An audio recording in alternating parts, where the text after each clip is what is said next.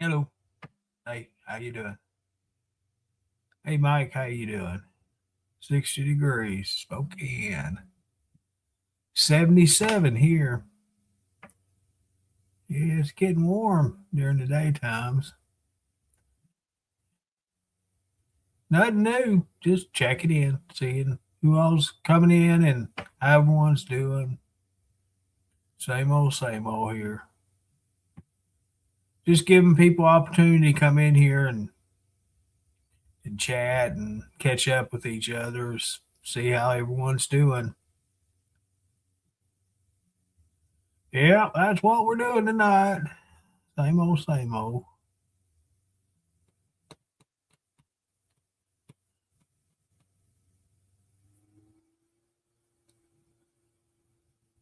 Hey, Tammy. Good seeing you. How you doing? I'm doing good. Joyce, how you doing? All right. We see people coming in now. That's good. That's always a good sign. Have people come in and say hi and catch it, like say, catch up with each other. It's kind of, it's kind of something we don't do the streams like we used to, and everyone starts going their own ways and other, you know, shows and videos and just don't know what everyone's doing no more. It's kind of sad because at one time we had a good thing going, and a lot of people made a lot of friends with each other, and just it's just sad the way it's turned out. I hate that. We worked hard and a lot of hours spent doing it, and then all of a sudden it just fell apart.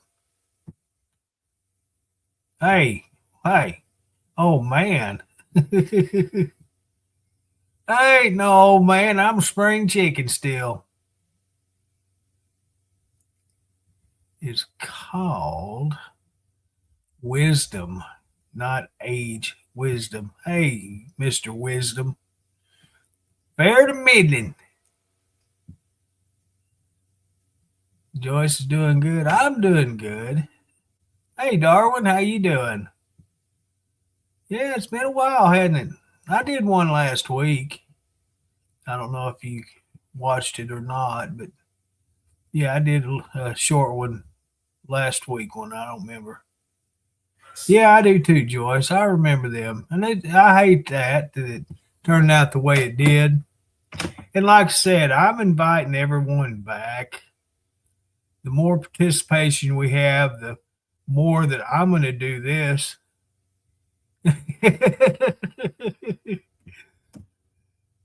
Yeah, look at all that wisdom there. Look at that. Look at that wisdom right there. See that? Yeah. But yeah, I've said it many times. I've invited people back, and what happened in the past is in the past, and let's look forward to the future and try to make things the way they were. It'll never happen, but I can always wish for it, right? Yeah. But the ones that stuck around, I appreciate you guys because you're hardcore Truckers TV people. The good and bad, you've stuck it out with us, and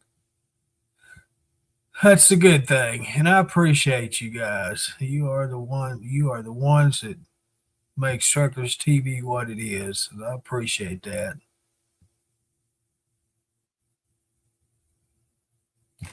Well, that reflection in my glasses is bright. Let's try it. Dadgummit. That ain't what I wanted.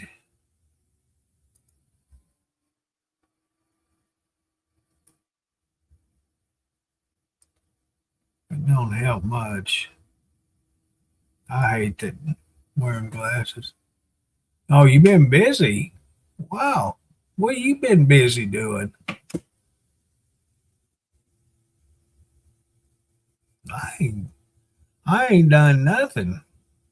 I did a load of laundry this morning. Got it washed and dried and put up. Got my weekly Walmart delivery today, and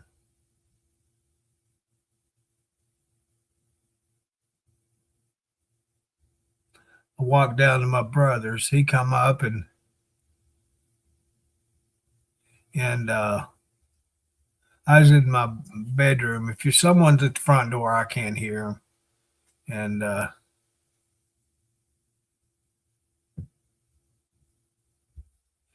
And my camera caught him, so I went out and I missed him. So I walked out there, and he come out and met me, and he brought me a T-shirt. Yeah, he's a hardcore member of Survivors motorcycle group, and I called him today, and he was at one of their meetings, and I could hear the guys in the background talking about they got new hoodies and new T-shirts, and I said, "Where's mine at?" And so he brought me a new T-shirt. And I told him, "Don't worry about the hoodie because I don't wear them. I don't go anywhere that need a hoodie." And so I didn't take the hoodie, just the T-shirt, because I like T-shirts. As you can tell, that's all you ever see me in is T-shirts. That's all I wear. Every so often, I'll put a nice, what they call polo shirts. I like polos and button ups, and the only time I wear them is doctor. That's next month. I got labs and doctors next week or next month, and Wednesday I've got what do they call them? Video appointments. I didn't want to do it, but it's required with my insurance, and so I have to do it.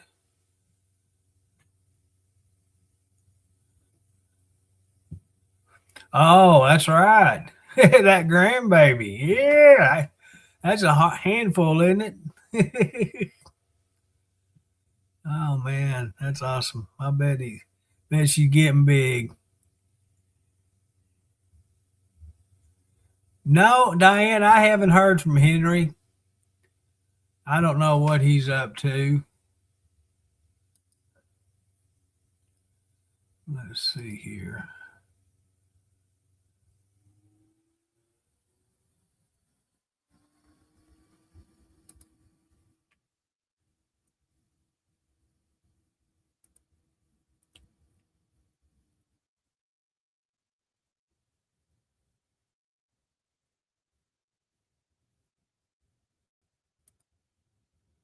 Yeah.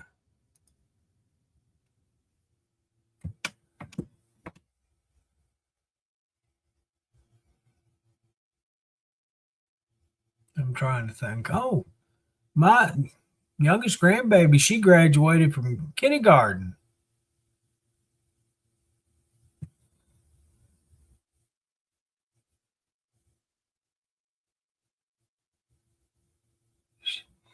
It's hard to believe she'll be 6 years old in July. That's crazy.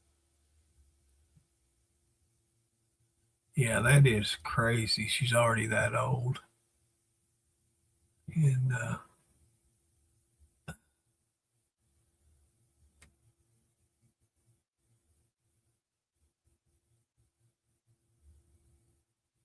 and Catherine is 12. Wow, that's unbelievable. You're old in June. Hey, Sue, how you doing? You know what? We've had more cloudy days than we have clear days here. That's kind of strange. We haven't had any rain to speak of, but it's been cloudy and gloomy for quite a few days. they're saying that we may have some possible storms Monday. What was it? Well, it might have been today and tomorrow, which today is about gone.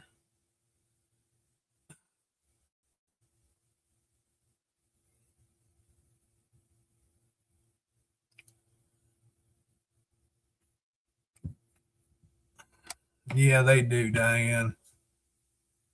She was over here a couple weeks ago, and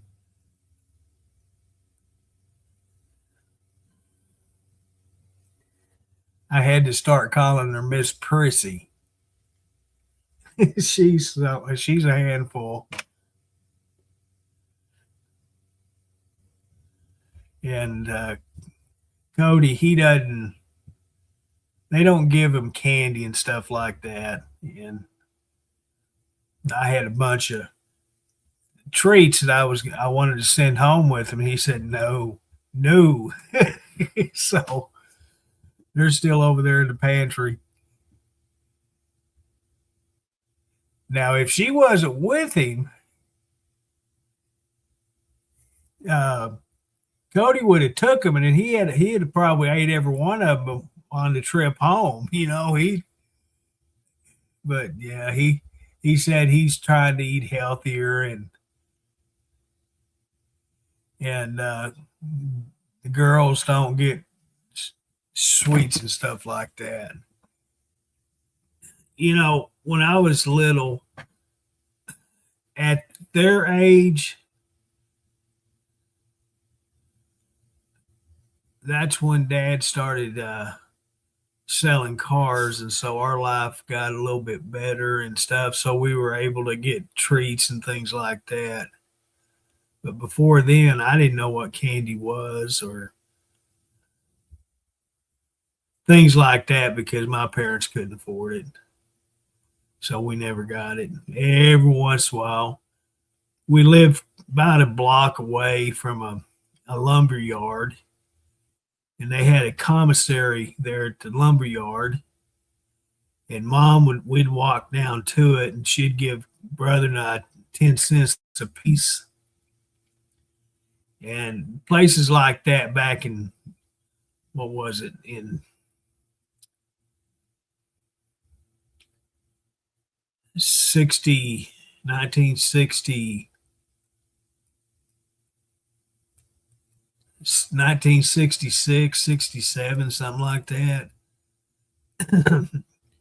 You could a penny, buy penny candy, and you get quite a bit of candy back then for a penny. So we had enough to buy one of them small Cokes and a bag of candy, and that's what we'd do. That was just a very few times we got to do that. And other than that, we didn't know what candy was. And so once we moved out here when I was 6 years old. That was back in '69, and we had it pretty good from that point on. Dad got selling more cars. Yeah, I was son of a used car salesman. But it turned out good. We had a good life. And I can sit back now and say, I'm glad for my parents. I appreciate what they done for me, raising me and giving me what I needed. And I got to accomplish a lot of things in my life, and I'm happy about it. I wouldn't change a thing. Oh, today's your daughter's birthday. Dadgummit.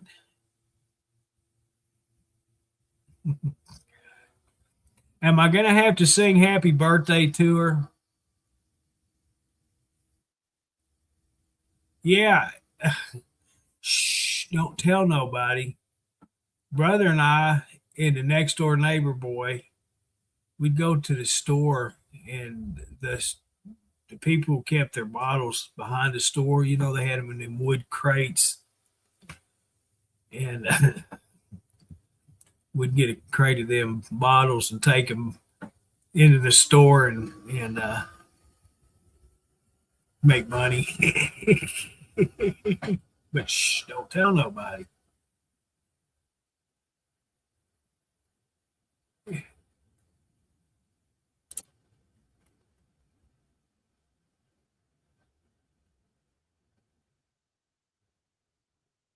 Yeah, right.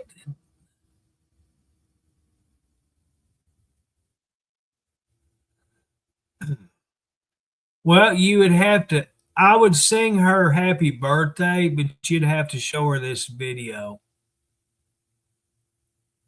So, so, oh man, I still have no desire to eat a Reese's peanut butter cup. Still to this day. Yeah. Yeah. I don't even buy candy. It's been quite a while since I've even bought candy.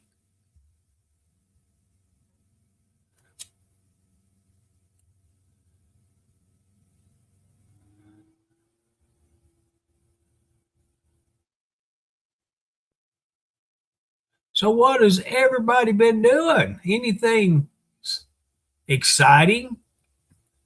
It's getting that time of year for swimsuit season. In some areas, it's already swimsuit. There's been some people that I'm friends with on Facebook here that actually at the lake. Brother's girlfriend been camped up there for a week. He went up there. He went up there Saturday, and so yeah, it's already swimsuit season. Boston cream pie. Hey Judy, how you doing? I didn't get to see you the last one I did last week.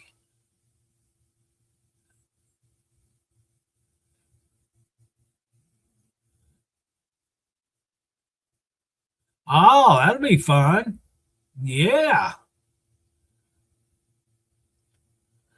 I have never been to Florida.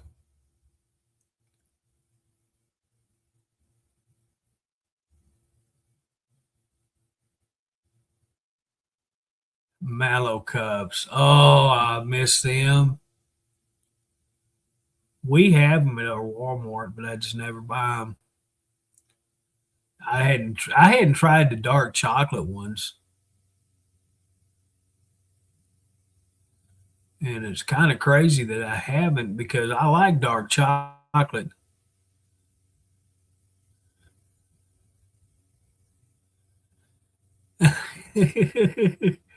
You know what, Judy? I'd love to. I would love to go to Florida just to say that I've been there. I've been from, let's see, Memphis. That's,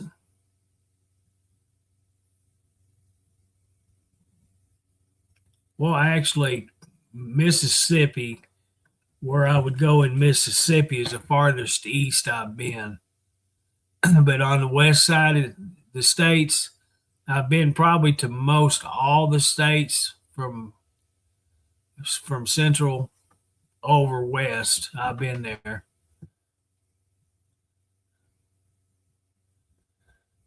How you doing, Deborah? Yeah, how's Deborah doing? How's the shopping shows? You keeping their lights on for them? You know what? My Facebook's all screwed up. My comments don't scroll on any of the streams.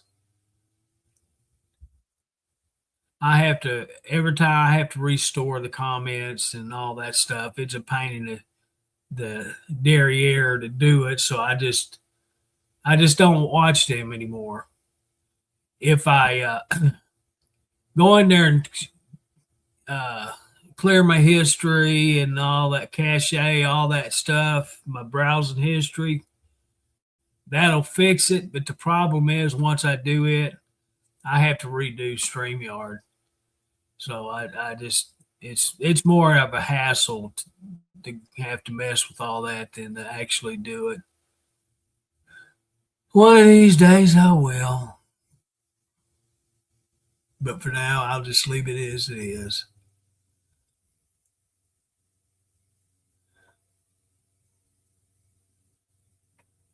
Oh, did you? I have been seeing, I don't know how many of these young ladies selling things on Facebook. It's unbelievable in the last couple of weeks, all the different ones that's popping up on my news feed. I was watching a video today, and this couple was going to, what was it? Uh, well, large department stores, and they were shoplifting.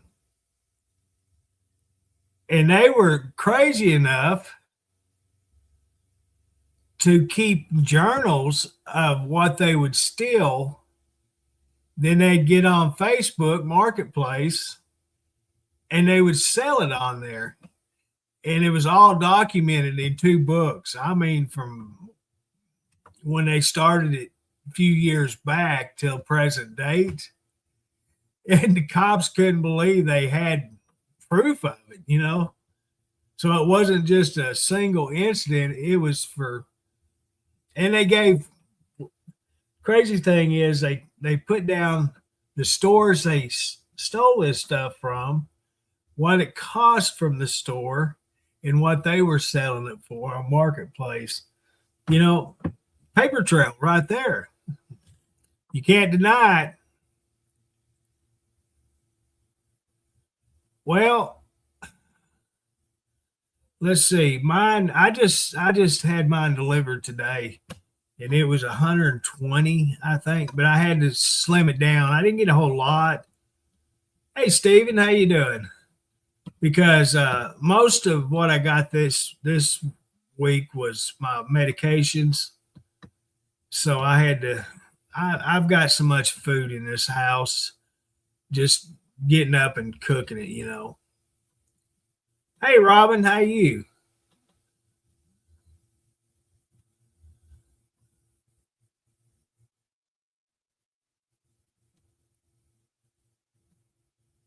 I'm gonna have to go back and read these comments because I'm my brain is like eggs. They're scrambled tonight because I'm getting comments that don't want Julian Ray anymore. That Ray and Jackson broke up about 2 months ago.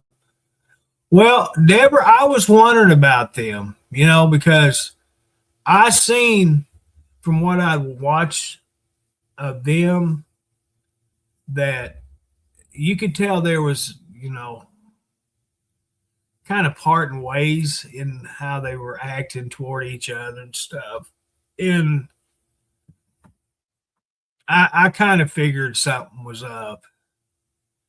And then when Ray went back, was in back home with her mama, was last week, this last week. I figured something was up. I still get on there just to hear what's going on. Like I said, my comments don't scroll up anymore, and so it's a hassle. So I just go back to watching videos.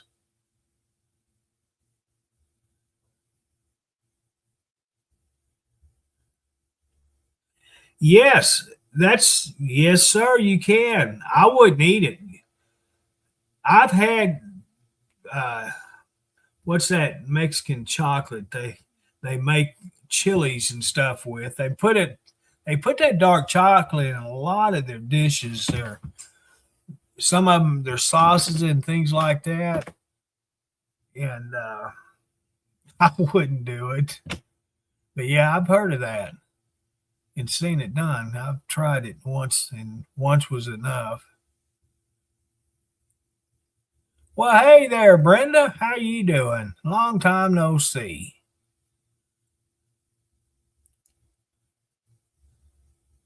Yummy. Yeah.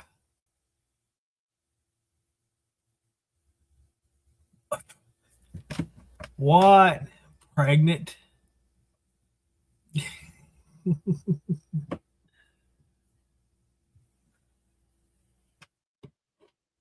You better be careful. You watching these shopping shows with all these young ladies on there, it might be in the water, so be careful.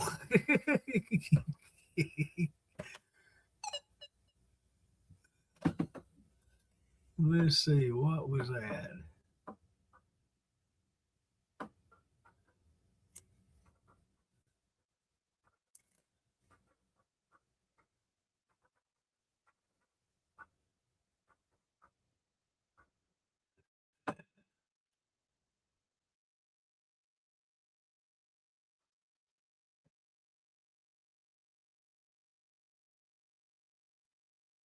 Let's see what.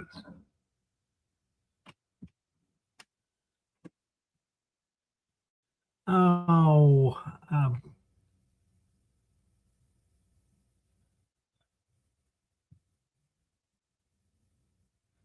thunderstorms tomorrow. Oh, dadgummit. Go back.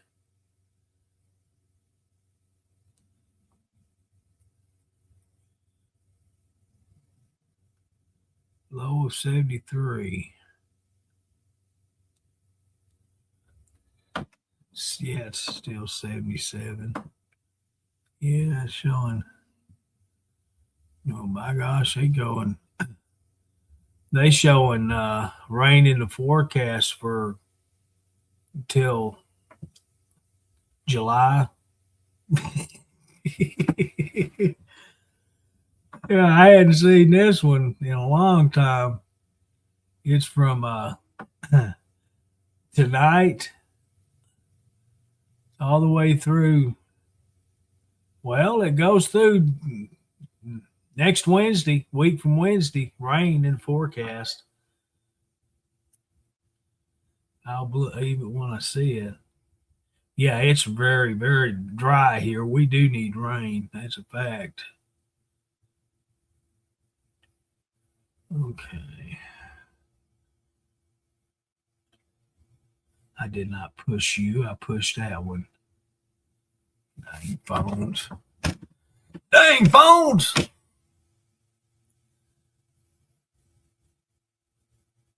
You know, it's kind of crazy. I've got this doctor's appointment Wednesday that was a video appointment or whatever they call that stuff. I've never done one of them. You know, I've done this forever, but I've never actually did a video appointment with anybody. And I've got that Wednesday, and I'm nervous about it. I don't know why, but I am.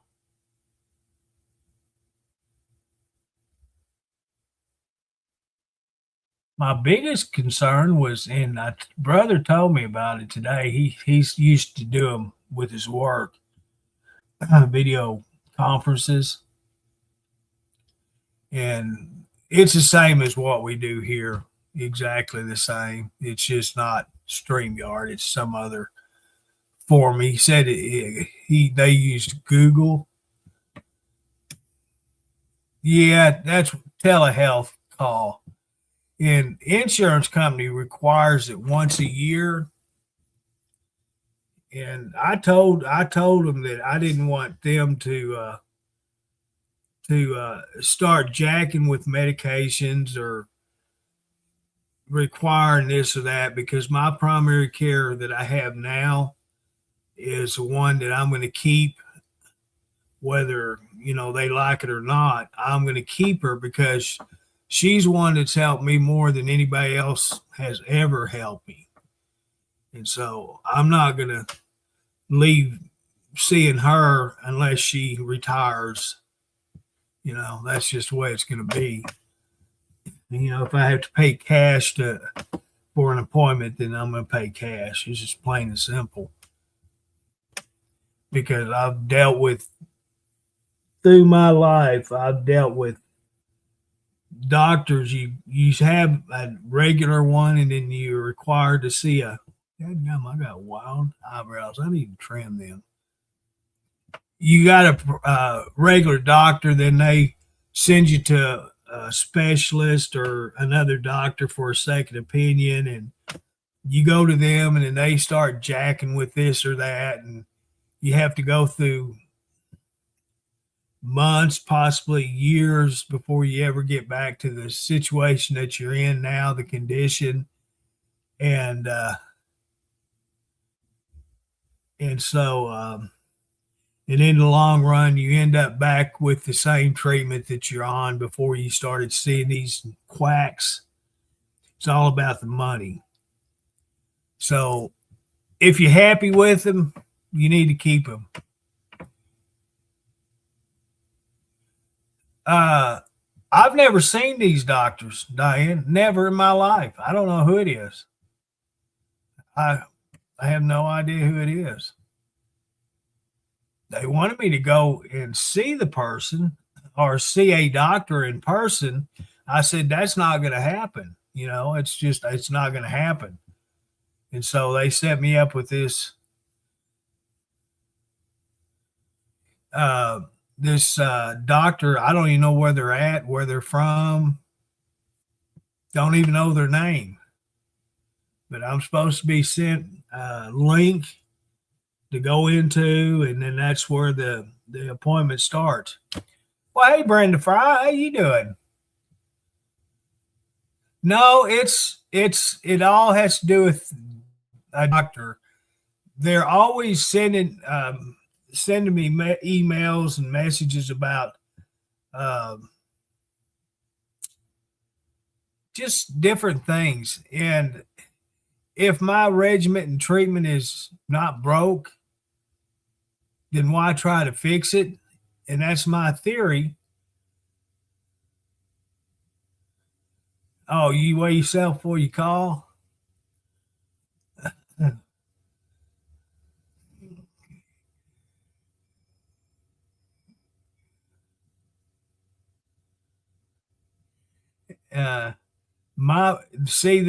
My insurance is Humana, okay?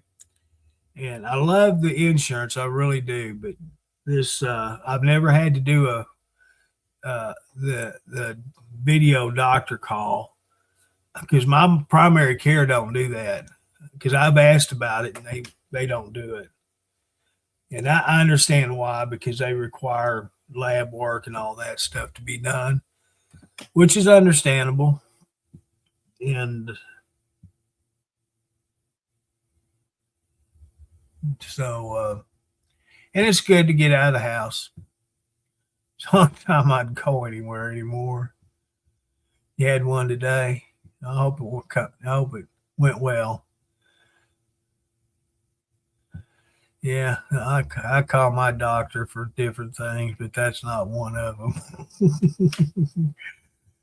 Hey, I need a refill on this pill. And Walmart won't deliver that pill either. It has to be picked up. So I get on the telephone. Hey, Cody, you run by Walmart, get my medication. So he picks it up for me.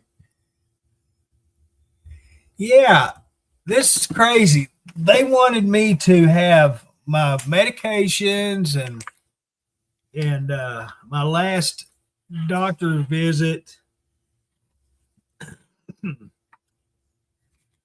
and this is my medications list right here. I've got pages of it, just all kinds of pages. This is my medications I take. Well, there's a bunch of them, and this was my last doctor's visit.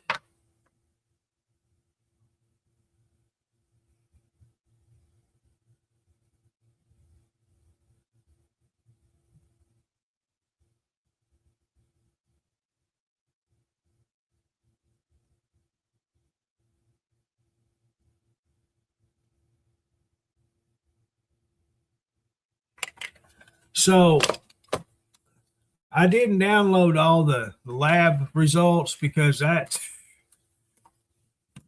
would take a ream of paper to do that, and I didn't want to sit here and reload the printer and all that crap every 10 minutes. So I'm going to just tell her, if you want it, get a hold of St. Vincent. They'll send it to you because I don't want to deal with it. Yeah, they wanted me to do that, but doing the mail medications, they charge for certain ones that they don't charge here at Walmart. I pay 50, say $60 every 3 months for my medications.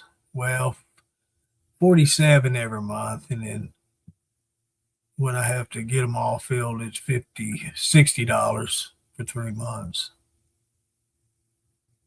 Yeah, I know they can.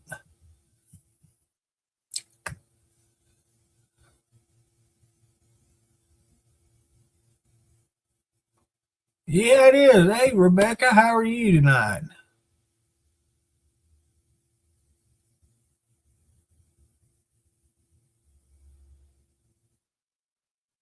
Yeah, Walmart. It, and this is crazy. They'd rather you do the mail medication, but it costs me more to do it that way than rather than getting online and refilling my prescriptions at Walmart and have it delivered to the house free. And like I say, I only pay for 3 prescriptions out of all of that mess. Everything else is free every time I fill it. And so, yeah, I'd be crazy. And that's funny. That's crazy thing about it is your insurance company would rather you use the mail order rather than for instance, Walmart, Walgreens, whoever. But yet, I'm going to pay more money. No, it ain't going to happen. Just not going to happen. So, no, I've never understood that. Even with my former insurance, when I was working, they wanted us to do it, and I was going to have to pay double for my prescriptions through the mail than I would getting it from a local pharmacy. So, I've never done the mail order.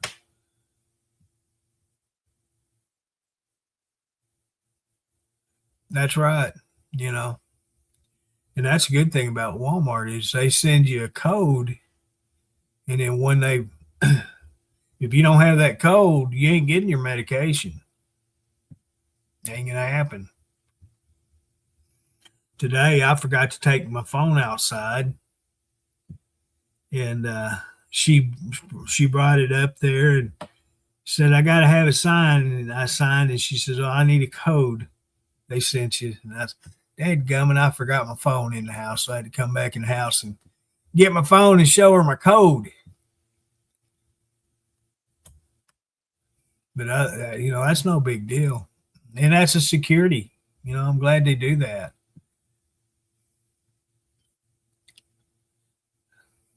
And the pharmacy I used before Walmart, last year, I used them for years. And the reason why I quit using them was they didn't have the injection that I take. And so that's why I changed to Walmart, because they do have it and they keep it in stock and easy to get a hold of. And I hated to leave them because it's family owned and good people. The pharmacist, one of the pharmacists, graduated with my son, so I know him, and just nice, friendly people. And so I hated to change, but you got to do what you got to do. I didn't want to have, and they just started delivered to me. I got 2 deliveries from them, and I changed. That's crazy. Because they just started and I got signed up for it. And I didn't use it, and I kept thinking, I need to start using it. So the last 2 times I've had it filled, I got it delivered to me. So it's crazy. But yeah, when you're on a fixed budget and all of that, you got to watch your P's and Q's and do what's best for you, not for them. And luckily, this video appointment is only once a year. I have to deal with that, so we'll deal with that. And then, like I said, next month is my labs and doctor's appointment, which is the same week.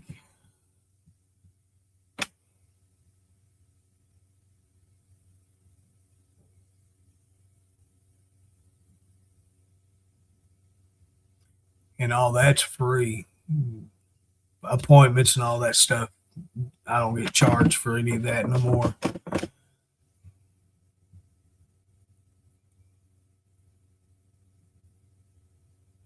Nope, no more, which helps a lot. I made me a cup of coffee.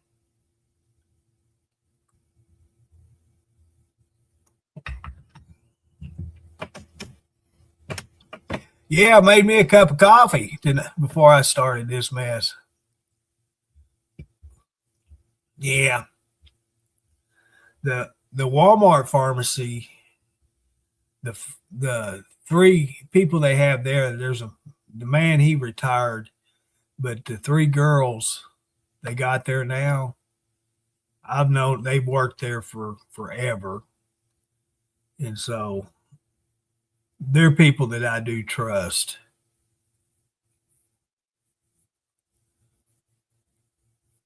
Yeah, when I do my Walmart shopping online, I check my pharmacy and it tells me if I have prescriptions that's ready to be filled.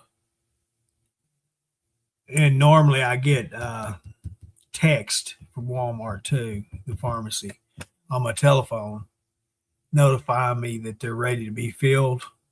So I'll go in there and just add it to my cart. And when they deliver my groceries, they deliver my medications too. It's all together.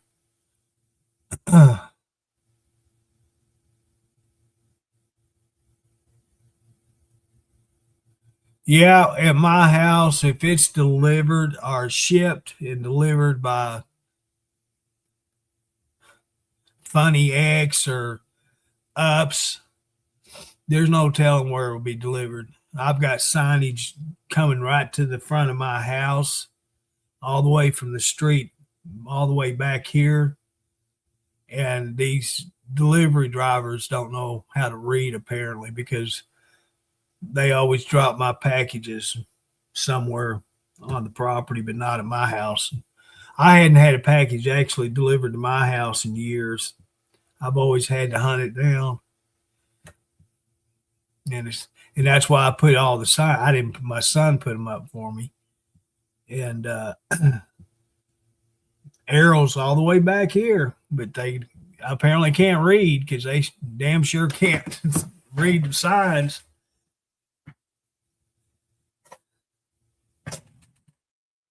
Now, bless you, little boy.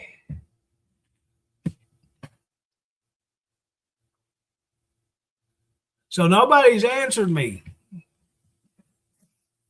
What has everybody been up to?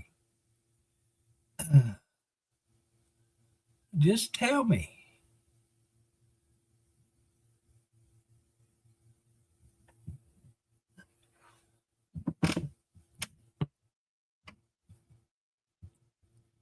You know what time it is?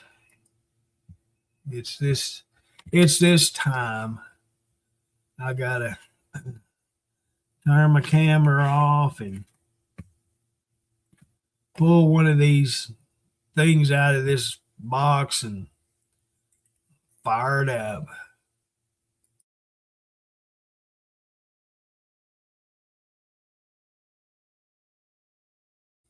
And there we go.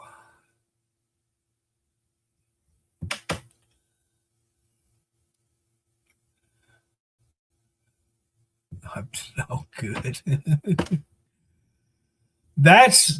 I have been battling getting my dang yard mowed. A guy that lives down the road, he come by and I talked to him and he gave me a really good price. But my son had already made we made a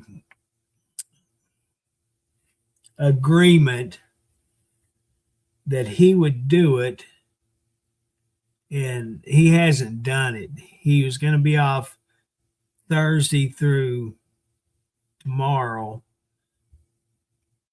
and he was going to come over here and mow my grass for me. Well, here it is going on the last day of him not being at work, and it's still not done. So I'm just going to call my neighbor down there and go ahead and hire him to do it. Because he gave me a really good price.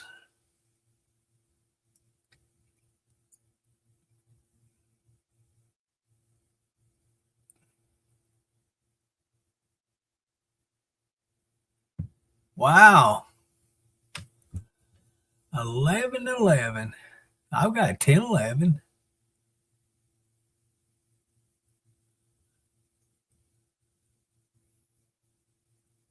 We must have the same clocks. Only yours is an hour faster. Yeah, I'm not going to have him come like that. I might maybe once every month because it all depends how tall it is. If I can get it initially knocked down, then after that it won't be as bad. You know, it's just the initial cut is the one that I need, and then after that, if I have to, I can get my little Walmart weed eater out and do around the steps where I need it done, trimming. Other than that, it can wait till it gets mowed again.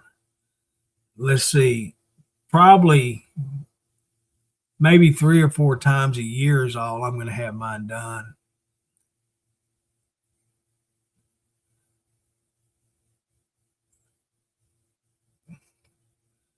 Well, mine's about 4 foot, 5 foot tall in the back.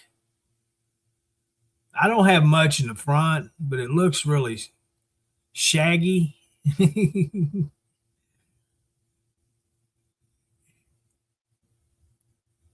But it's not as tall as what it is in the back. The back is cleared more than the front is. So I have more in the back from the back deck towards the carport is all it is. Everything else. Yeah, it's too big. I don't have a big yard. Yeah, that would be That would be too big. You couldn't even drive a bush hog around in my backyard or my front yard. They'd have to back it in there and just keep backing it back to cut it because you can't drive in it because it's not big enough to turn around. And that's the thing. It won't take just maybe 5 or 10 minutes to do my whole yard, but for some reason, the people I give money to help me out don't seem to do their jobs.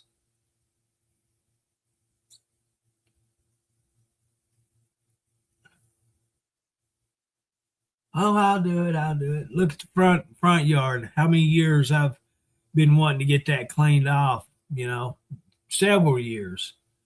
And finally I got it done, but I still have to get out there and there's a couple of things I got to cut with my pruners. But other than that, it don't look bad at all now. Now, see, that wouldn't be bad, Diane. $40 each time. That's not bad at all. And I'd do it more often than what I do it. Yeah, buy me goats. That's just something else I have to take care of. I don't need no animals. I got these 3 meatheads in the house. That's plenty. Are they out every time? After I built had that big copperhead out in the front yard that I almost got bit by.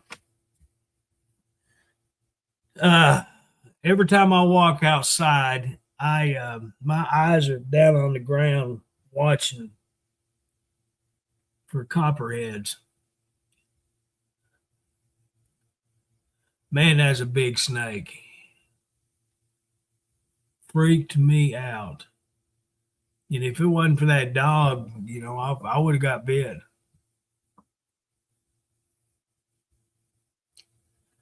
It's like the trimming. There's not a whole lot of trimming to do. Mowing, it's not much whatsoever. And $40 or $50, I would pay that every 2 weeks. I guarantee you. But I just can't afford to pay anything else and get it done as often. It would be different if I had kids and was outside all the time. But being, just to get out on the front back porch to put my wagon out there and pull the wagon back in the house once a week, I don't worry about it. I'm more concerned about next to the porch. The grass around, I got a stump in the back between the carport and the back steps to the deck, and the grass grows around it. And so if the delivery people would just back in there, they could get right there next to my steps so they wouldn't have to carry groceries and that far. And that's what I'm worried about, is right there around that steps and beside the carport. And I can get my cheap ass Walmart weed whacker out and take care of it. And then also to take care of the litter box. I take that out in the woods. Yeah, Diane, I tell you what, that just freaked me out. That dog started raising Cain, and he got between me and that snake, and the snake struck at him. He got out of the way, pulled his head back. And once I seen what was going on, man, I went straight to the shed and got my shovel out. Yeah, that snake didn't have any chance.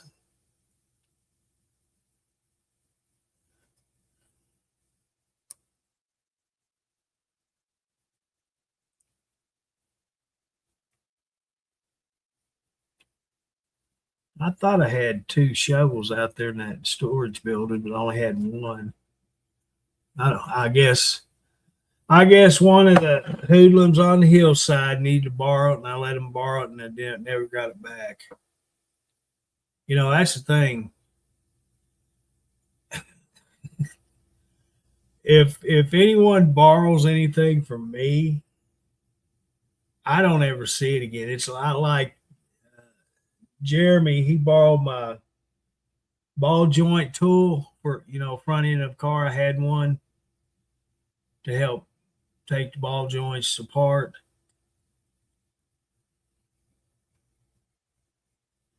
Well, he come up here and borrowed it, and that was when I sold him my car.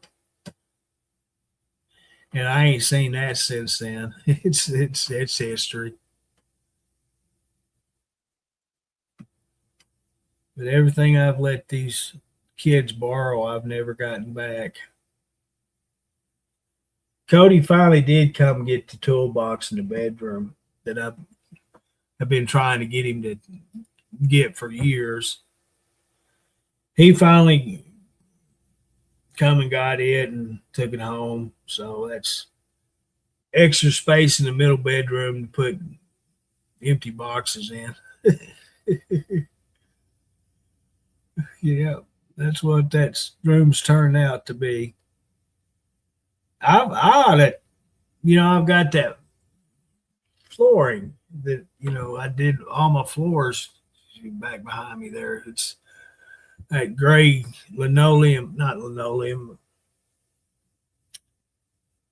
wood like flooring. I don't remember what it's called, but I got 3 boxes of it left, 4 boxes. And I wanted to do the kitchen with it too, but I have to buy another box to be able to do the kitchen in the hallway. So I was thinking I could do the kitchen, and not do the hallway because I could get a threshold like I got in on the other floors and put it down between where I end the flooring between the hallway and the kitchen.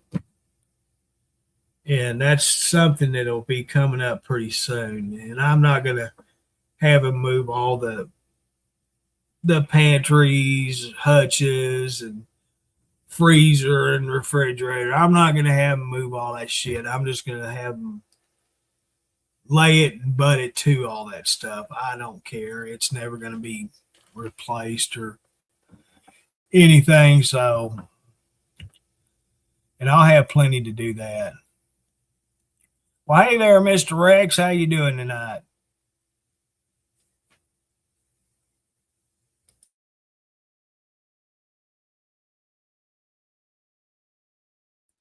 Scared me. Scared me.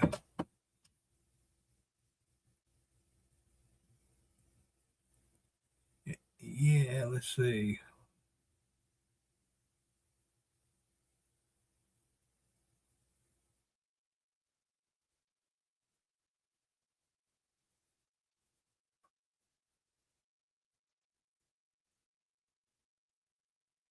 I ought to tell the boy, my son, hey, I got something you need to come over here and get.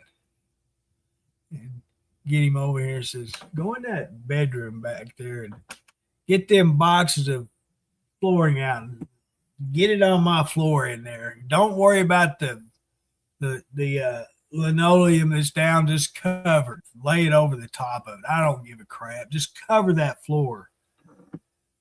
There's big burn spots in it and cuts. I guess the ex was trying to build campfires in there in the floor or something. I don't know. So good. Okay. 74 Sunday. Well, happy birthday to you, sir.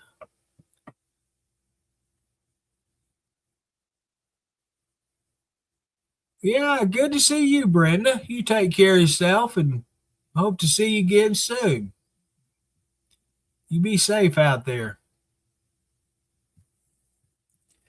That gummy. Oh, What is that? I'm gonna have to cut my hair. I can just cut it from the rim of my cap around down. Just shave that off, and not worry about the rest of it up here on the sides. It and this crazy thing. Do you realize it takes me about 30 minutes to cut this mess off my head? Because I'm battling with a mirror, holding a mirror, trying to shave it, and trying to hold a mirror in a certain way to make sure I don't leave patches on my head.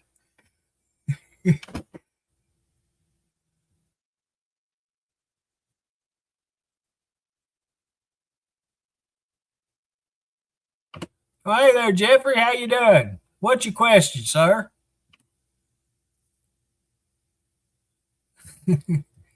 Hi and bye, Deborah or Brenda. There you go, Rex.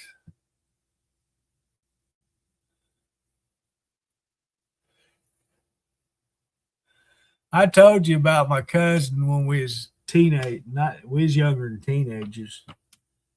They lived in Arizona and they come to Arkansas about every 2 years. Is my dad's sister and her kids, and mom kept telling us boys we was gonna have to get her summer haircut, and I didn't want another buzz cut because that's what I had to have done during the summertime. Is they'd take me to the barber shop and I'd get a flat top or buzzed off my head. I didn't like that. So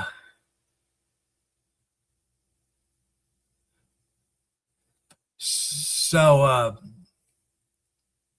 my cousins were here and she heard mom tell me we was gonna have to have haircuts. She she took a bowl and put on her heads and cut her hair, gave us bowl haircuts. My mom threw a fit.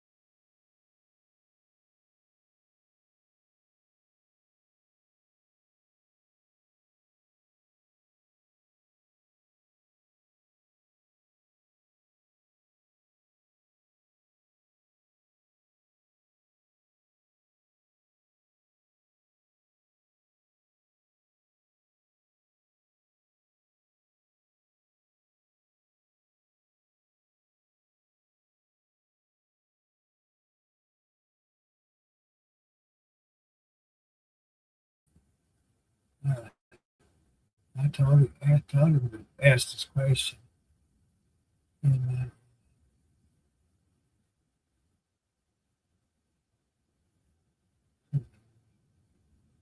yeah, yeah, yeah.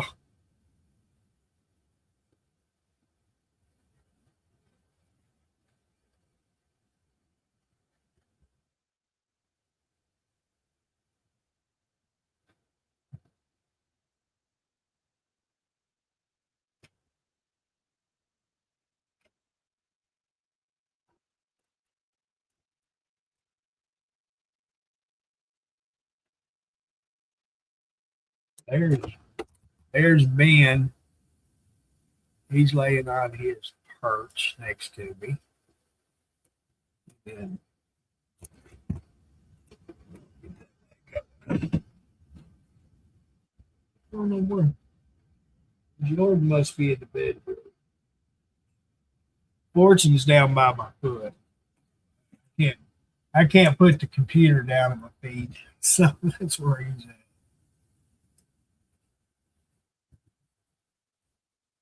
Yeah, he's laying down there by my foot. He likes to lay his head on my foot for some reason. I don't know why he likes my feet. That's what he does at night when he's sleeping on between my legs. He he likes laying on my leg, and he'll, I guess, tries to get his scent on my feet. My feet.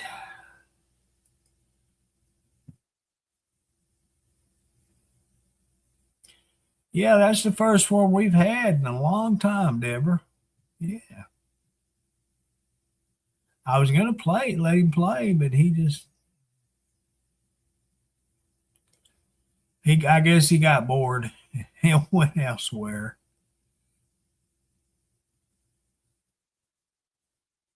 Yeah, he went somewhere else.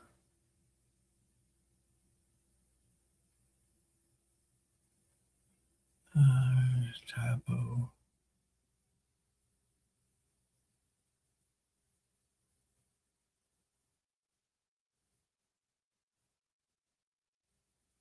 My birthday's sometime this year.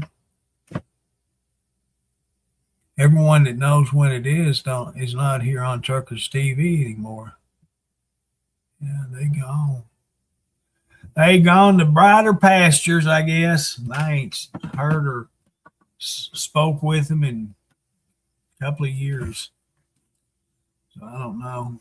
They're the only ones that actually knew when my birthday was, because they was the only ones that ever wished me happy birthday.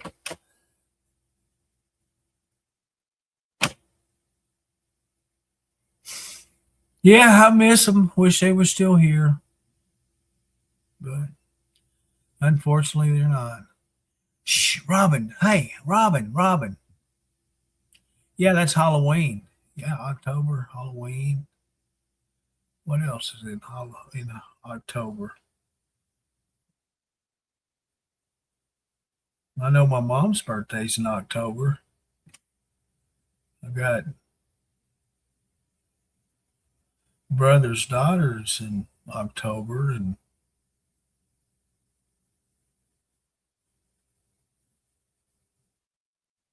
there's somebody else in October. I don't remember who it is though.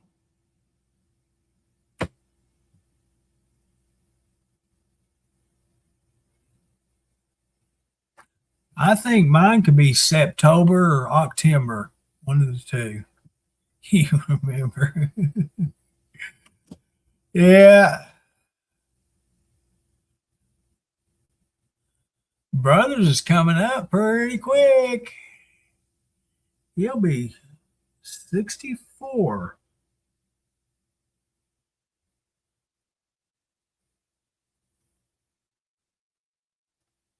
What are you looking at?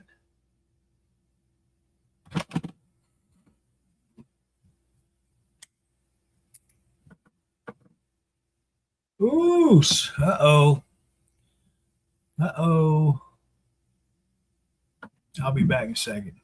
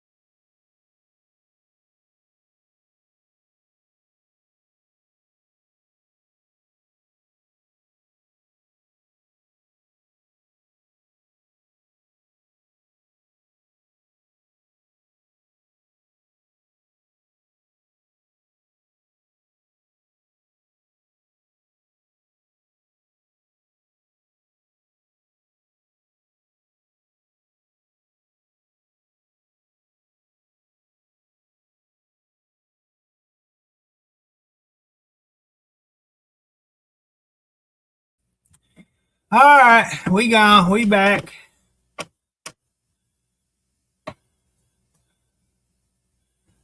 Yeah, I found Jordan. He was by the front door. That's why I don't like keeping the doors open in the summertime. I have a gap at the bottom of the storm door. And if I leave the door open long, I get little creatures in the house. And that's what I had. You know them big old brown wood spiders? Well, Jordan discovered it, and these cats are like pointer dogs. They'll point things out for me. And that's what he was doing.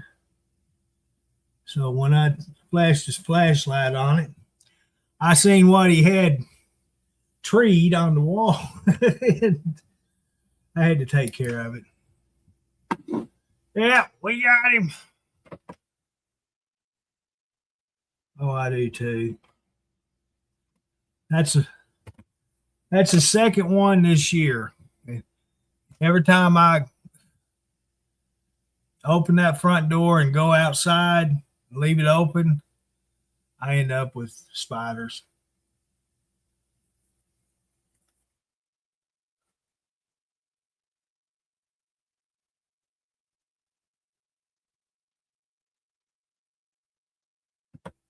$25.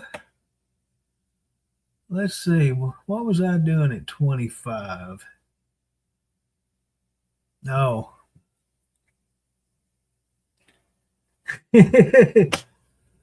I was dating my first wife, going against all family members, breaking the family up because who she was.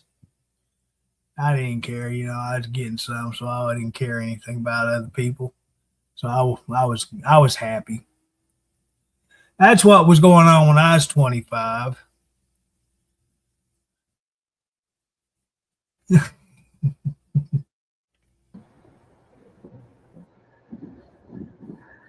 Looky Well, there. hello. There's that stranger. Hey, bud. Long time no hear. Yeah, how you doing? I'm okay. I'm okay. That's good. Yeah. What's new with you? Same old, same old. Yeah. Not not a whole lot. Mm. Just hanging out and chilling. Mind if I join you for a little while? Oh yeah, you're fine. I won't talk that much.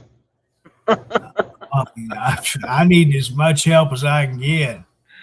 I know. It's been a while since I've been on, so. Yeah. Well, Been working on my garden. Yeah, I've been seeing that. Robin and Steven, thank you guys for the stars. Appreciate that. Hey, thanks, guys. Yeah, I got to get that in there. Yeah, I've been seeing all that going on. Been working Looking hard. good. Yeah, looking good.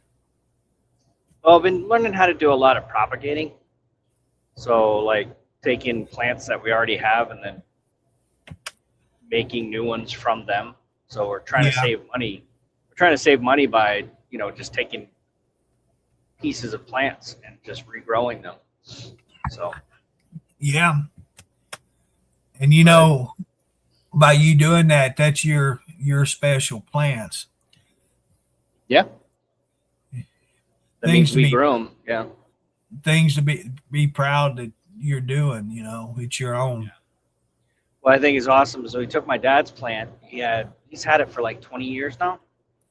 So that was the one that was in most of the pictures. I forgot what they call it. I got to get the scientific names of these damn plants down so I can tell you guys exactly what they are. But I'm still learning that too as well. But he's had that plant for 20 years, so we're trying to propagate and make as many as I can with those. So I don't know. And then we have the standard, the ones that kind of grow like a vine. They're, most people like them. I forgot what they're called though. But you put them in a pot and you hang them up. They grow across like a vine. My dad had a plant for like 20 years. It barely had any leaves on it, but it had vines like all through the house. Yeah. So I had to curl the bad boy up and put it in my truck and take it back here. So we're propagating those to see if we can make multiple plants. Yeah, that's one thing about them viney plants. They're easy to replant, and they'll recover and produce more vines. And yeah, what's down in Mississippi? They had all that vinage, and the road departments was planting it to stop the erosion on the hillsides. Oh yeah. And ivory. Is it ivory? It's like ivory, but it's another name for it. Oh, okay.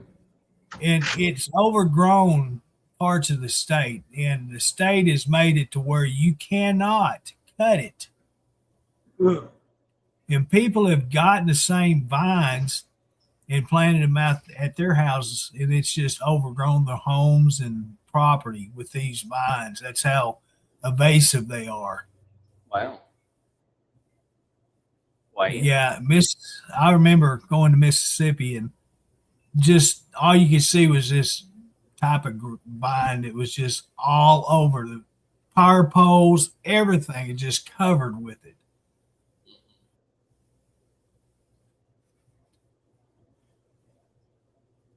Mm-hmm.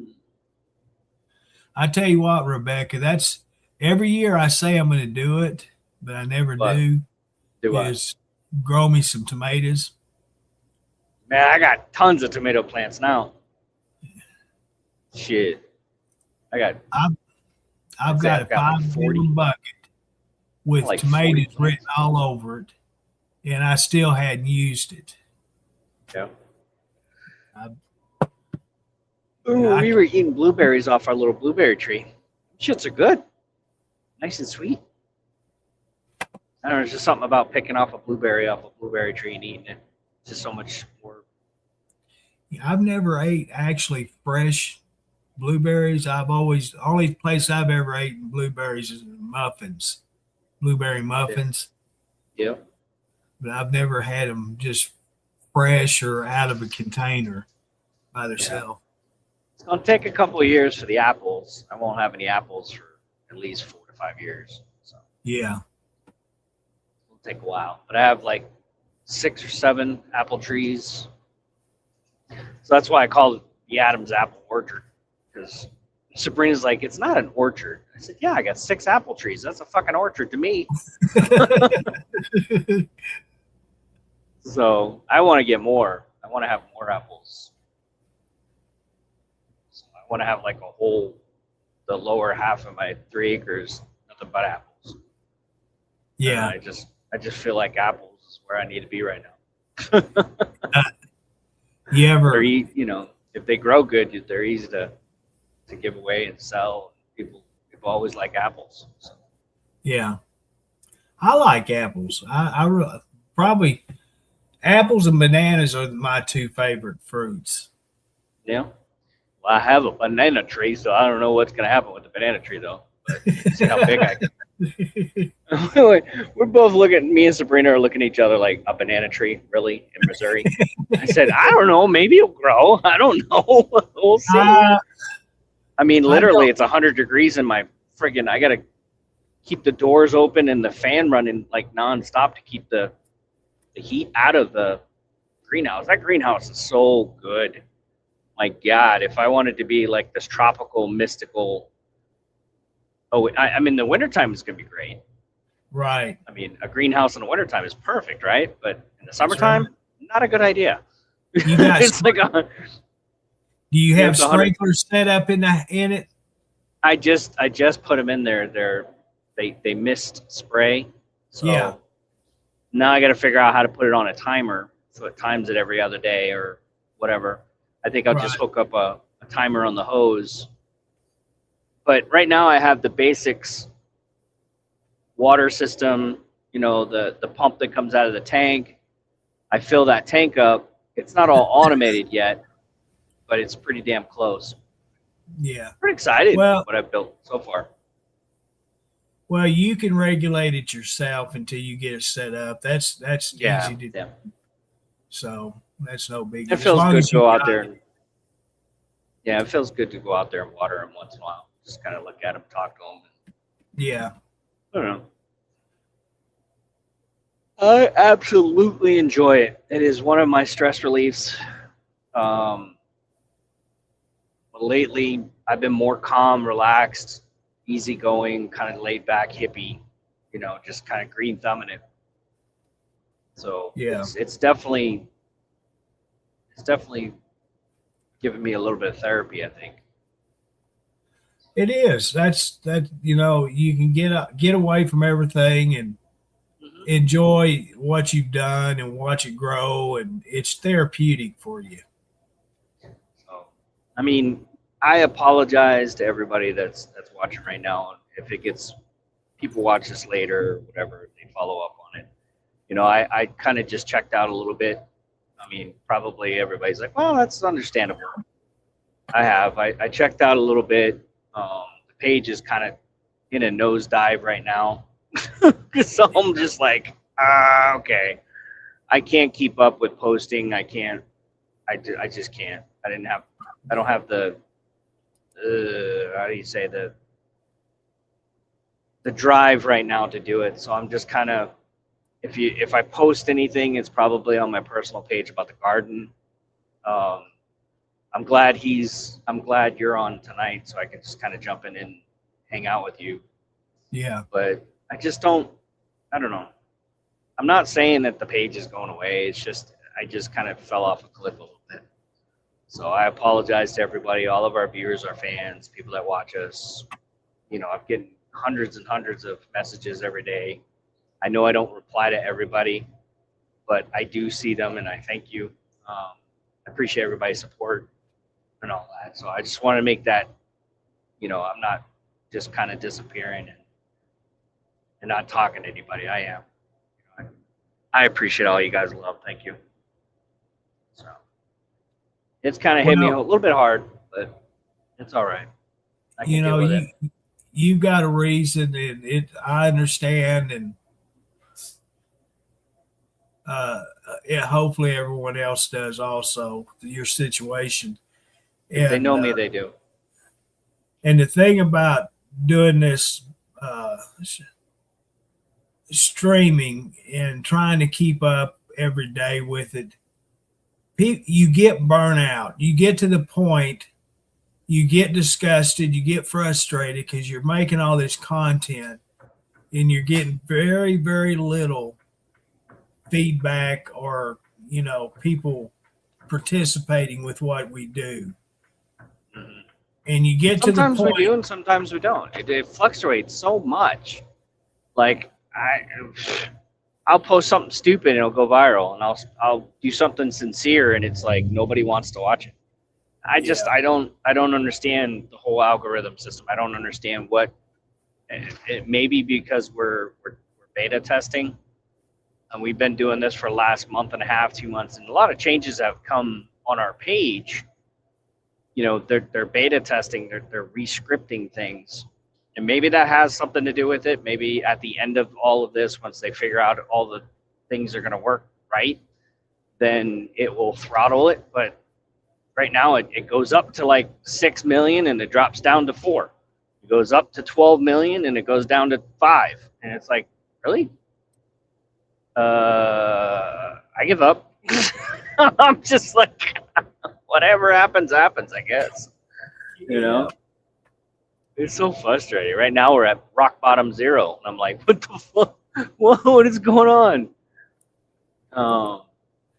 And I think it's because I posted that video, the 2 a.m. one. It's 2 a.m. So I guess it allowed me to post it, but it basically just nosedived the whole platform to a 0 base. I was just like, holy shit.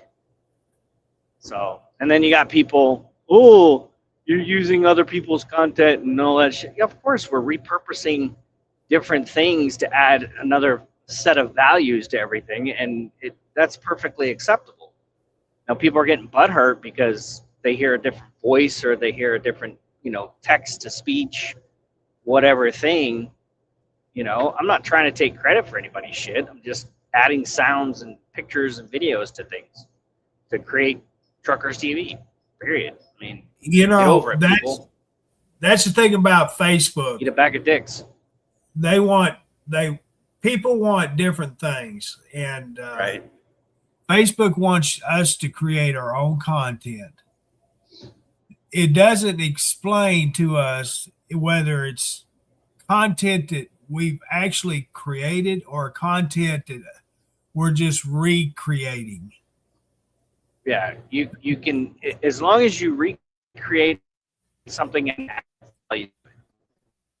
video, somebody else's sound and a couple of words and text, put it together, and boom, you have a video. And sometimes they go viral, sometimes they don't go anywhere. And I see the ones that don't go anywhere, and they're most likely the most popular ones that they just like, and Facebook, they come in and they tell you, nope, can't post that. And I'm like, oh, okay, delete, right off the bat. So that's one good thing that they've upgraded in their process. When you post a video, it goes through a screening process first. And if anything comes up as copyrighted content, it basically tells you to take it down or accept the consequences. Right. So I was like, cool, that works. So I just post, and if it goes, it goes. It doesn't. I erase what doesn't, follow the guidelines, and that's all we can do. I mean, it gets tiresome, but there's only so much of driving that we can do. And I like doing these little videos as much as, most of our people that come back and watch us are diehard fans, and I appreciate you guys so fucking much. You just don't believe it, how much I appreciate you guys keep coming back and watching us. There's a lot of people just, standing by us.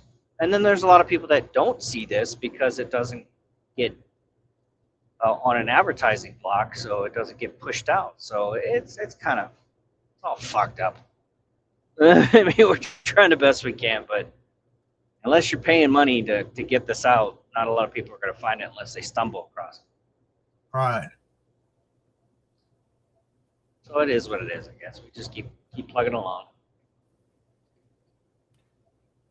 But I know the live videos, we've definitely gone to like 0. Andrew's not live. I'm not live. You come on once in a while. So. Yeah, Andrew said he should be back this week streaming. Yeah, I saw that. Hopefully we'll see. Hopefully he'll make some content. And is what it is. But I see a lot of people making content.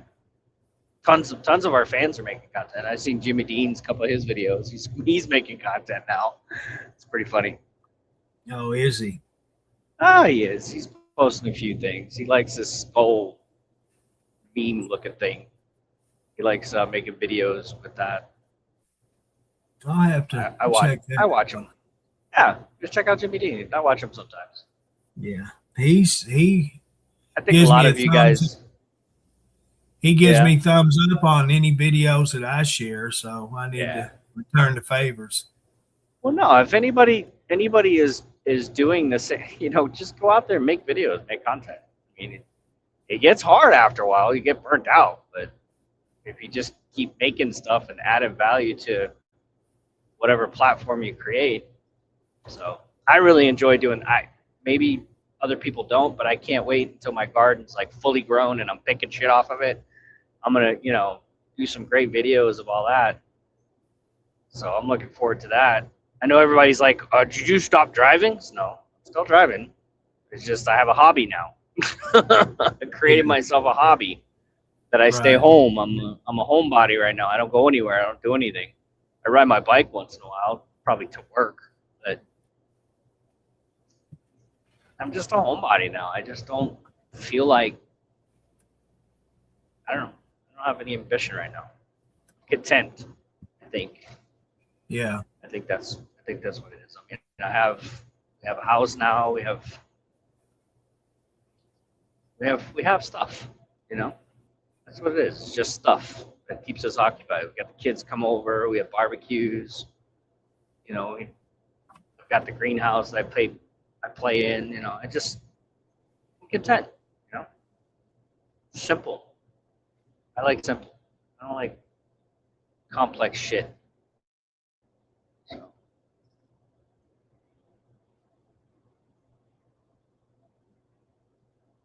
Yeah. Yeah, that's a good thing. You know, you got things that occupy your mind. It helps you not think about all the bad things that's going on in your life. Or that's the main thing, is try to keep yourself busy and happy the best you can. Yep. Yippers. So we're heading out to Wichita. Went out there last night. Storms were coming across. Had a big storm today come through. Almost looked like a tornado, but I guess up north is getting hammered up in Kansas. Are they? Kansas and Nebraska. And, wow. Say Dakotas. Yeah. There's some vicious storms going across, man. These things are. It's mild but vicious, you know. Kind of mild. Yeah, a big hailstorm. My car got hammered. My little Honda Civic that I had. Yeah. Cost $11,000 in damages. Oh, wow. Yeah, that's what I said. Broke both windows, front and back. Hail damage to the hood, roof, side panels, everything. So they had to redo everything. They didn't total it, which is good. But now it's a brand new car with a freaking incident report on it. So it's whatever. Yeah. Well, Honda Civic should last us a good 10, 15 years. Oh, yeah. Honda's a good car. Thank God we had insurance. Right. Yeah. My dad was general manager of a Honda car dealership for many, many years. I remember you told me that. Yeah. They always had Honda cars, personal cars, mom and dad. So yeah, they're good cars. They last a long time. Yeah. We got two Hondas, one Dodge, and two Harleys. Back when Honda cars first started being imported to the United States. Jesus, you're that old? No. That was, yeah, I guess I am that old, Dennis. Come to think about it, I am. But they had a problem with the front wheels falling off. Yeah, that was a default in the manufacturing of the cars. Yeah, that was Japan after the Second War that we took them out. They were like, oh, yeah, we're going to make cars for you now, huh? Mm-hmm. Right. I'll forget this lug nut. Yeah, that was disgruntled worker. No, they had to nip that shit in the bud because nobody was going to make any money. It was the whole front end they were falling out, not just the wheels, the hubs and everything. They were that's that song, Till the Wheels Fall Off. We're going to drive till the wheels fall off. Okay. And so they had a major recall on all that stuff. And back in 1960. What? Holy cow. I didn't think about how old I am when I said that, but yeah, I was that old. I was a kid, but I remember that. And what, 60s, 50s? Yeah, the 60s. And, you know, Honda made a pickup truck for years before they started importing them into the United States. Yeah. When I was picking up crates of motorcycles down in Baton Rouge, they had a little Honda truck in there. And this was before they were imported. Gonzalez Honda was a company. They had warehouses. They'd bring them off the ships to Gonzalez, and that's where they'd store them. And you'd either have them delivered or you'd pick them up there at the warehouses. And I would go down there and pick them up and bring them back to the shop. And a lot of golf courses have them little Toyota pickups on them, the flat nose, kind of like the old Volkswagen pickups. Yeah, well, it was a lot smaller. It was about the same size as Toyotas were, and that's what it looked like. But yeah, I used to have those little Toyota trucks, the Japanese ones. They're cool.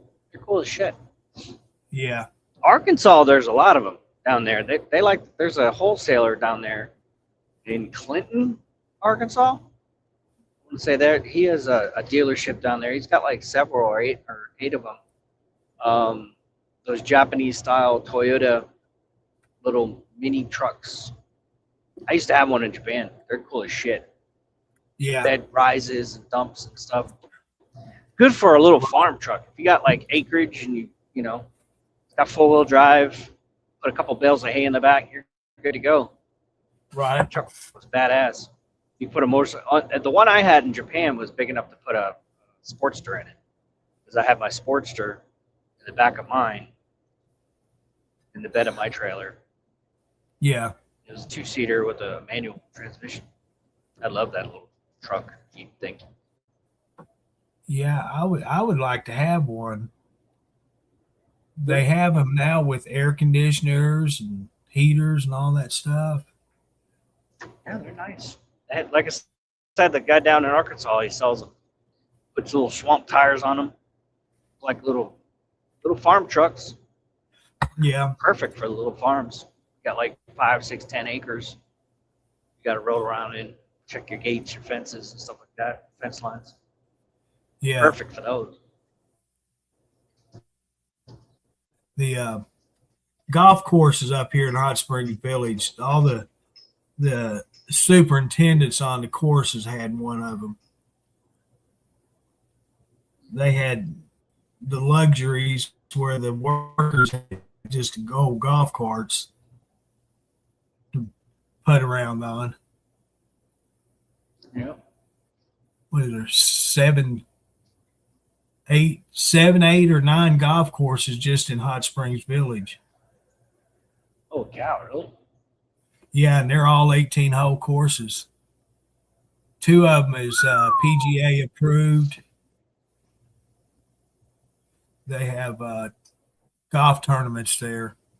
Colleges come there and have their tournaments and stuff like that. Oh, that's cool. Big deal. But that was what the Hot Springs Village was designed for, and originally built for people that lives up north to come and retire there. And Mr. Cooper, who started it, bought all the Weyerhaeuser property and started Hot Springs Village. That was his. That's what he designed it for, was for retirees to have golf courses and lakes to fish on. Shoot, there's so many lakes up there, it's unbelievable. And it's the largest gated community in the United States. It's a gay community? What? Yeah. Yeah, you can't just go in. You have to have either a property owner. Did you say gated or gay? Gated. Oh, gated. I heard A-tid at the end of it. I was gay. It kind of all came together. Gay community. No, what? You say gay? Gated, motherfucker. Gated. They have 2 guard shacks, and they have card-operated gates in 3 other spots for entry and exiting. Oh, yeah. Yeah, and they have their own police department, fire department, ambulance service. It's all we always teased people we knew that lived there that they put the gates up to keep the Yankees inside and not let them out. They only swing one way. Well, at least they ain't got a bunch of pineapples and upside down flamingos. Right. Did you know that Missouri has 8 locations for nudist camping? I was like, what? I didn't know they had that many. I knew they had one. They got 8 of them. There's 8 in the state of Missouri. There's 8 nudist communities. I was like, what? Wow. I'm like, there's shit about Missouri you don't even know. Okay? They got everything here. Everything from Bible study to freaking butt naked camping. My God. I bet there's a couple of burlesque houses in there somewhere too. Well, you would think one central location everybody came to, they got butt ass naked and walked around. Okay, got it. 8 locations, there's like all 4 squares. It covers every corner of Missouri and then 3 in the middle. Everywhere you go. And I'm just like, this is the most religious state in all of probably America. And they got butt ass naked people running around in campers. I'm like, hey, Florida ain't got nothing on us. Wow. I was like, what? Back to Hot Springs Village. Do you know that there is a Cooper community there in somewhere close to Branson that John Cooper started and made? Yeah, that's one of them. Isn't that one of them? Yeah, there. And then there's Cooper Village or some shit like that. Yeah. Then there's one in Bella Vista, Arkansas, up north, Arkansas. Yep. They just opened their gates in Bella Vista because they were having money problems. Mm-hmm. And so if you're a private community, you do not qualify to get government assistance. You have to sustain on your own membership dues because it's a nonprofit. So by opening it up, they what was it called? It's not a city, but it's they call it something else where they open the gates up to the public. Butt Nakedville? Oh. No. Come down to Butt Nakedville. You could be free as a bird. But anyway, now they qualify for any government assistance or road improvements, all of that stuff they qualify for. Hot Springs Village does not because we're still gated and they survive off their property dues, membership dues, all of that. That's what keeps Hot Springs Village going.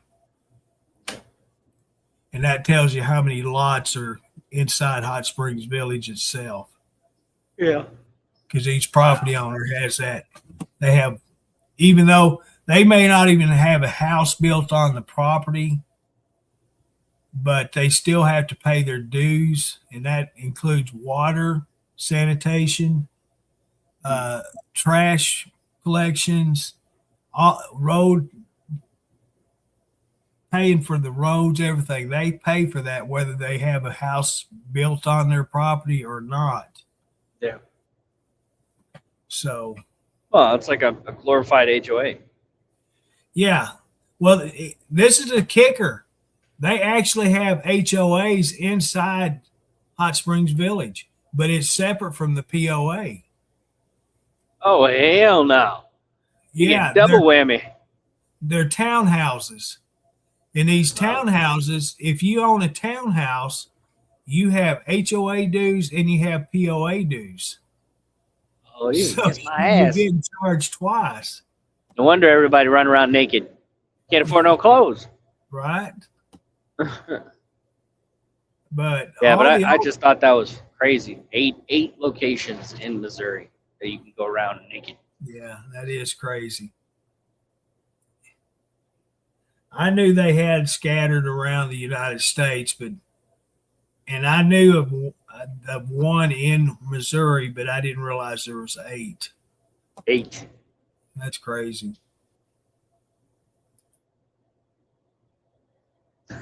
It made me want to go ahead and plan out a route. I was like, I want to check them all out.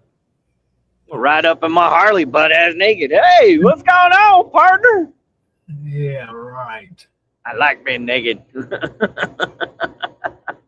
Naked and Afraid, Harley edition. I wear my bathing suit and I just got my chaps on. I finally got rid of all of my leathers. I finally got rid of them all. Yeah. I gave them to my brother and said, take them to the club and give them to people that need them. I'll tell you what. I had like 3 vests, 3 coats, 4 pairs of chaps. Jesus Christ. Yeah. You would think you was a biker. I used to be at one time. I know. I was Joe Cool. We got to get you a trike. Get your ass out there on a trike. You know, brother bought that new Harley. And Trike one? No, I tried to talk him into it, but he is stubborn. He's too biker-fied to be riding a trike. Former president. He's like, I ain't old enough, damn it. I can still stand. Well, guess what? The first day he had it, he laid it over twice. Oh, my goodness. You know, he had a Softail, and he sold it and got this Electroglide, FT, whatever. Mm-hmm. And he didn't realize how much heavier it was from a Softail. And he just laid it over, stopped. Once out here in the driveway, he was backing it out of the shed. I'm letting him use my storage shed to park it in. And he was backing it out. And the next thing I know is on its side.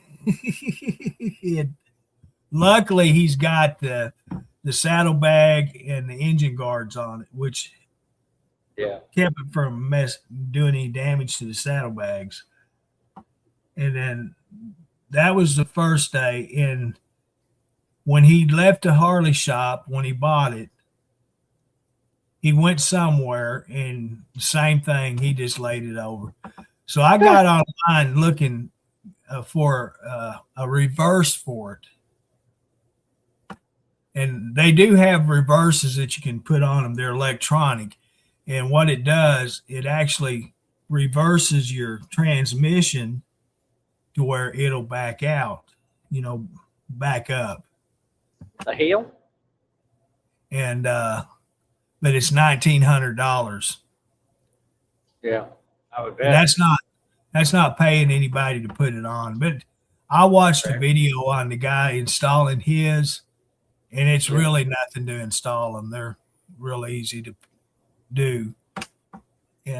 But he doesn't want to pay $1,900. I said, well, go to Walmart, buy some damn training wheels then.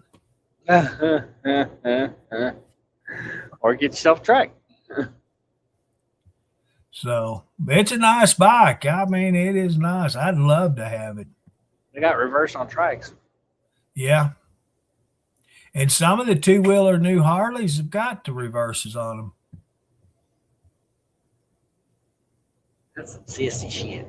The brand new Electroglides have them on it. That Honda Goldwing has had reverse on it for years now. Oh, yeah, Goldwings. Yeah. Oh, a lot of the old timers like Goldwings because they're a bigger, beefier bike and they're more comfortable riding long distances. Yeah, they have the adjustable shocks to where, comfort rides. That's the good thing about them things because, we get to our ages, you want comfort if you're going to be on them. When I had mine, the first thing I took a trip to Branson. Halfway, I said, I'm ordering me a brand new seat. So when I got back from Branson, I went to the Suzuki shop first thing, and I ordered me a Mustang seat for it. That was about $1,000 for it. Yeah.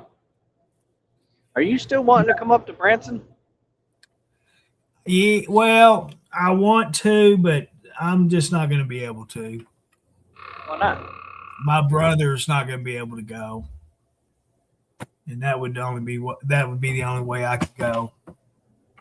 No, it's not the only way you can go. I can bring my happy ass down there, pick your ass up, bring you up, and then bring your ass happy ass back down there.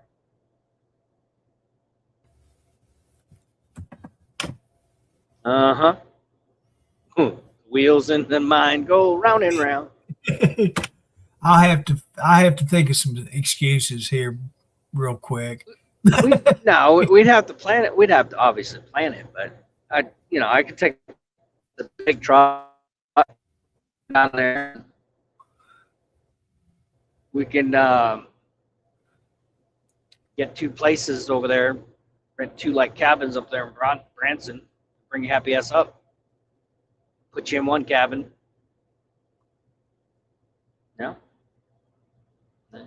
Ride around, look around, stuff like that, whatever. I mean, I've been there a few times. There's a couple things. There's this one video game place I want to go take a look at. It's got that VR where you put on your goggles and you're actually walking through trying to shoot shit. It's kind of weird. Oh, really? But yeah, they got some cool places like that just opened up. I think this year's attractions. We always got a room right there on 76, the main strip. Mm-hmm. That way we could sit on the outside the room and watch the traffic and the people. Yeah, we can do that. That was what I always liked doing. I'm a people watcher. Oh, you didn't want to go? Okay. Yeah, we can do that right on the strip. Get a little motel, hotel. Throw you in one. You got a pool. Go down by the pool side. That was the last time we went. We had a motel. They had a band there every night live, and every night at the motel they had entertainment in the courtyard. Nice. And everybody would take the chair. Huh? You just gotta find the name of that place. We can find it. It was the Yellow something. I don't know. It may even be shut down by now. But it was. Oh, we're talking like 1960s. You went there? No. It was 2017, I think it was. Oh, right before COVID. Yeah, that's probably all shut down now. What's that buffet place that's popular there in Branson? Fuck if I know. I don't know too much about Branson. All I know is they got the Titanic and Ripley's, believe it or not. Oh, that's awesome. Titanic's awesome. I went to it. Yeah. Yeah. I went to the Ripley's, believe it or not, the Wax Museum. In fact, the motel that is right next door to the Wax Museum, but we stayed there many a times. That's where we'd always go, and because the swimming pool's right in front, right next to the road.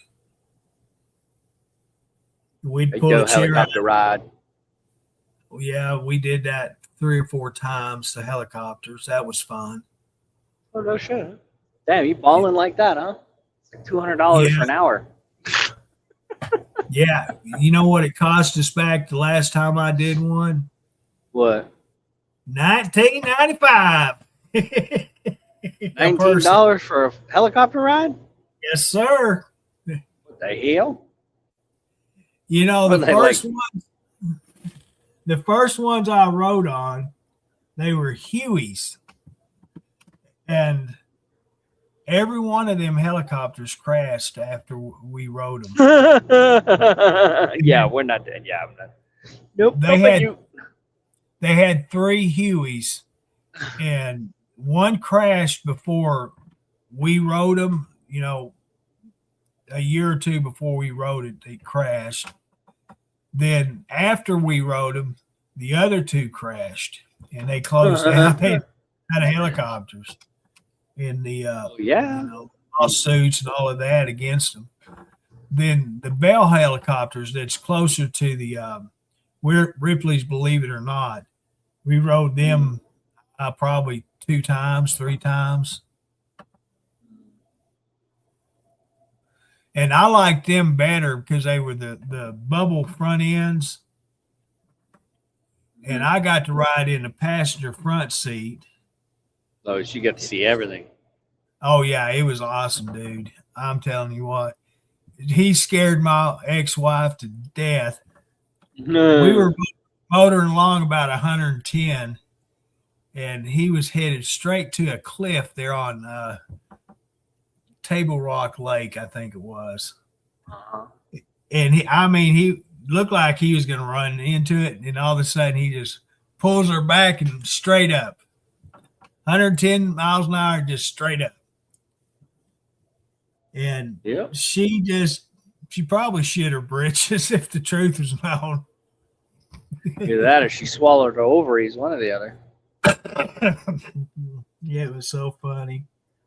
Yeah. Yeah. I enjoyed them rides there better than I did the Hueys. I did a virtual tour of Branson maybe a month ago, and just to see how the strip has changed since last time I was there. And they've added a lot of things to it since we were there. And that's the thing about Branson. It's always growing. The one place that we used to go to, went there for years, was right there. I don't know. It was a butterfly museum right there at the end of the strip before you get to the open road to go towards Shepherd of the Hills and all of that, Silver Dollar City. Well, there at stoplight, you turn left, you go down in there, and there's an old, like a Western layout. And they had kind of like Silver Dollar City, but smaller version of it. There wasn't any rides or anything. And they had breakfast there. And they did like Silver Dollar City. They had that humongous cast iron skillet, and they'd cook their potatoes and all their breakfast stuff in this big skillet. And that's what I miss more than anything, because of the potatoes, the eggs, the bacon, all that cooked in that big cast iron skillet. Man, you always talk about food. God damn. Well, of course, that's my trademark. It's like 11 o'clock at night, and I'm hungry for some bacon and eggs and pancakes. My God, or French toast, one or the other. Yum, yum, yum, yum. Nice syrup, butter. Oh yeah. But anyway, that place is not there anymore. Makes you want to slap your grandma and go to IHOP. I guarantee you. So I have 2 delivery service for restaurants now to my house. Oh, no shit. Yeah. Uber and DoorDash both delivers to my house. Ooh. To get 3 burgers delivered to my house, 1 value meal and 2 plain hamburgers, is still $60-something. Oh my God. Jesus Christ. So you might as well get your grill out and cook your own goddamn burgers. Yeah, I could buy me a new grill and $67. You live in a bougie life. Jesus Christ. That's gourmet like a mofo. There's this one hamburger joint that they have, in my opinion, the best hamburgers in Hot Springs. Boy, Sabrina would shoot my ass if I paid $63 for 3 burgers. She'd be like, "Oh hell no!" She would shoot my ass. But I would be in a doghouse to get my 3 burgers, my 1 value meal, and 2 spare burgers. Jesus Christ! is $87 delivered. God, $100 a person? No way! Oh my God! All I'm thinking, 80 something's close to $100. You might as well just go ahead and tip them the $20 to take it to you. And you know what, Dennis? If I was to order McDonald's, and I have a McDonald's out here up by Walmart, okay, that's what, 12 miles from my house. They're going to charge me the same amount as if I order from Hot Springs and have it delivered from Hot Springs to the house. God damn. I have on DoorDash and Uber both. I've got meals from Taco Bell, Burger King, McDonald's, David's Burgers, Walk Express, which is my favorite Chinese in the world. I have all that in the carts. One day, I'm going to get in there and I'm going to click that order button. I just can't make myself. No, not all of them. Just order one of them just to say I did it because I got free delivery. And Uber, if you want condiments, Uber doesn't charge you for the condiments. DoorDash does. Welcome to the 26th century. I know. Isn't that crazy? McDonald's. Wait a minute. Are we in the 26th or 25th century? 25th still? Yeah. 25th century. 26th century? No. What century are we in? 21st century. 22nd. Either 21st or 22nd. I don't know. I've slept since last time I had to think about that. No. Somebody please chime in and let us know what century we're in. I totally wasn't paying attention in high school. All I remember is like 21st century. That's what I remember. 21st Century Fox. Some shit like that. Yeah. That's what I remember. But I was a kid then, so I don't know how many centuries has been gone by. It's 100 years. I don't know. Yeah, no, it's 20. Yeah, it's 21 because 200, right? 200. 21st century. Years. Huh? We're in the 21st century. It spans the years 2001 to 2100. Oh, so we're still in the 21st century? Yeah. When the fuck does that change? In 2000, what? Every 100 years our century changes. Okay, well, I'm going to be dead by then. Okay. I think I'm going to live until about like 2080, maybe? Maybe. No. Yeah, maybe. 2026. 60. You'd be 100 years old, Dennis. Well, I might live 100 years old. You just don't know. My happy ass, I'll probably live to 110. I'll be like this old brittle man. It's like I always say, I'm so hungry, I'm going to live forever. Or I could die at 60. I don't know. We don't know. We have a number. That number will come up one of these days. Yep. Now, is that delivered to the house, Deborah? Thank you, Deborah. I think I just saw that. Yeah, she said 21st century. 21st century. Okay, we're still in. So, yeah. Yeah. I wish we were in the 26th century. Maybe things would be fucking better. I don't know. That's shit. That's 500 years from now, Dennis. I will be a tree in the wind. I don't know what the hell I'm going to be. Dust, dirt, mud. Well, bug shit. That's what I'm going to be. Way the technology is going right now, they're going to find a way to keep us alive for hundreds of years. Yeah, the millionaires, the billionaires. Elon Musk going to live forever. That guy's something else, Sydney. So I did not hook up to Starlink because I was still unsure about it. Oh yeah, brother is. He went ahead and signed up for it, and he's got it. And he's locked just use his shit. He's locked into 30, right at $40 a month. And then after that, it goes up to $59 a month. For the more speed, yeah. Well, no, that was an introductory price. It went through the end. It went out yesterday or the day before. It was supposed to only go through April, but they extended it a little bit. And all you had to do is pay $25 up front. They sent you it's not a round dish, it's a square dish in the router, everything you need to get set up with. And you download the app and go outside and hold your square dish up and find where you get the best location. And he's just got his laying on the ground. Is where he's got his. And you can take it anywhere you want to go. That's a good thing about it. It's not. It's portable. Yeah, it's not where you. That's why a lot of people are in trucks and a lot of people in boats and campers and all that shit. They're bringing it with them. Yeah.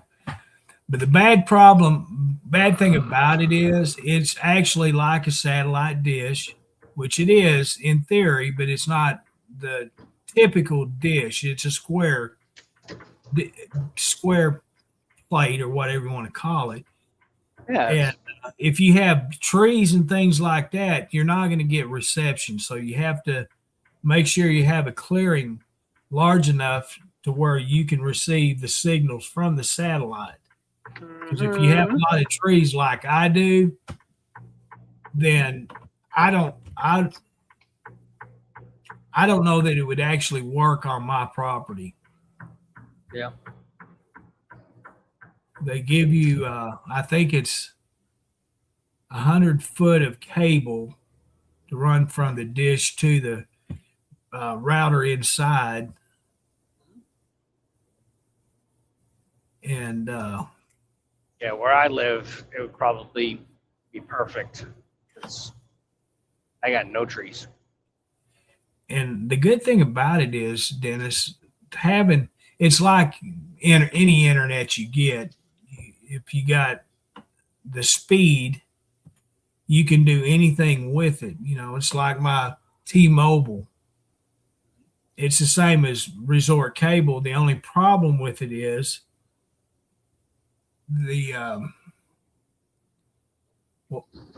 actually, I don't have any problem with it. I got half signal here in the trailer. It's not full strength; it's half strength, and I'm sitting here doing this stream with it. Yeah. I got my little portable Verizon box that I use for my house internet. Yeah. I would love to go back to Resort Cable because that is really nice internet service. But it just got so expensive I couldn't afford it. Now they're offering me the same thing I had other than the cable TV for $59 a month, which is about the same price. I pay flat out $50 a month for what I have. Mm-hmm. But the installation $25 that had to be paid up front, and after that $59 a month. And I'm thinking seriously about getting it.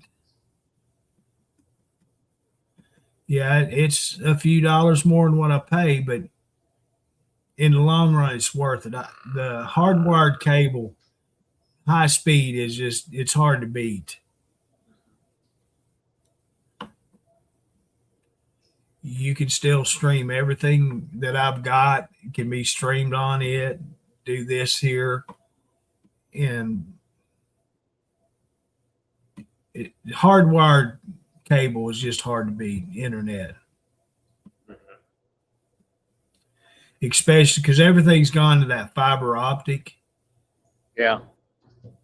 It's just a total different world when you go from the old cable to the fiber optic.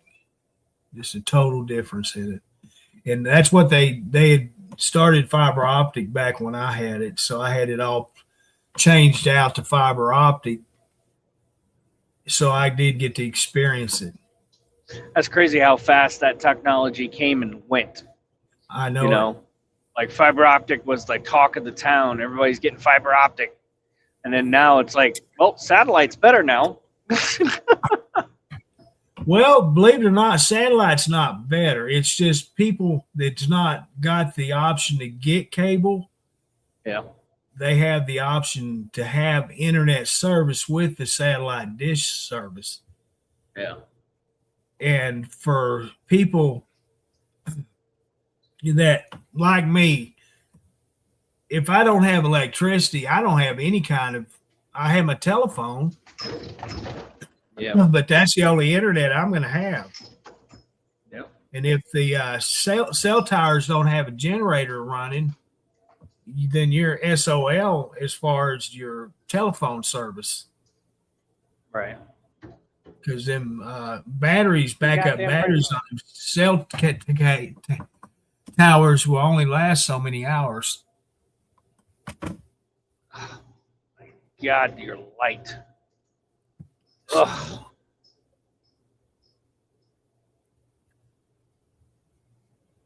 Yeah, the only problem I had with the hardwired cable internet service was when the electricity would go out. You know, that was it. But other than that, I had no problems whatsoever.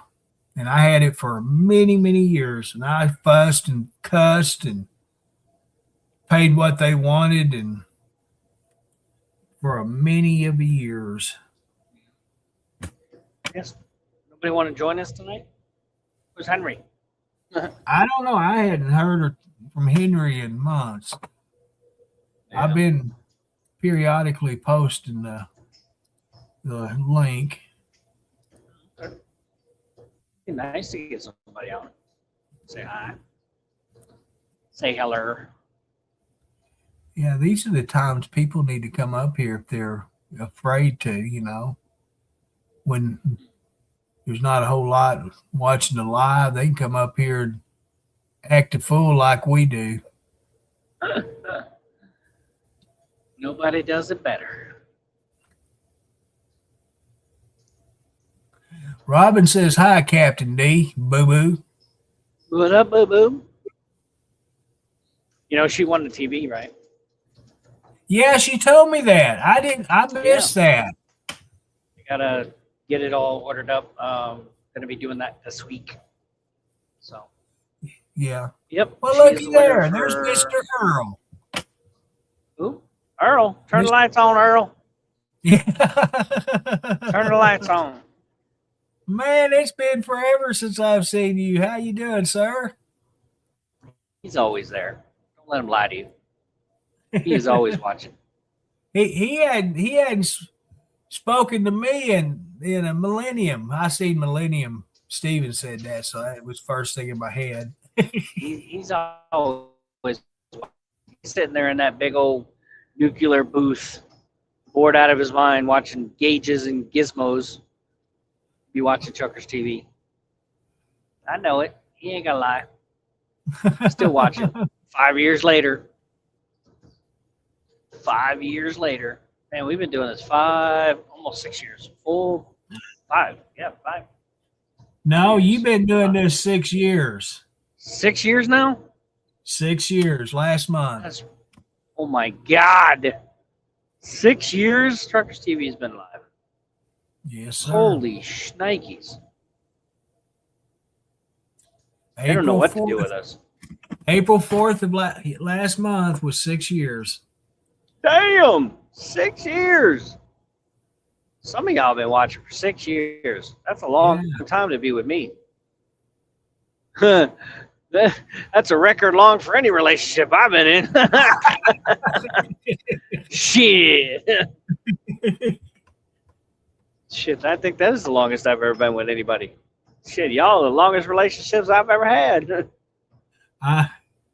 My first one was 7 years. My first marriage lasted 7. My last marriage was 23, legally married. Holy shit. You're married 23. You must be old. 23 years of your life? Yeah.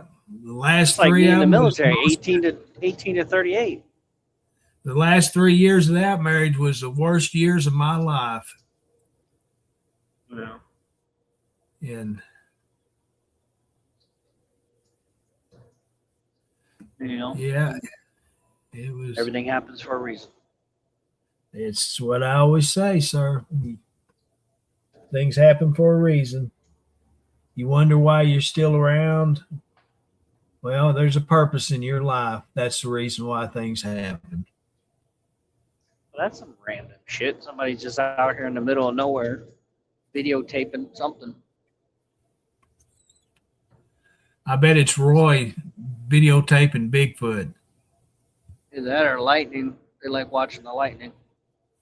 There's a big storm up north. You can see it from here. Can you?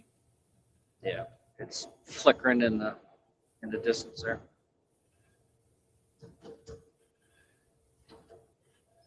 Well, that's about the only time I ever myself do this, Earl, is at night. I don't do it during the daytime anymore for some reason. And here lately, it's been the late night. I don't know why, but I do. You bored? Oh. One thing is I can't sleep. That's the big problem. So yeah, I just insomnia. If I feel like it, I'll fire this thing up. You know, I did one last week too. Holy shit! There is something. What the hell is that? Whoa! What is that? Maybe he's there watching this. What in Lord's name is this? Some kind of fireball in the sky. What the fuck is that? Oh, they're coming for me. They're finally coming for me. The aliens. I don't know if y'all see it. Y'all can see it? I don't know. Well, RC-130's out of Arkansas is fixing to go on a mission somewhere. We've been getting oh no, this is just I think it's just a big plane. Where the hell would he be going?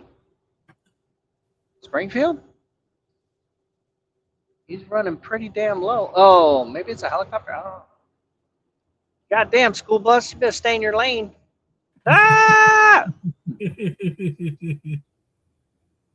We've had the C-130s. We've had the Black Hawks. Oh, that's what it is, the C-130. And he's playing. Yeah. Oh, yeah, that's a big-ass C-130. So they're fixing to go on a mission somewhere, Dennis. That's when I know they're going on active. Yeah, they're coming out of Arkansas, aren't they? Yeah, because like I said, the Black Hawks are flying over the C-130s. And when that happens, they're fixing to be deployed somewhere. Oh, yeah. They're about to go knock somebody out. Yep. Yeah, politics are just fucked up right now, too. Oh, I know it. It's crazy what's happening right now. Well, Italy is singing a different tune now. Germany, you know, they're pulling troops out of Germany as we speak. Oh, yeah. And I'm afraid where are they relocate? Are they relocating them to the Saudis, to Saudi Arabia? They're working Hamas. What is that? It's right across the canal from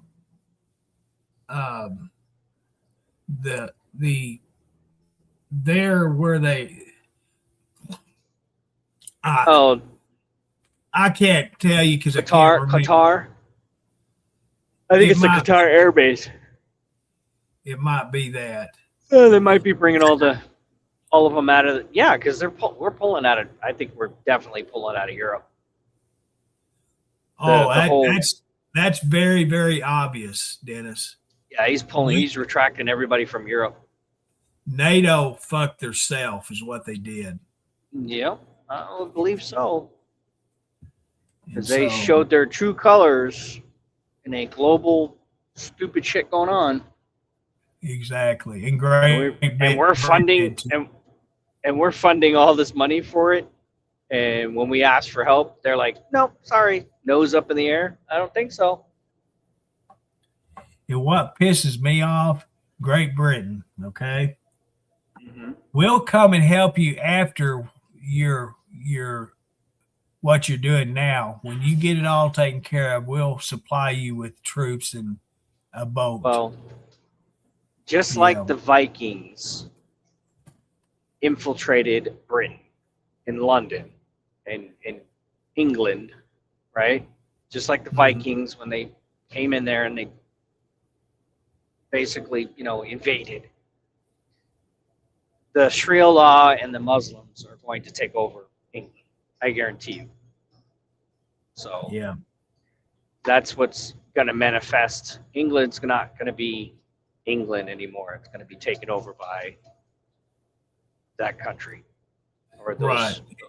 I'm not being racist or anything. I'm just saying that. Well, you see that. I see that because I see a lot of videos out of England and they've already taken over a lot of the parliament. Yeah, parliament, the governors, the parliament, whatever the leaders to be, they've taken over. They're trying to do that in America. I guess they shut down that thing in Texas, the whole Texas thing. They were like, oh, no, oh, hell no. Pulled all the permits to that Life Church, whatever they were doing, the mosque. So the only other place that everybody's flocking to now is New York, which New York, everybody's leaving New York. They're going to Florida. Exactly. Millions upon millions of people influxed into Florida from the north and from other states. And then California's getting depleted as well. People are moving out to Missouri.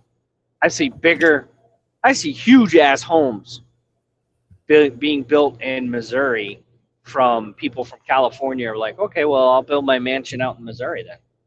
Yeah. So they're building their huge ass homes out here, they're buying up all the land. I mean, seriously. Like, everybody's coming to Missouri. Yeah. So, it's crazy. But I don't blame them. All the shit that's going down in California. Now there's more fires, too. Yeah. And it's not just California. It's the whole West Coast. Yeah. It's just all the way to Oregon to Washington State, too. Yeah, it's all of it. It's sad to say, I have family up in Washington, and I hate to see what they're having to deal with in their state. Yeah.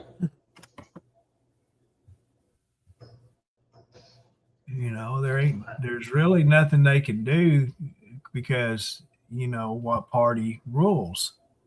So what you get, what they want, they get, and it's just a bad situation.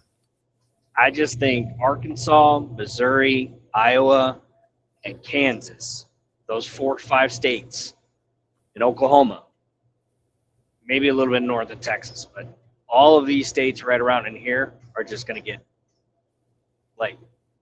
blown up. Yeah. People are just going to influx. The only thing is there's no ocean. Everybody's used to ocean. And, even myself, I wish I was near the ocean, but I'm not. I like water. Well, there's lakes. It ain't the ocean, but you got lakes. That's the one thing that we all have that. And if you want a beach, you got a beach. You got either sandy, gravel, whatever. If you want rock beaches, they're here. Just dig a hole, put a liner. There you go. There's your pond.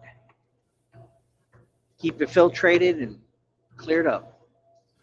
Like here in the village, Hot Springs Village, they got sandy beaches. They don't have anything other than sandy beaches on all the lakes. Oh, yeah. Yeah. And they're nice. the lakes department makes sure that all that's cleaned up every day and new sand hauled in, and they take care of it daily. All the beaches. Nice. They have a department on itself. All they do is lake and beaches. Recreation. Well, that's separate. And tourism. They have recreation department. They have the lakes department. It's a major deal. There's like 700 employees at the POA. Shit. Sign me up. I wouldn't recommend working for the POA for nothing. I would never recommend it. Now, 20 years ago, I'd say yes. Greatest job you could get, regardless of what department you're in. But not today. It seemed like all the state jobs. It seemed like all the state jobs back in the day were like the shit to have. Even growing up as a kid, people were like, yeah, be a postal worker. You know, they get paid great and pensions great and blah blah blah. But postal workers make less than I do. Yeah, nowadays they do. It's when I was $20 an hour was good. When I started at my job at the POA, I started at the bottom. The goal in life, if you as a POA employee, was a superintendent over a golf course or a treatment plant operator, whether it was water or wastewater. Both water and wastewater departments, the pay was the same. And that was your goal in life as a POA employee, to get one of them jobs, which was nearly impossible because you'd either have to have one retire or die. That was the only way you was going to advance to that position. Yeah. There's only one superintendent.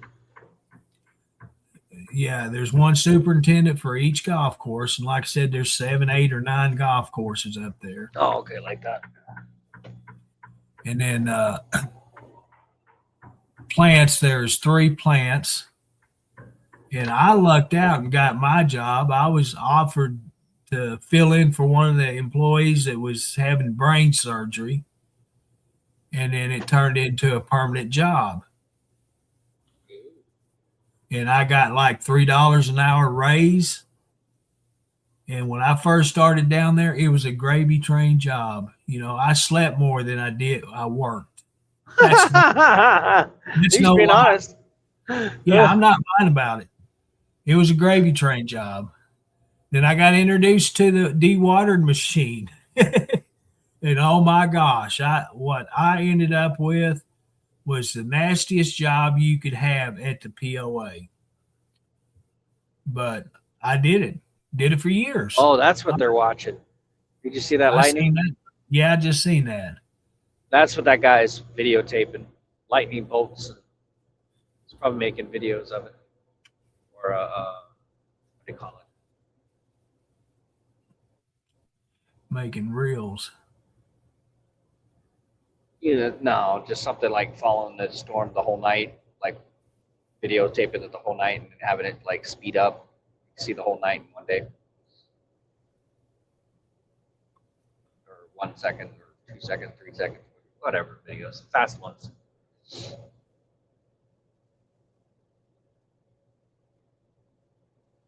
Just having a camera like that, you gotta have like 0 exposure, or not exposure. I don't know what the fuck I'm talking about. The light, there's no light, so you have to have darkness, and you have to have your what do you call it? I forgot everything about cameras. I've talked about cameras in a long time. Oh, holy shit! That guy flipped his car. Big dummy. Oh, wow. Holy shit. That was beautiful. I don't know if you got that. Oh, I was on Walmart. I'm sorry. Yeah, there's a big-ass storm up north there. Lightning storm. Yeah. I was looking at dash cams. Why? I have no idea. Just sitting here bored one day. Well, hey, Andrew, how you doing? I'm doing good. Oh. Is that our boy? No, this is a different one. Andrew Ramsler. Oh. Yeah, my stupid brain got the idea of a dash cam. Them things aren't cheap. What the hell you need a dash cam for? You tell me. That's what I'm saying. I don't know why. You don't drive. Or you need Exactly. I guess I could glue it to my head. You big dummy. Big dummy. But I've been looking at them. They have one that's what was it, $30 that goes on your rear view mirror. It doesn't have the rear view, but it has a front view, and you can have it recording and see what's behind you on the mirror like normal mirror. And I thought, now how am I going to mount that to my head? Oh, I got some little bungee cords I could probably use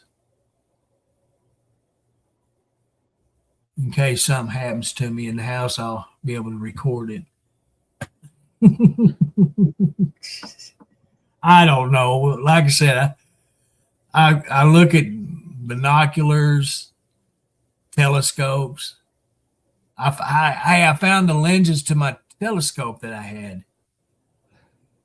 I thought my ex had threw them away, but I was in the bed, that middle bedroom with all the junk still in it, and lo and behold, I found the bag with them in it.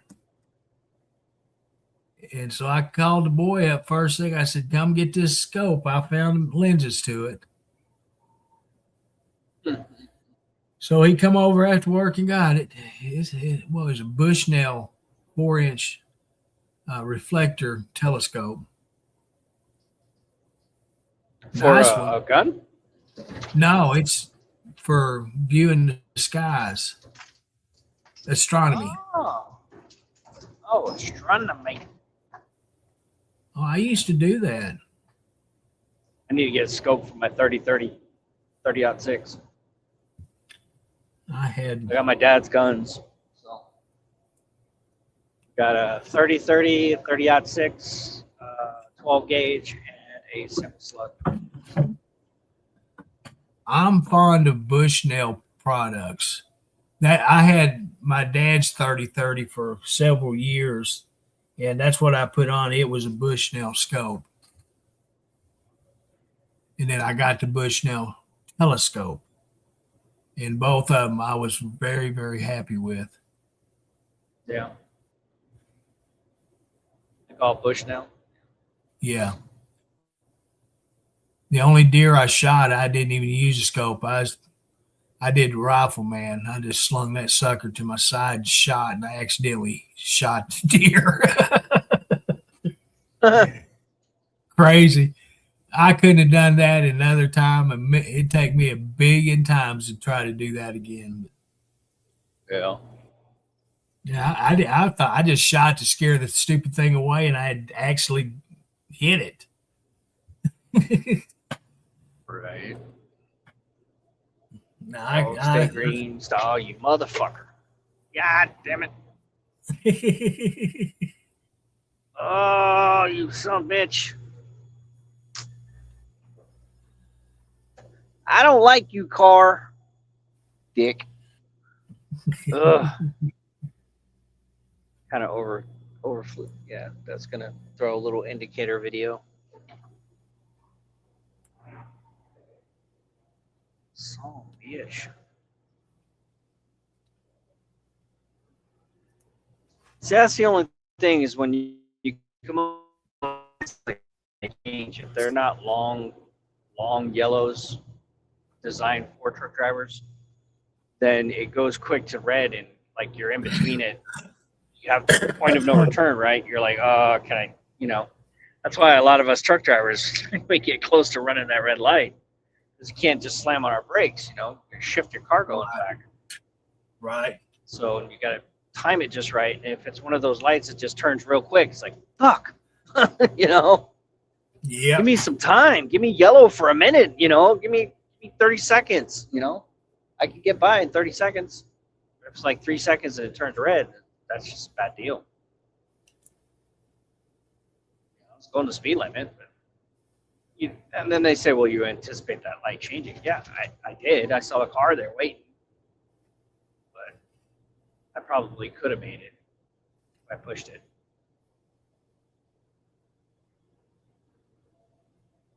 You're going to do that multiple times a day, making that choice. Well, I thought if the stoplight turned yellow, that meant to grab a gear and haul ass through it. The fuck gear am I grabbing? It's an automatic.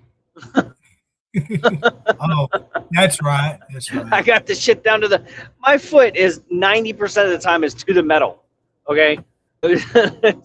Wow. I ain't got no nuts and berries on this truck, man. These ain't got nothing. My max speed is 68 miles an hour unless I'm going downhill.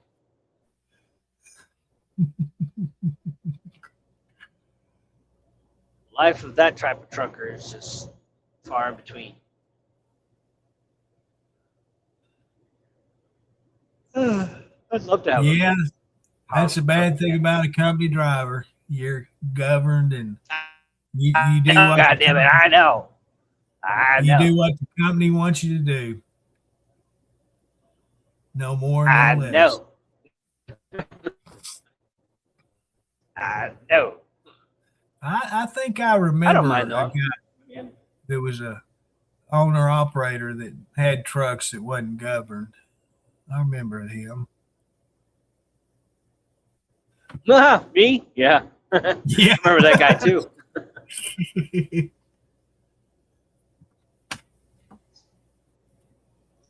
Still to this day, I kick myself in the ass. I should have just done 2 trucks. That was it. Didn't expand. Yeah. Should have stayed with 2 fucking trucks. I would probably still be doing the same thing. Oh, I guarantee if you had one truck, you would be still doing the one thing. I'd be still working for the same employer, the same customer. Mm-hmm. But he left that other driver. He's doing it now. And that's the thing. And that goes to show you how good of a job that was. If it was just one truck, that was just about guaranteed employment forever. Yeah. You treated, as long as he was doing his business. He treated you good. You treated him good. And that's what it takes. And that's job security. But truck and trailer, just come holler at him, and I could pick right back up where I was. I mean, I would love to, but I'm not doing it yet. I'd have to have, I'd have to win the lottery first. Yeah. Yeah. Just not going to do it again. I don't have the energy to do it again. I took my shot. I got as far as I got. That was it. You know how many times I think about buying a truck, taking the fifth wheel off from it, and just using it for personal purposes? Yeah. What the hell did you haul? Not a damn thing. If I was to actually drive, I would just go to Walmart or McDonald's. This is a daily driver? Yeah. It wouldn't be a working bougie. truck. You don't even know it. Truck. You're so bougie, you don't even know it. Have me a big old Peterbilt and look at my Peter with a 18 speed in it, and that's what he would put on his visor. Look at my Peter. Yeah. That's what I would do if I had one. Like if you had like a camper, like one of those fifth wheel pull behind campers, get one a nice Peterbilt, right? And then on the side of the doors you put "Not for hire." Look at my Peter. Yeah. Look at my Peter. And have everybody laughing. DOT guys be like, that's pretty funny. Look at my Peter. Yeah. Oh, you want to look at my pecker? There you are.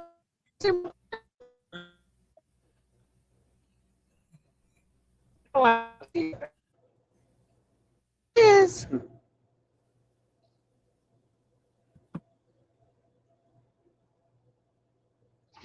Oh shit! Ooh, I launched that motherfucker. My bad.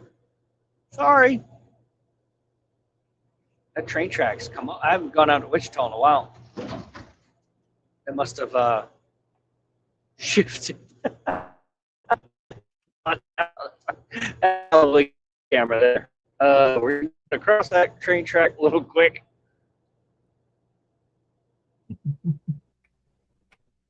You ever jump a semi? Excuse me.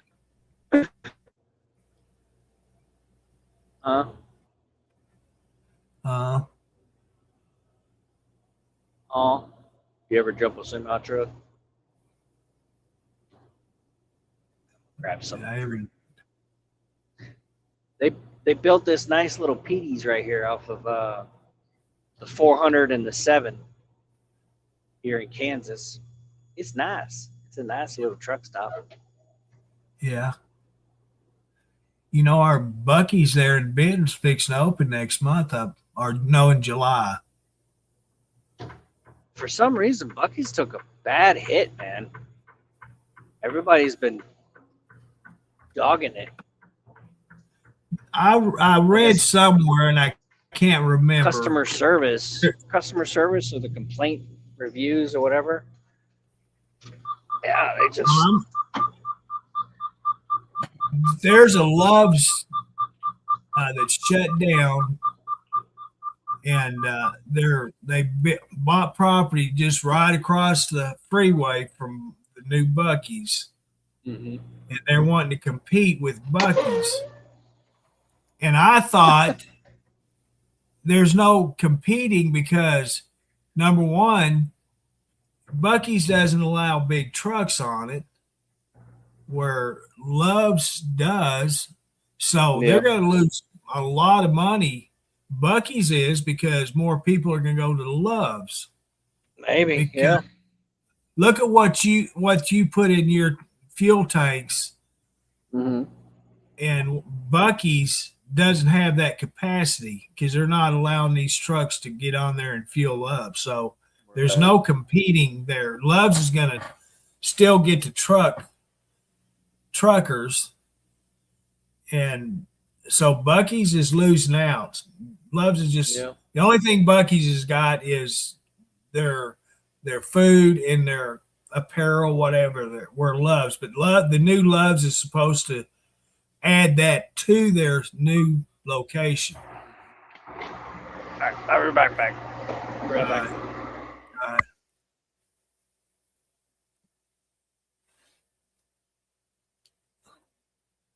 Been busy, huh? I've been busy too. I've been busy doing nothing. I did a load of laundry. Well, it's yesterday now. That was my big job for yesterday, was laundry, which was one load.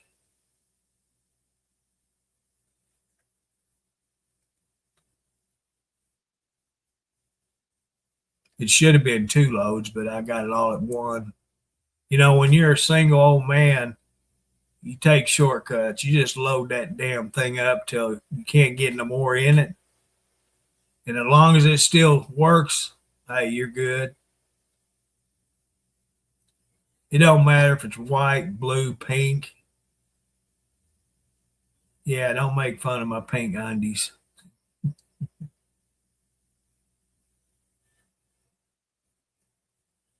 It all goes in there at the same time. I'm not one of them that separates this from that. I'm not in it for the fashion. I'm just in it for coverage.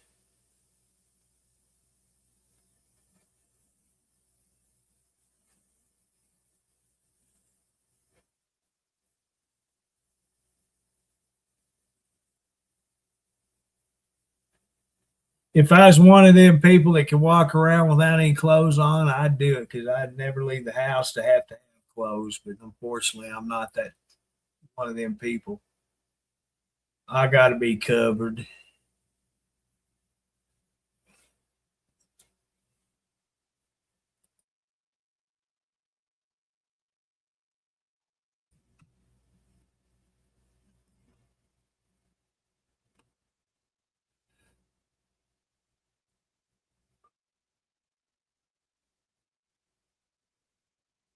$16 for you, Robin A. You and Tim. Wow, that's good.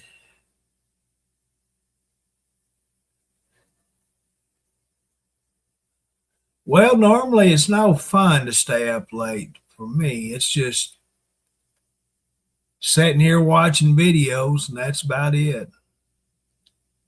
Only time I turn the TV, one of the TVs on, is when I go to bed, and that's usually just to have the TV on. I don't watch it; it's just on.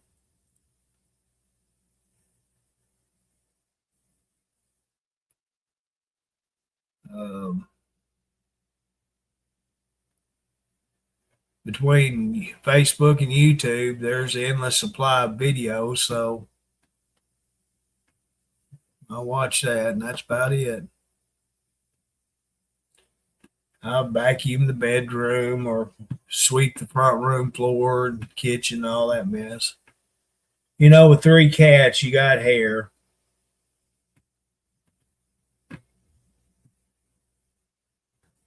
They wouldn't let me cut their hair off.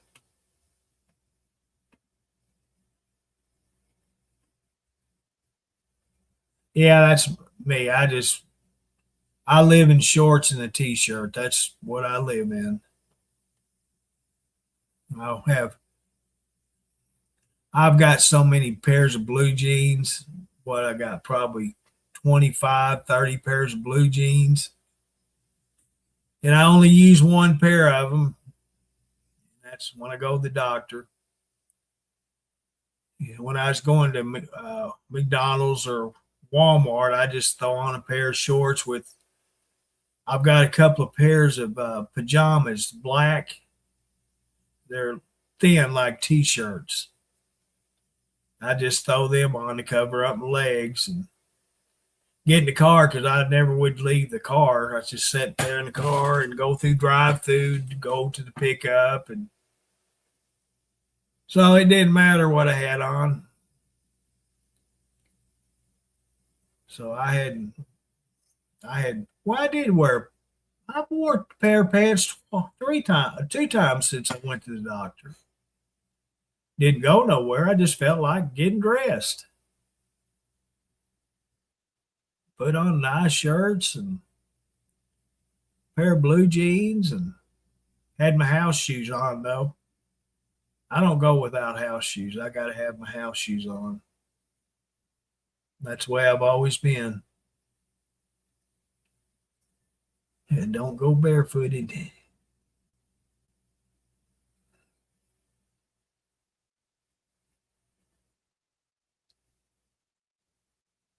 What was it? It was close to 90. It's been close to 90 degrees here for several days.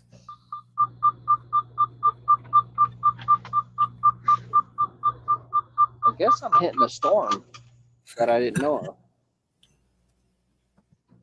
It's starting pretty good.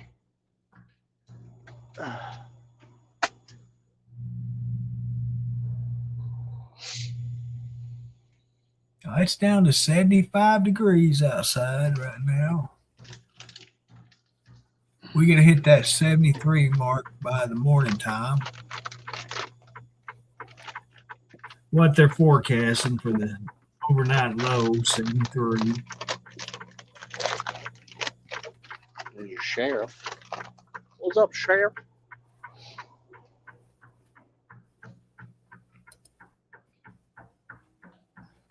Let's see here. Get the forecast.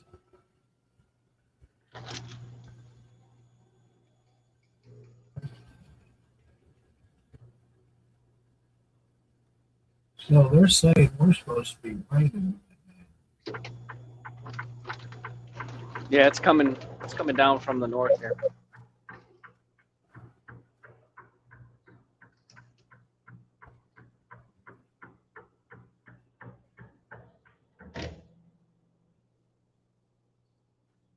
Oh, they wear cowboy hats with their. The sheriffs do.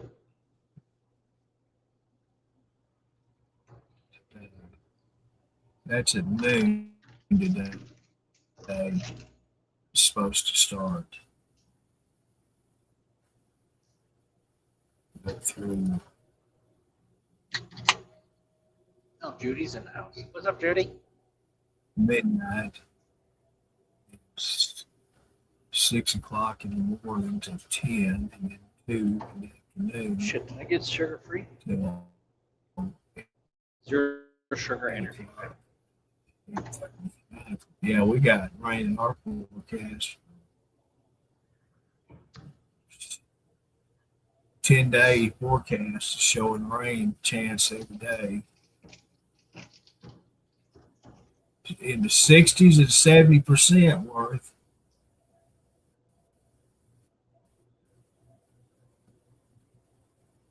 Which means it ain't gonna rain. It's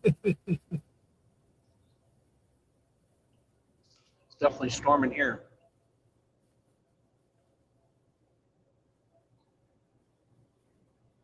Well, it's showing it for 10 days rain in the forecast. Rain for 10 days. Oh. Yeah, that's what they're saying on my forecast. Shit.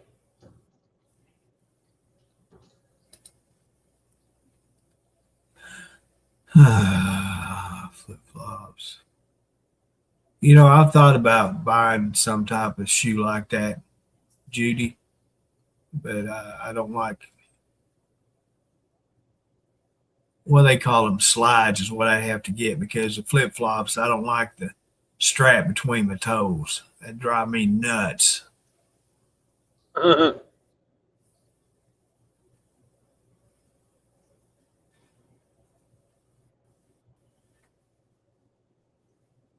Yeah, I wear house shoes, Deborah. I don't wear regular shoes in the house. They come off at the door. That didn't make any sense. I wear house shoes in the house. No house shoes in the house. What? Yeah, because my house shoes aren't outside. I don't wear house shoes outside. I put my slip-on shoes to go outside. They're by the door. Oh. You got to realize I worked at a sewer plant, so I got in the habit of doing that. Shoes. Yeah, you got your mucks. You got your mucks and shoes, right? Boots and mucks. Right. Outside shoes at the door and house shoes at the door. You swap them before you enter the house.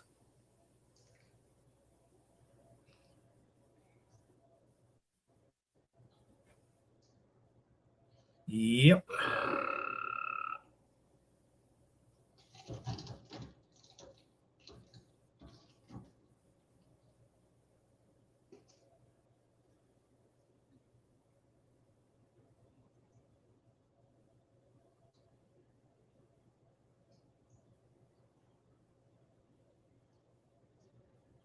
Well, if I get woke up in the middle of the night, if I'm sleeping, and the nature is calling, I don't have time to put my house shoes on, so I have to go to the bathroom. The bathroom's right there by the bedroom, so I don't put my shoes on, house shoes to go to the bathroom. He does like singing the pee-pee song, though. The pee-pee song. Yeah. Yeah.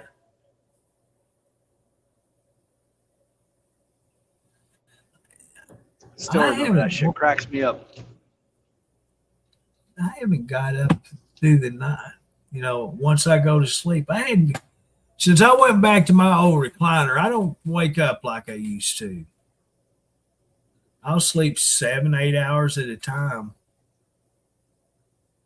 Damn, that's pretty good. That's better than me. Honestly, I had never. It's been 30, 40 years since I've slept that long at a time. I get about 4 hours sleep every day.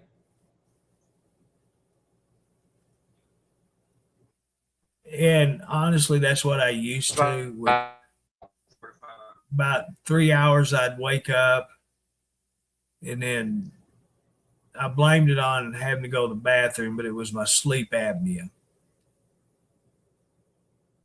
And I'd lay back down, go instantly to sleep.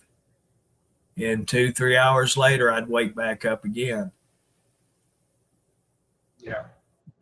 But as long as I've got a good, clean mask on, I'll sleep, 7, 8 hours. There's been a couple of times I've slept 10 hours. What do you mean by clean mask? What? Yeah, I got a sleeping machine. And you get on the mask, the seal around the mask. I have a silicone mask, and the oil off your face gets on that mask and makes it real slippery. And what happens is you'll get leaks. You'll move your head a certain way to the side, or you move it where it starts leaking. And so you're not getting the full effect of the airflow into you from the mask. It's going outside the mask. Oh, okay. And see, I've got several masks that I keep clean. That way, when it gets that way, I just put a clean mask on. They want you to do it every week, but I don't do it every week. Seems like a lot. But it's worth it, Dennis. That's the thing. When I got put on the machine, I did not realize how good these things work. I just thought that was life, the way my life was being, because I'd get so tired driving through the day, I would have to pull off the road and take a 10, 15-minute nap just to get myself going again. And once I got put on this sleeping machine, I didn't have to do that because I was actually sleeping through the night, getting my deep sleep, my restful sleeps that I wasn't getting. REM. If you hit REM, your body starts to recharge. Deborah probably say, yep, you got to hit that REM sleep. Yeah, and that's what it took, and I've been on it ever since. I've been on it ever since the DOT, the federal law required truck drivers to use them if you are required. Do you know when? You know the indicator, right, for men when you hit REM sleep, right? How I know that I hit a REM sleep, I have one of them crazy sexy dreams and I wake up with a heart on. There you go. Then I know that I got into some REM sleep. Right. And that's the truth. If I dream, I know I reach that point. And I dream a lot. Yeah. A lot of my dreams I don't remember. And when I was actually working, I couldn't tell you that I ever had a dream because I never did ever remember them. But since I hadn't worked, I remember my dreams. I just had so much on my mind, my job, my marriage, all that, to where I never reached that point of dreaming. And if I did not remember because I just had too many other things on my mind. And I wake up with a hard on. I know I got some REM sleep. I'm not saying I never did that. I did it. It's supposed to be funny, goddammit. I know, but I never. My problem was all the wind. All I had to do was the wind blowing. I'd get a Woody. He said, Woody?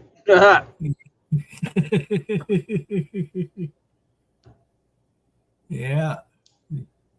Wind was blowing. The guys at work was I forgot you were born in the 40s. Yep, Woody would be the right word today. Guys at work kept telling me they was going to hire me a call girl just to take care of my business for me. Oh boy. They call me Mr. Congeniality, and I got all kinds of nicknames in my younger days. A lot of the guys I say, is your daughter old enough to date yet? Oh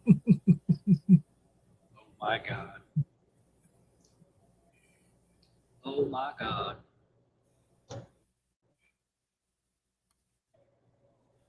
And I always wondered why they didn't like me. The guy I worked for when I first started working there, he had 2 daughters. And the oldest one, she was kind of wild. And I kept threatening him I was going to get a hold of her and take her out. he just that man's daughter. And I was teased. I was never serious about it when I tease these guys because I knew it'd get to them. If you got friends, you always teased and ribbing each other about different things. I knew if it got to them, I would never let it down. One of the guys that worked for Energy, the electric company, I got to be real good friends with a lot of them guys because I worked around them every day. And this one, Ralph Waycaster, he was an old timer, but he had a daughter. I mean, she was gorgeous. And I got to teasing him. And one day, I didn't even bring it up. He says, what would it take for you to marry my daughter? I said, well, I don't know. He says, well, if you marry her and you pay for her, she was going through to be a therapist, physical therapist. And he says, well, if you pay for her school, I'll give you my blessing and you can marry her. I said, well, can I make you a grandpa and you just buy me a new pickup truck? No, he said, that's not how it works. You marry her and take the whole thing or nothing. I says, come on, I'll make you a grandpa. He wouldn't agree to it, so I didn't get a new truck. And that one day, another guy, now this guy was a preacher, and he worked for Energy, and like I said, I become good friends with all these guys. And he had on a pair of blue jeans, and it had a hole right there next to right above his front pocket. And one day, he wore them to work, and he said them were his holy breeches, because he's a preacher. And so I reached over there and put my 2 fingers in there and pulled down on it, and I ripped a big old front of his pants leg, just ripped it completely off. It was hanging by the bottom edge of it. And so he had to wear his pants like that for the rest of the day. The guy I was working with, one of them that was in the same truck, this was before I started working with them. They took him and hog-tied him, tied him to the bucket of the bucket truck and lifted him up in the air and left him there for 3 hours upside down. That's called hazing. Yeah. Well, he stole their burn barrel. You know, they have burn barrels where they use for heat during the wintertime. Yeah. And he took it and hid it. So they didn't have a burn barrel to build their fires. In the village, that's what they had to have. They couldn't just start a fire on the ground. They had to have a barrel. Oh, yeah. And so he stole their barrel and hid it, and they repaid him for it. He finally confessed where he put it, so they got it back. But yeah, that was a bunch of crazy fools back in them days. They were working on a job, the electric boys were, and they had thought, you know, they have a fiberglass pole that they spike the lines when they work on them to throw the fuses on the poles. Well, they thought they had made the line dead, and one of the guys got down in one of the pool pits where they junction all the wires together and different things inside the underground. And he cut that thing, and when it did, it sparked and electrocuted him, and it exploded. And that's the thing, if you ever around them when they're repairing them, when they spike them power lines, they'll have an explosive flash. Well, the one that was in the pit, he lost his life, and the guy that was on the top of watching him, when the explosion happened, he inhaled the flames. He lived, but he didn't live it wasn't a good life. And after that happened, we didn't do the horseplay anymore. So, but before that happened, you know, a lot of horseplay going on. But that, you know, broke the day. It made the day go by faster. We had fun doing our jobs. This one old boy, what was his name? Armadillo, I think. Mark Abear. He was a backhoe operator for one of them, and he went to Subiaco. It was a boys' Catholic school, and he wore rose-colored glasses. They were prescription, but they was rose-colored, and he had his teeth had big gaps in between them. Top and bottom, all of his teeth had big gaps in between them. Mark Abear was his name. And Donnie, the guy I worked with, he always had sunflower seeds. Abear told him one day, he says, "Let me have some of them seeds." So he gave him the bag, and he got some out, and he put one in his mouth, and he worked on that thing for probably 15 minutes trying to get it cracked because they kept going between his teeth. We laughed. We was on the ground rolling at him watching him eat that one sunflower seed. It was hilarious. But after I went to the treatment plant, I never saw them guys again. So I don't know what ever happened. I know Ralph, he retired. Monk, he retired before. Well, right after I went to the plant, they retired. And Energy, right before Arkansas Power and Light was bought out by Energy, the APNL offered him an early retirement package, and they took it and retired. So they were set up for the rest of their lives. Hell yeah. because they had like over 30 years invested in the company, and so they got full everything when they retired.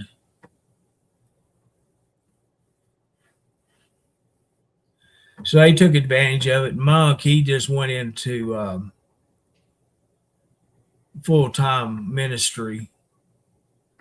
And Ralph, I think he fiddled around with residential electric wiring and things like that for a little while. And then he finally just completely enjoyed life.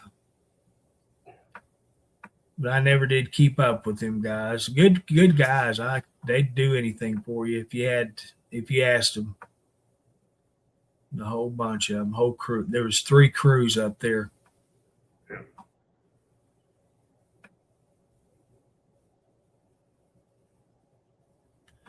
But yeah, when I finally retired myself, I only had maybe 3 or 4 buddies left there. In the whole company, out of 700 employees, I only dealt with 4 people. Small circle. Yep. For some reason, all the others were assholes. I don't know why. I could care less about them. You're probably jealous because you have long hair.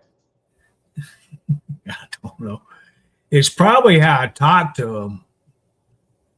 Yeah, I probably see that. I wouldn't even wave at them people. They'd always be waving at me and stuff. Screw you. I don't like it. I got my fingers up in the air. Yeah. Oh, this route is so fucking boring. Went out to Wichita, Route 400. God, it's so straight. Just left. Oh, very boring. Well, one thing you're not having to deal with is traffic.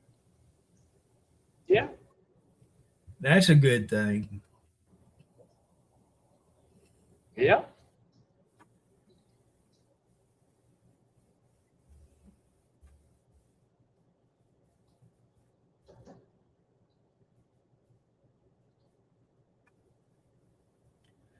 But you know what? It would be hard for me to drive at night like you do. Because I don't like it myself. I don't. Yeah.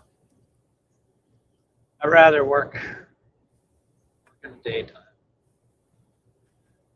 There's a concrete pumping truck I was looking into here locally at Springfield. He's got like several concrete pumping trucks. So like Yeah. the concrete truck would back up to it, dump it in the trough, and then it would pump into this long as reachable arm tube thing. It's a big ass CDL driving truck, but I think that would be fun.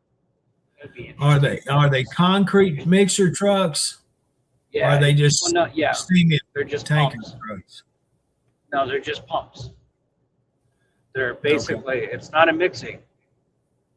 The mixer truck pulls up to it and dumps it directly into a big ass end trough, and then it pumps it from there up into the nozzle.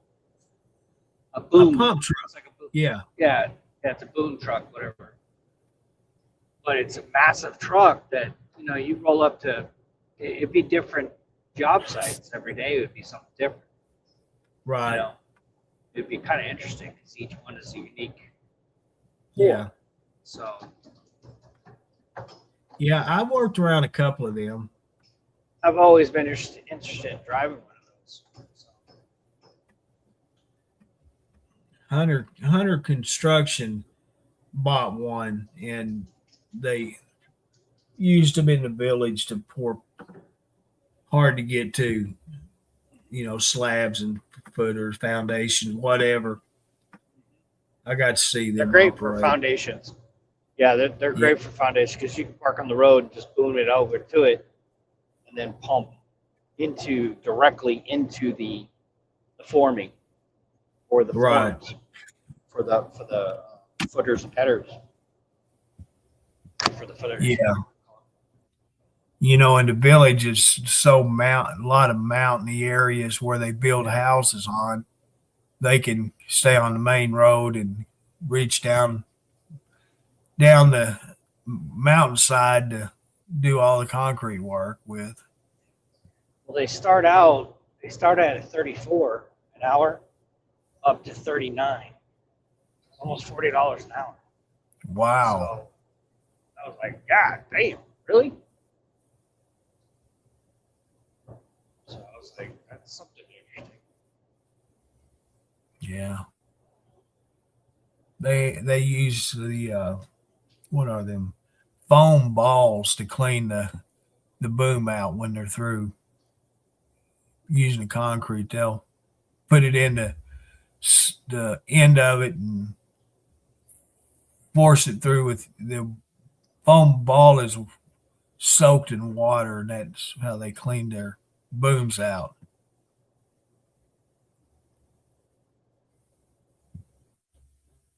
Hey, Telly, what's up?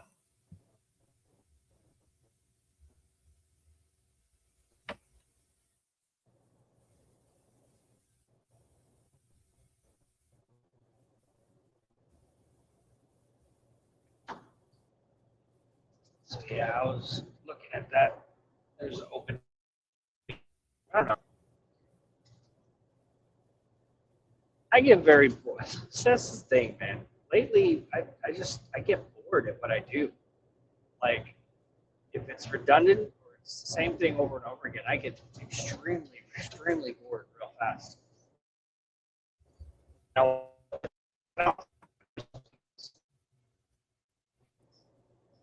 just keep doing different things. Well, when you do like that, you're basically doing the same thing you've always done. You're driving a truck, delivering to certain locations. So, but with the concrete job, you're doing it during the daytime. You're going to different locations, different scenarios, and you have challenges that you face over what you're doing right now. Yeah, makes it a little bit more interesting. Exactly. You know, and I think even with what you're doing right now, if you were doing it during the daytime, there would be a totally different feel for what you do. You know, Maybe. Yeah, you're right. the only problem is it would be hard for you to take care of like your garden and all that at night. I know. Being, yeah. I got the day.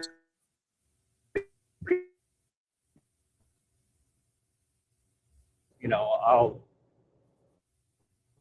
like now 1 o'clock in the afternoon. I'll work on the garden till about 3:30, 4 o'clock. You know, or I'll go shopping with Sabrina, or I'll go. She works nights too, so we both wake up at the same time. You know, we take care of any chores we need to take care of, laundry, whatever.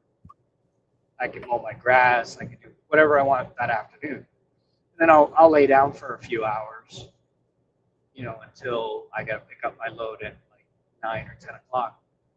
And then I'll drive from 10 o'clock to like 6 in the morning.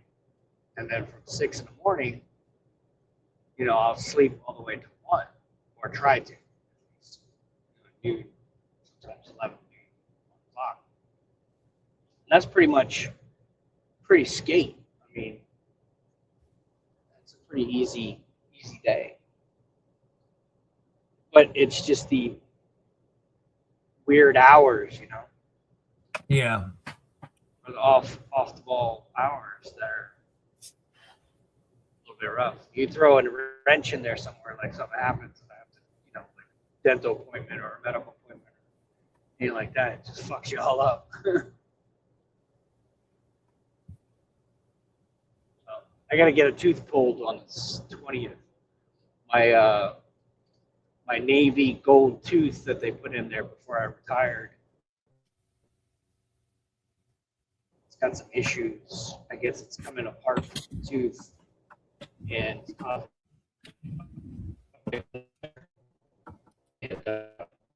some food getting trapped in there. So they're gonna rip that tooth out because it's pretty much it's a goner. So I gotta rip that tooth out. But I've been taking Tylenol and Advil together for painkillers for my mouth. It hurts so bad. Pain in the ass when you got a toothache. You got headaches and shit. Oh yeah.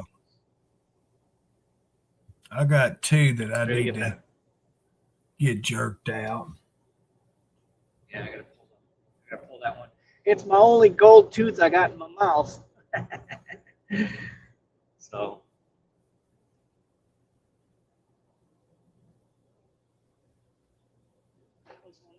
I got nicotine and coffee stained teeth in my mouth. That's all I got.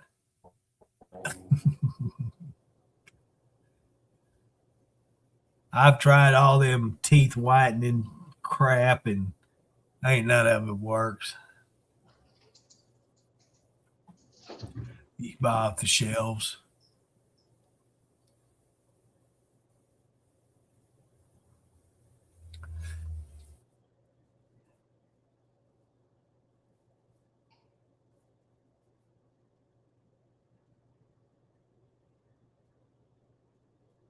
Hmm. He said, that's not good. Yeah, I know, right?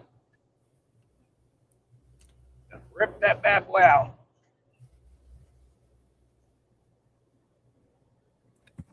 But surprisingly, I still got all my teeth.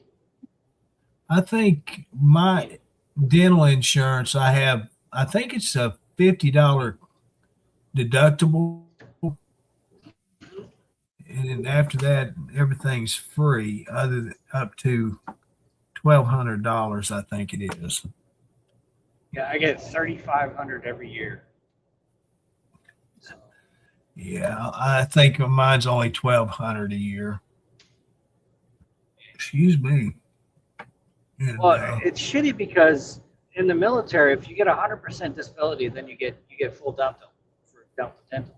I have Delta Dental right now through my employer right now. They pay for, they match it, whatever. So I have Delta Dental. Mm-hmm. But yeah, mine's like a couple $100 deductibles too if I have major surgery. Pretty much everything is free, up to $3,500. Yeah. You know, like for the one they're gonna yank this tooth for $350. I only have to pay $65. It's not bad. No. But that's the only shitty part is that in the military you have to have 100% to be able to get dental coverage too as well. Is that But right? medical, I'm good. Yeah, medical, I'm good. I can go to any hospital and they can pull my kidneys out. I'll be $0 out of my pocket. You know, they can probe me, stick me, poke me, and it won't cost anything. Yeah. Dad, he had to, as long as he went to the VA for health, it didn't cost him anything. The prescriptions were not that expensive, but he couldn't afford them. He went to the VA in Little Rock, then Fort Root, which was another VA location in Little Rock. He would go there also. And at Fort Root, they had a office there that he could go in and fill out paperwork, and they would write off all the cost that he owed to the VA because of the income he was getting. Yeah. And so he qualified to get all that taken care of. So basically, the only thing he paid for is things that he did outside of the VA.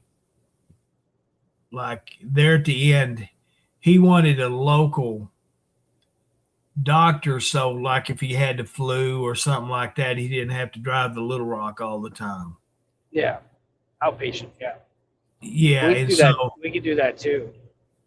So the doctor I used to go to by the school I graduated from, it's just right there together. It's a few miles down the road. That's where he got set up with, and it was like $75 per visit. And so that's where he started going if it wasn't, something major. But other than that, he would go to the VA in Little Rock. I made many, many trips with him. I'd drive him over there. Yeah. Good times spent. Well, Springfield, Missouri's got a great VA hospital. It's a little, not a big one, but it's got just about everything you need. Yeah. Optometry, cardiology. I've never been to any other location other than the two in Little Rock, but I did know that a lot of patients from all over the United States, there were certain specialties that the ones in Little Rock did that the other locations did not do. And there was a lot of them that were flown by helicopter, a lot of them by ambulance from locations from all over the United States. There were some flown on airplanes and transferred to the VA by ambulance there in Little Rock. So it's a big location there, the one he went to. Nice. Anything to do with the heart, that's where he went. And for several years, at the end of his life, for several years, he had a lot of heart problems. So we were there quite a bit. I think I'm going to have heart problems too when I get older because I just got heart beat up throughout the years. Yeah, there's two things that I worry about all the time, and that's heart and cancer, because both of them are in my family. And Mom passed away when she was 57, and Dad was 76. My mom was 52 when he passed away. My mom was 62. My dad was 73. Yeah, Mom kept working. Old. After Dad retired, my mom wanted to keep working, but Dad kept trying to get her to retire so they could spend, their retirement years together.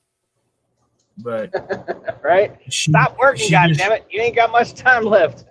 Right, and she would not do it. She was 57, like I said, a couple of years earlier. And what they had planned on doing was during the summertime, they bought a motor home and a little car to pull behind it. They were going to go to Washington for the summertime and then back to Arkansas during the wintertime. That was their goal.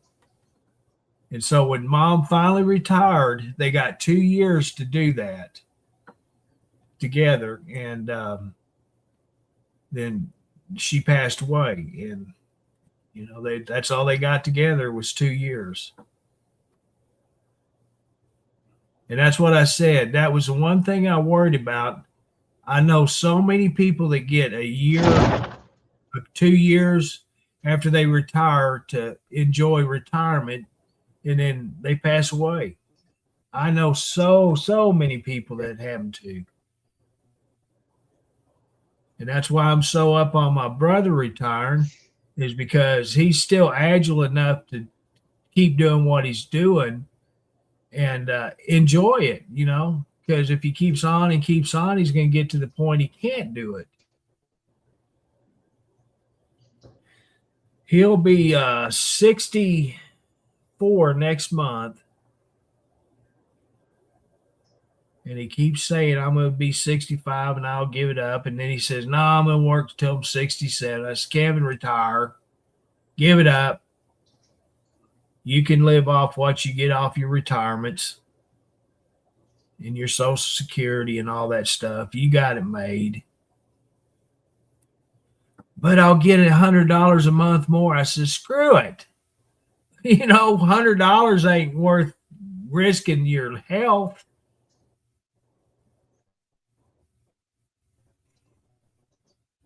You know, if it was 5 or 10,000 a year more, then I would say, yeah, keep on. But it's not. $100 a month, $1,200 a year.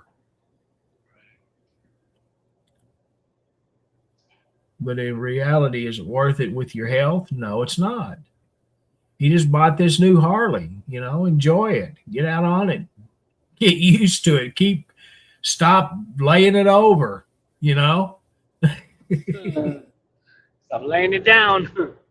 Yeah. That was the first thing I told the story about Dad so many times, being like that. I never can remember that little guy's name on Roland Martin Laugh-In that rode a little tricycle where you just flop over on it. Well, that's what Dad did. The first thing he told me, my brother, when he laid his over, when he brought it home, he said that was the first thing he thought about is what I always told Dad. Yeah, about stopping and not putting your feet down and just falling over. And that was the first thing he thought. And I says, well, don't be like Dad. Put your feet down. And that's what I told him. You need to get a trike. I ain't getting no trike. I ain't that old yet. Yeah, you're that old. I want to put my big screen, so people can see this lightning. I guess I'm coming up to a big storm. Imagine that in Wichita. You know, Earl, I honestly wish I was still able to work. Not in the field I was in. No, I would never wish to do that again. But to just be able to say, yeah, I can work, I wish I could, because there's a lot of driving jobs here locally that I just jump all over. You know, there's dump trucks, there's, like Dennis talking about, concrete mixer trucks, and just so many jobs around here that I could just fall right in with, but I just can't do it. I can't even sit in a car seat. I can't stand up.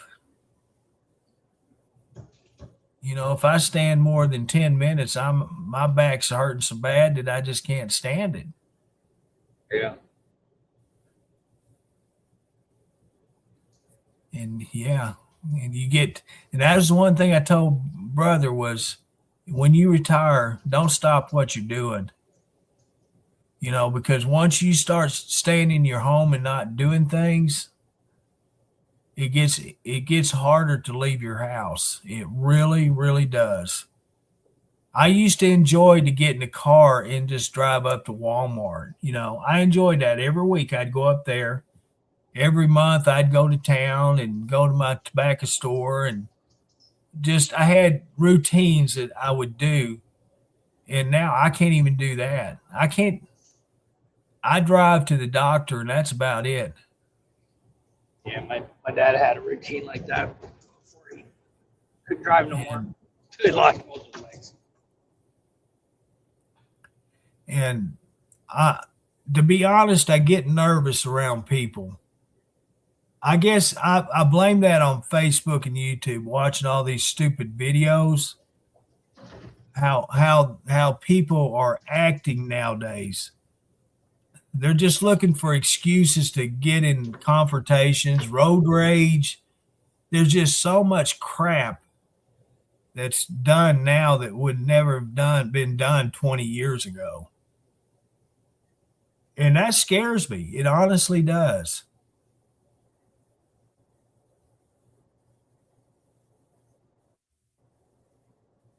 And when I do drive, if I go up to Walmart, by Walmart, I go up there for tobacco, and I'll go on up the road to McDonald's or Sonic or Domino's, whatever. Just driving up there. I go the back roads. I don't get on the main highway. I just go, there's cut through roads through the woods that I go on, and that's how I get up there. High winds. Shit. Might be coming into a bad storm. You want to blow my picture up bigger? Yeah, I've been watching you there. Coming into something. I don't know. It just said on the little board there, severe high winds. Fuck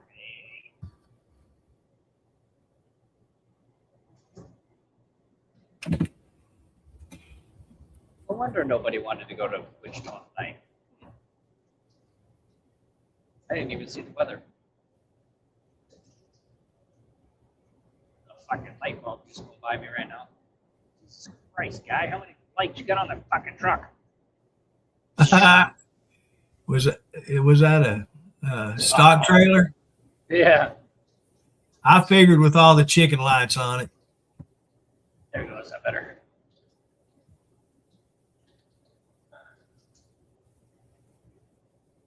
It's about to get interesting.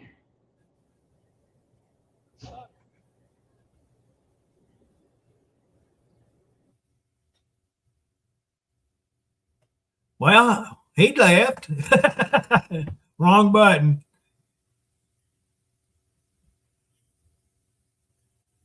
Yeah, wrong button.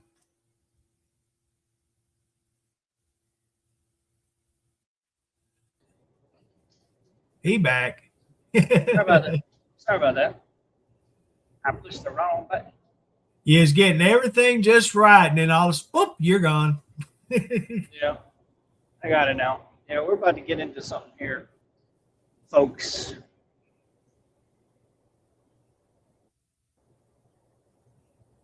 Can you see the video pretty good? Yeah. Yeah, you're good About there. to get in. We're about to get into something. I don't know what's going on, but it's pretty bad.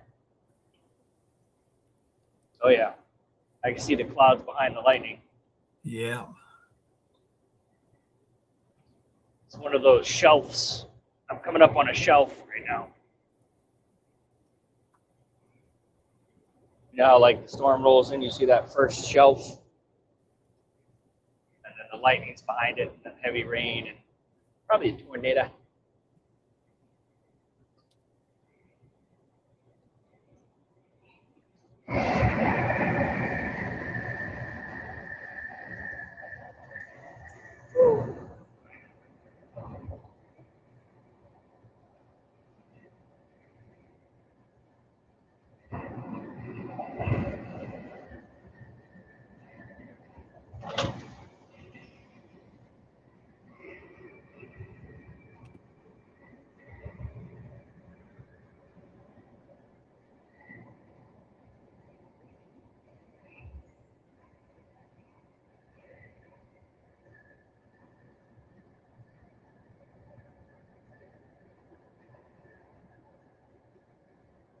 Still there? Yeah.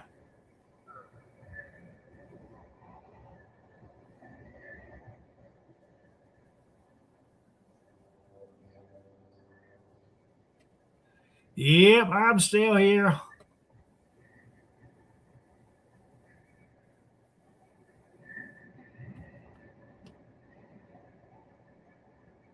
Yeah, maybe in 30 or 40 years you can sit back and enjoy your life like I do, but in a healthier condition.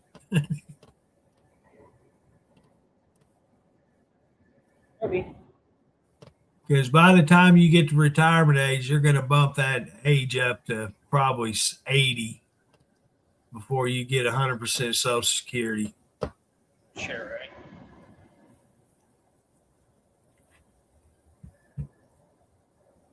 You still a youngin'.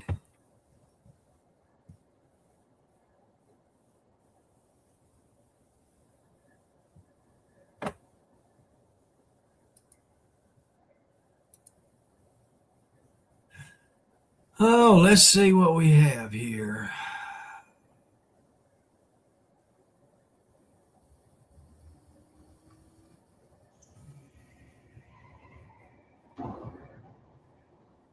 Mr. Robert Lader, what are you doing lurking now out in the background? You ain't said Hey, a word. Robert. What's up, Robert? You ain't, yeah, he hadn't said a word to us yet. I know he's in here.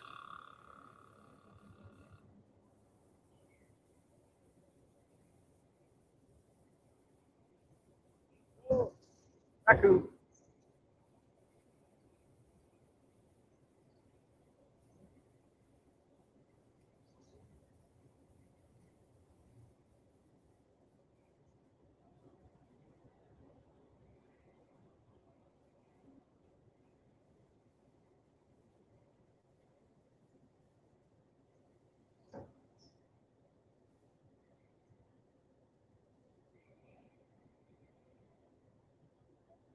I love Kansas. It's weather. Bipolar as shit.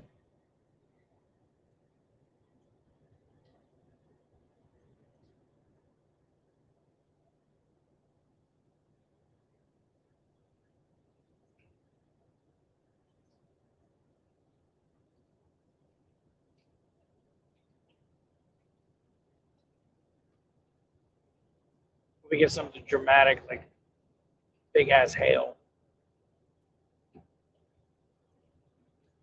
Still there? Yeah. I'm still here.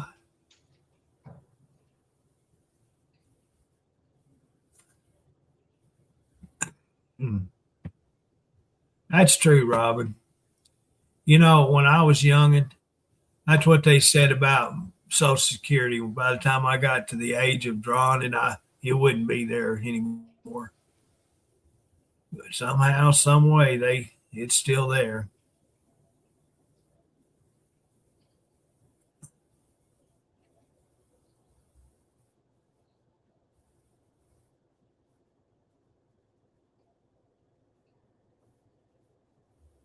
Got you in some rain now.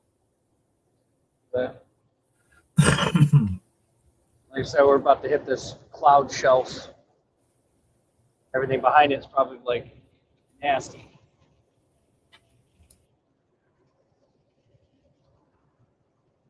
About to have some fun. Here we go.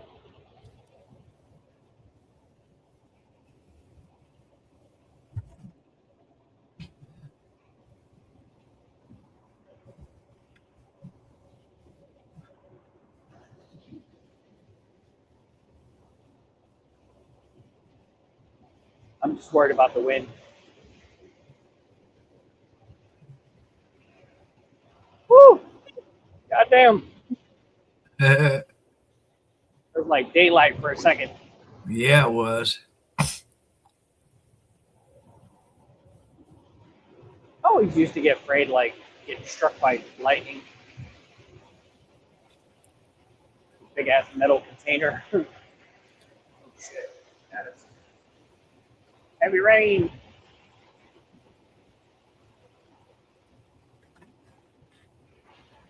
Truck wash.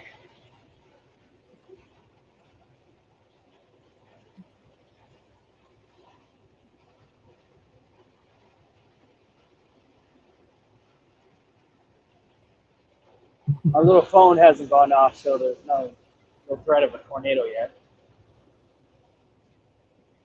Unless that bitch goes off. Right? Yeah. Take cover, tornado. I hadn't had one of them in a couple of years. You know, that last one we had in Missouri, it was literally right over our heads. But it didn't form. But they had it rotating. Like it was right over our property. We're like, holy shit. because we step outside and there was no wind. It was just zero wind. We were right in the circle of it. But it didn't form up yet. It didn't hit the ground. It was just rotating. A little bit later, it manifested into a tornado over in Clinton, Missouri.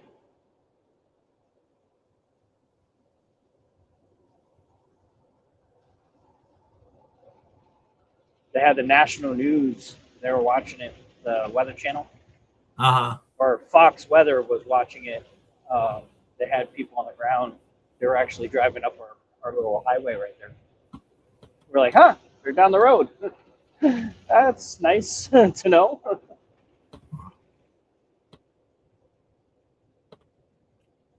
I downloaded an app on the TVs that you can set your local weather to. It's regular TV listing and all that stuff, and it's a free app. And so I got it programmed from where I live, not Little Rock or Hot Springs. It's exactly where I live. And so I get real live video footage of what's going on off the Weather Channel here. I just downloaded it the day before. I found it browsing through the apps that were on my TVs.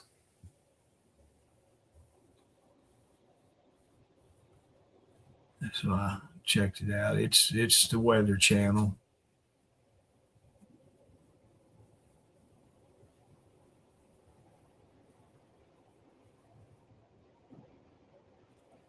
And I've got these. This new TV I bought was a Roku that's in the bedroom I use now. And Roku has cameras, right? Yeah. The one good thing you can do if you've got a camera, Roku camera, and a TV, you can actually link these cameras to your TV.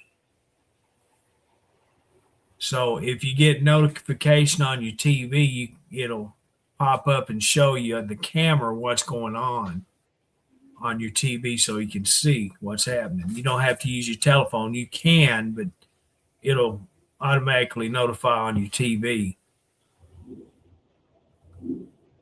which I thought was pretty cool.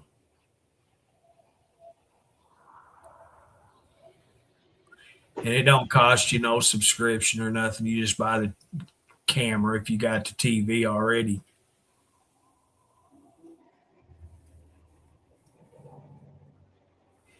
Because in your settings, it's got to where it says add a device, and that's what you do is you add your camera to it.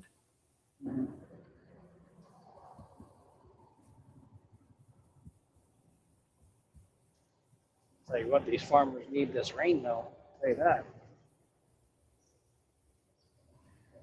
I know my little garden, every time I'm kind of dreading using my well water to water my garden, but every time it rains, I'm like, thank God. Right. I don't have to water shit. They get water on its own. My apple trees get water, everything gets water, you know? Right.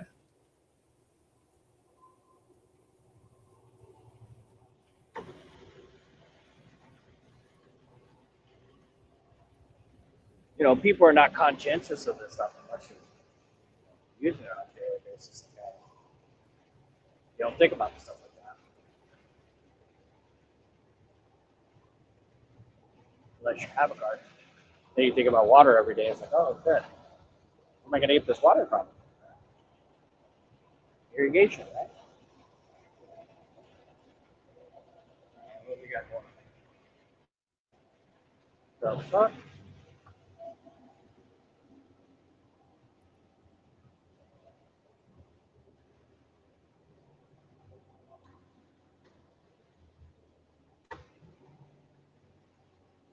What the hell is going on here?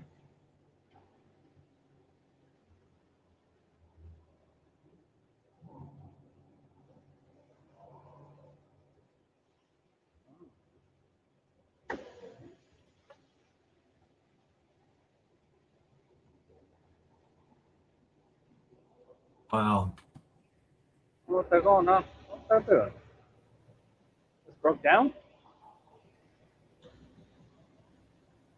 I tell you what, your truck lights suck. Right now? Yeah. I can barely see the lights. I mean, it's not that they suck. It's just because this is how it's captured. It's dark as shit out here, Curtis.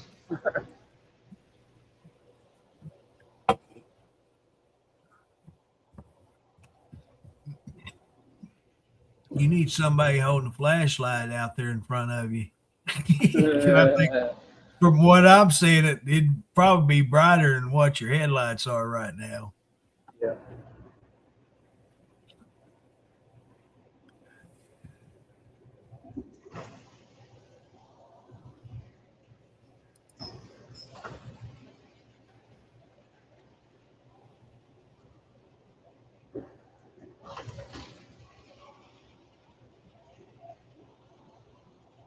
The whole dashboard's lit up. All my little caution lights are on. Trucks don't like water. All my slip sensors popping up.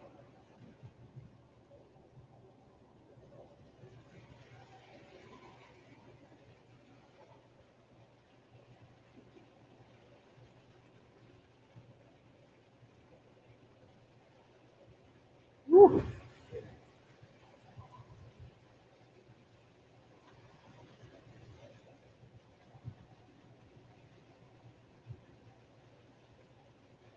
Ladies and gentlemen, this is your captain speaking. We're headed right to a storm. A little turbulence in the back cabin. If your boobies are jiggling, you need to be seatbelting. Your boobies are bouncing. Better be sitting.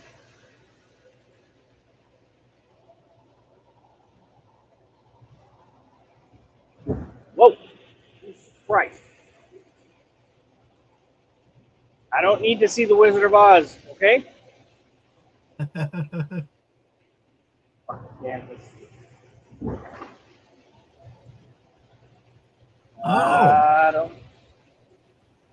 You saw Spirit Airlines shut down, didn't you? Yeah, I saw that. I wonder if somebody's going to buy it and try to bring it back. No, they're selling off all the aircraft now. I tell you what, that affected a lot of people. Where are they? They mostly flew out of what? South?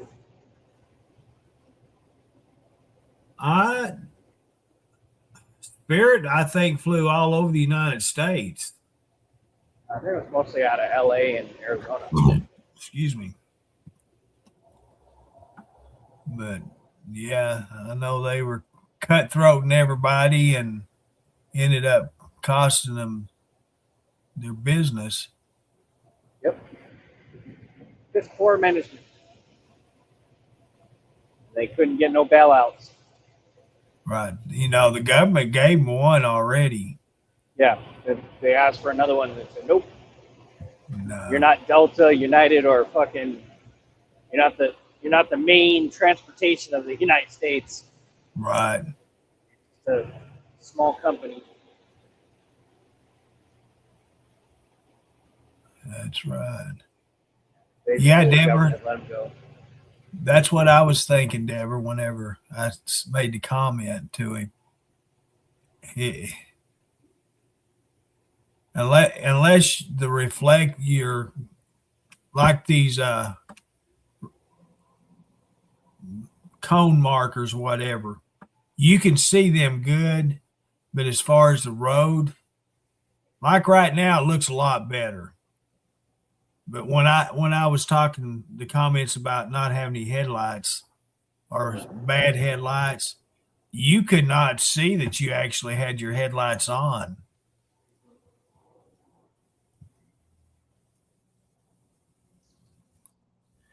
through the camera, that's how bad it was. Yeah.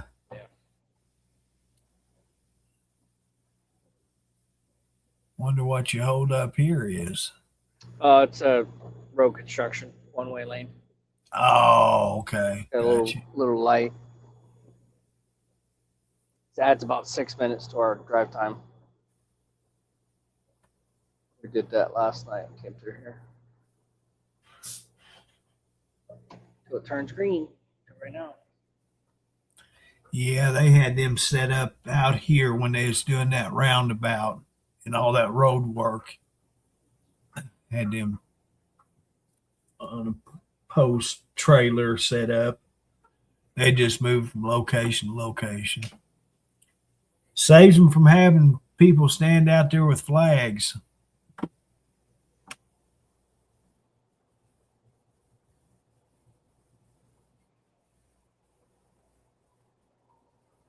I always wondered what them people them flagmen, how much they made for doing that.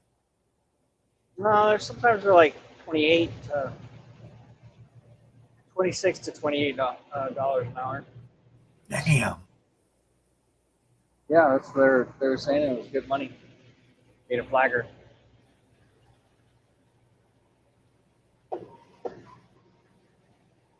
Holy Wow. shit! That was bright. Yeah, that lit up the whole country there. Holy shit!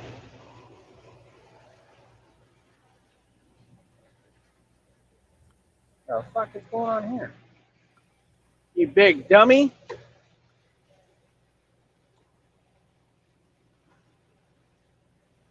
What the fuck are these people doing?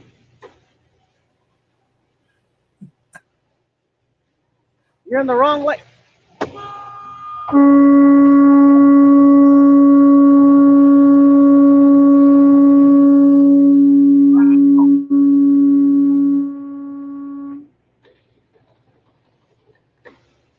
You dumbass son of a bitch!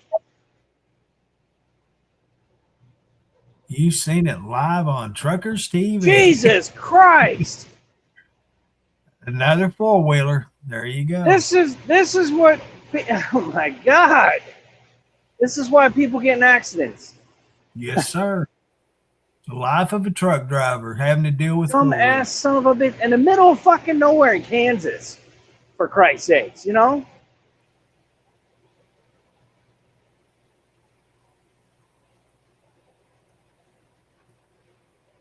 Oh, we got some high winds coming across. Woo! That stock hauler's hauling ass. He's trying to get the hell out of here.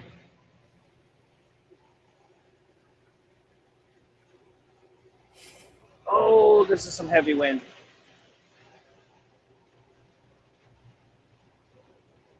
You know how I know? The water's going sideways.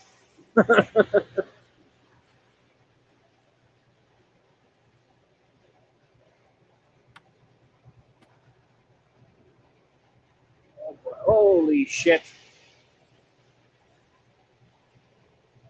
No wonder nobody wanted to go to Wichita today. Here's my dumbass. I'll take it. Big dummy. Oh, God.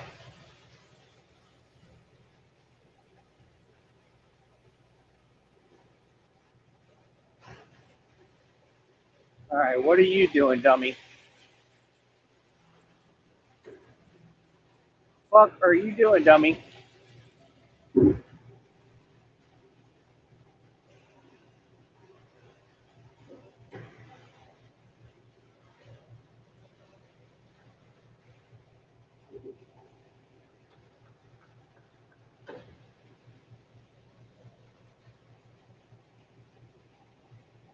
Trying to find a lane.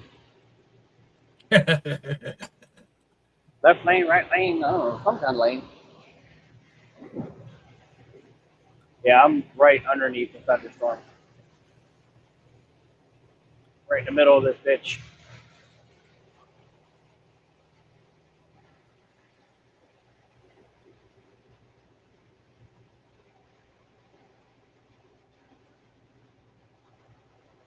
There we go, coming up on this damn car again.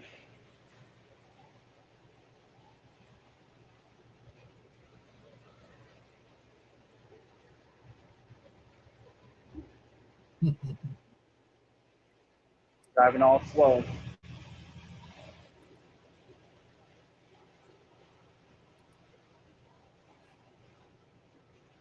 Whatever you do, stay in your lane.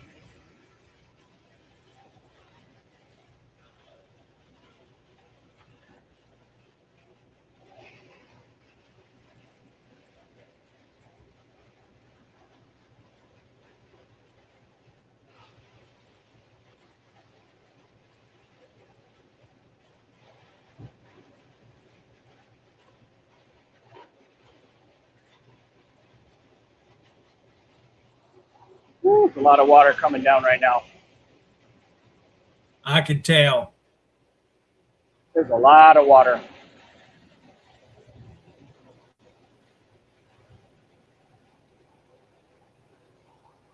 That little car was doing everything it could not to hydroplane.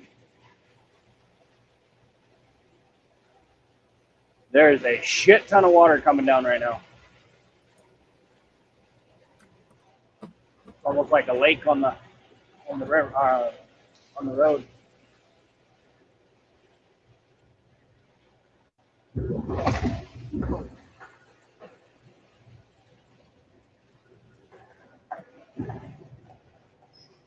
So you're not coming back. You hadn't gotten to your destination yet, have you? No, I'm going there, and then I got to come back. Holy crap. Yeah, I'm literally going right through a storm.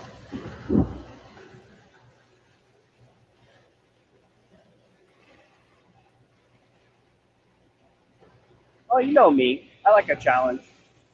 Oh, yeah. It's not my first rodeo. First really big storm like this. Remember the one, I don't know if you were watching one day, but went through one in Texas. I had Beaver with me. That thing was just vicious. Coming out of Laredo, Texas, coming up north. We hit that storm coming off the mountaintop there. It's like, holy shit. It wasn't as windy, but it had lightning bolts that are just like touching down right next to us. Oh, wow. Yeah, it was pretty wild. We did that one, did a few hailstorms, almost potential tornado one. Been through a lot of different storms.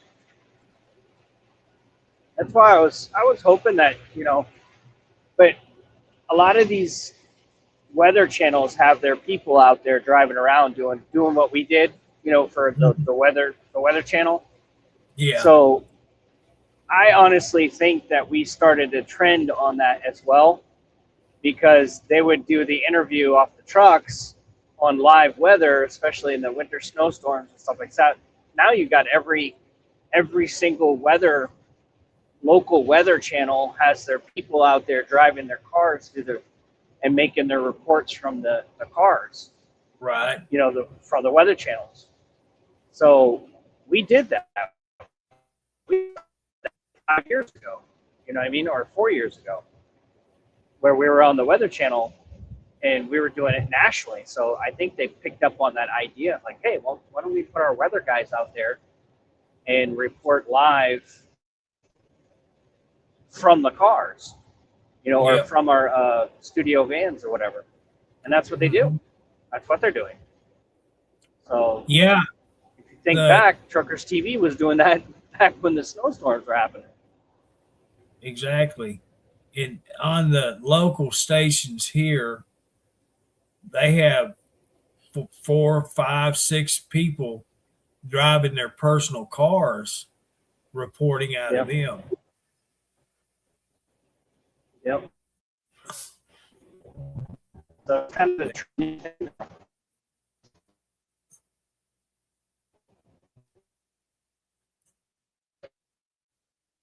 the like heavy rain, the frogs just hop across the highways.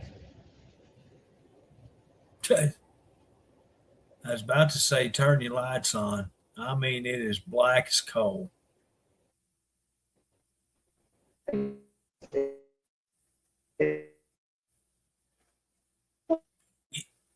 The only thing I can see is the orange lights off your trucks is glowing down on your hood. You see the occasional.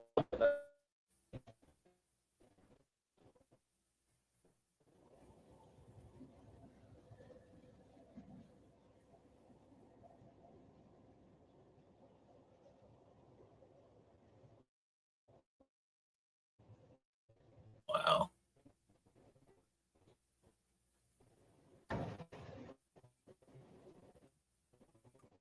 I can. He gone.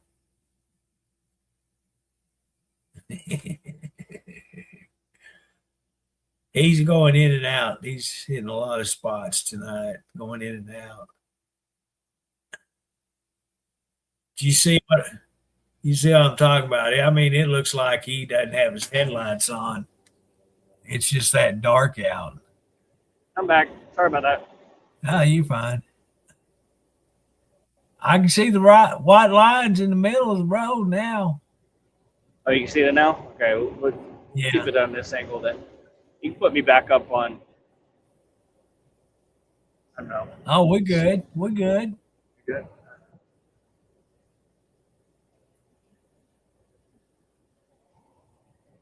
Yeah, before you could not see. I'm not kidding you. All you could see is the glow off your cab lights on your hood, and that's it.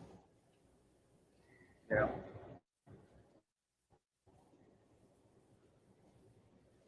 I think we're coming on to the other side of part, that first beginning part of the storms, and then you go through the middle of it, and then this is the back end of it, I believe. A lot less rain and a little bit more lightning. But I say the back end's where the tornadoes would be, right? I don't know. Most storms, like the tail end of it. Honestly, I don't know, Dennis. If Junior was here, he could tell you. Yeah.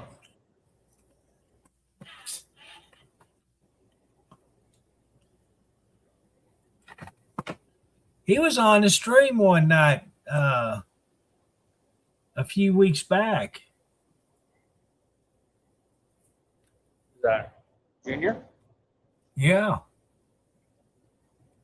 He didn't come up on stage, but he's in the comments. Oh, you know who actually left a comment on when I said my dad passed away?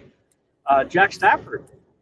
He made a comment on my post. Oh, did he? Yeah, he reached out to me. I mean, he reached out to the post. I mean, the post was my dad died. You know, he says his condolences. So I was like, oh, cool. You know, thanks, Jack. So Jack Stafford, thank you for that. Appreciate it. And everybody else who left a comment. There's a lot of people that chimed in. And, yeah. I appreciate it. It helped me get through a little bit. So your guys' comments helped me, especially driving there, because there was a lot of shit in my mind. Right. It's been, I damn near drove 24 hours. 1,650 miles, or 16 or 1,700 miles, 24 hours. So I was hauling ass. I just didn't want to wait for a plane. I didn't want to fly because I didn't feel comfortable flying, for one, and also too emotional. So that's why I drove. I just packed a pickup truck and took off. I'm glad I did, because I had to grab my, a few things of my dad's, bring it back to the house. So what's going to happen to his place? Oh, so that was part of through my aunts and uncles, my grandfather, and my dad. My dad is one of those. It's in an estate of my grandfather's estate. Uh-huh. So the property and the house and stuff like that is in an estate, and the stipulations to the property was my father, after my father was taking care of my grandfather, when he died, he put in the stipulation that my father could live there until he dies. Okay. So right now, there is nobody else allowed to live there, according to the agreement. the chair. Yeah, the chairperson, which is my uncle Bruce. He owns. He's the head guy. He's the head son. So he's control of everything now, and he doesn't want anybody living there. So yeah, basically, it was just for a place for my dad to live until he passed away. So well, I hope he takes care of it. You know, don't let it get run down. And well, there's a little bit of issues with that person, you know, on a personal level and stuff like that. People are bitching and complaining about it. I don't give a fuck. You know, they can, yeah, I don't care. And I'm saying it publicly because I really don't give a fuck. Whatever they do with that property, whatever they do with that house, whatever they do with it, it's on them. You know, yeah. I don't give a shit. I don't want anything to do with it. I haven't for 40 plus years, and I don't give a shit now. So I just wanted what my father's things, and I got what I wanted to get, and then I took off. That was it. They can fight over whatever the fuck they want to fight over. Yeah. I'm not all about that. I can't stand that when family members start fighting over stupid shit. Oh no. Like, who owns what? Who's entitled to this and who's entitled to that? I can't stand that shit. And that's the wrong thing to do. You know, your family, discuss it, work it out. Don't fight. That's what I hate about it. I'm not trying to paint a picture that everybody's fighting over. I'm just saying that there's not a clear path on what it is, that whole situation there. There's no clear path because nobody's really painting a clear path to it. You know, there's an interest. All of the grandchildren have interest in the property, in the place, but they're not really expressing what that interest is, whether it be in value or not value. You know, it could be just a word put in there that we could all go there if we wanted to. You know, we could all enjoy the area, you know, the land, or stay at the house if we're up in town. Or, you know, what does it state that we have interest in the estate? You know what I mean? So nobody really knows. Nobody has a clear picture. Now, I don't think they could ever sell it and profit. One person can't profit from it. I know that for a fact. So they would all have to come together and say, okay, we're all collectively going to sell this property and land and house and divvy it up between all of the heirs of the estate. You know what I mean? Right. Which I don't think that's ever going to fucking happen because we have so many different grandchildren that all of the primary sons and daughters of my grandfather, you know, there's only 2 left now out of 1, 2, 3, 4, 5, 6 of them, 5 of them. So now there's only 2 left. So they have majority. They have their shares, and then they have the grandchildren of the deceased brothers and sisters. They have their shares. So it breaks down every time one person passes away. Right. 1.3% or whatever it is. Or quarter, I don't know what that is. You know, that was one thing that I was happy about when it come to my parents' property where I live now, is we had all that planned out and discussed and before things happened. You know, it was divvied up before Dad passed away.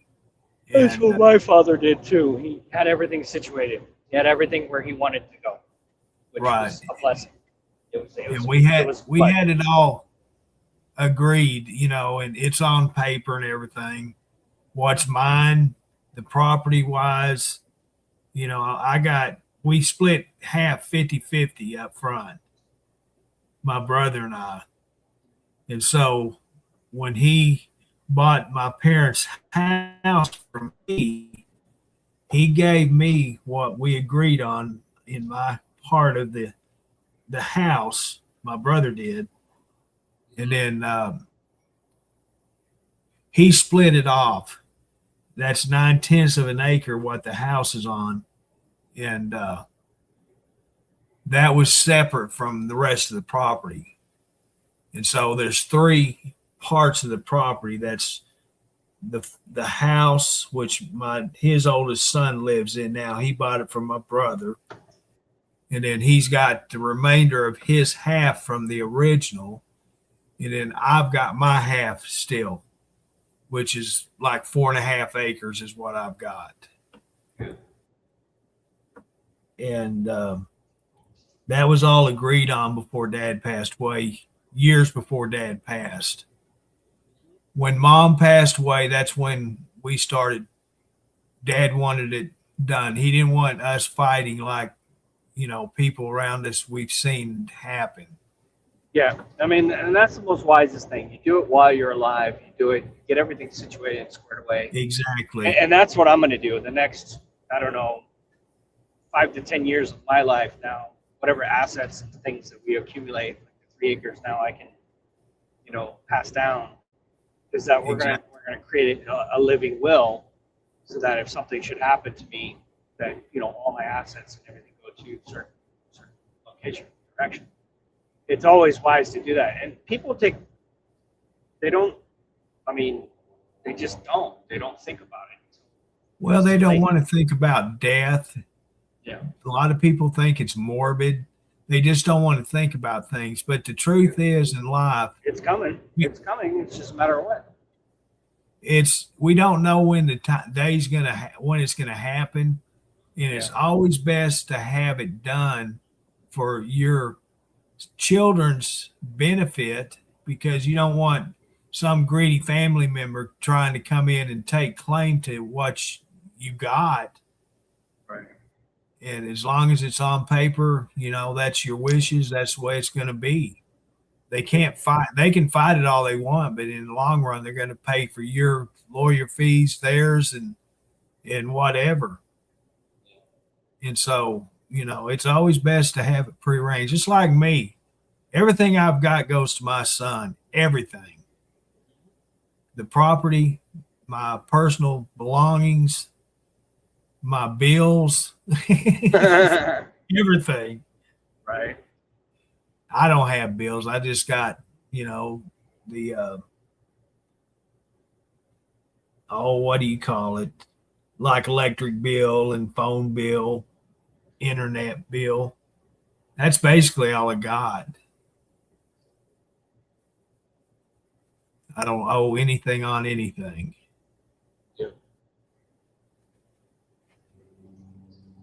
And so, if the boy wanted to rent this place, or his wife don't want to live in a mobile home, so Yeah. and so they would never live here. But if they wanted to rent it out, and I told him, my brother's oldest son, he's always wanted my property. Mm-hmm. He can't afford my property, and I told him that. I said, you'd have to fight it over with Cody, my son, and because I'm not giving it to you. When I'm gone, he can do with it what he wants. And if he wants to sell it to you, be prepared for, spending a lot of money. But in the long run, if someone was to rent this house, they can make up to a couple $1,000, because rent's really expensive in our area. Yeah. So, it's not like it'd be sitting here not making money, because it could. He'd have to spend a little money to fix things up. Oh, yeah. Yeah, rental property. But as far as that goes, it can be done. That's what we have now that, Sabrina's dad's living with does. His house is being rinsed out. So we have a rental property there. Yep, I understand. Yeah, Deborah, it's always best to do that. We never want to think about it happening, but I guarantee you it's the best thing for your loved ones because it can happen. I have worked with people that's lost their in-laws, and I watched the siblings fight over stuff. It's stupid. And the ones that's fighting most of all through all of these that I've experienced was the spouse of the actual child of the person that dies. They're the ones that's the greedy ones. It's not the siblings, it's their spouses. Yeah. You should get that. We should get that. Yeah.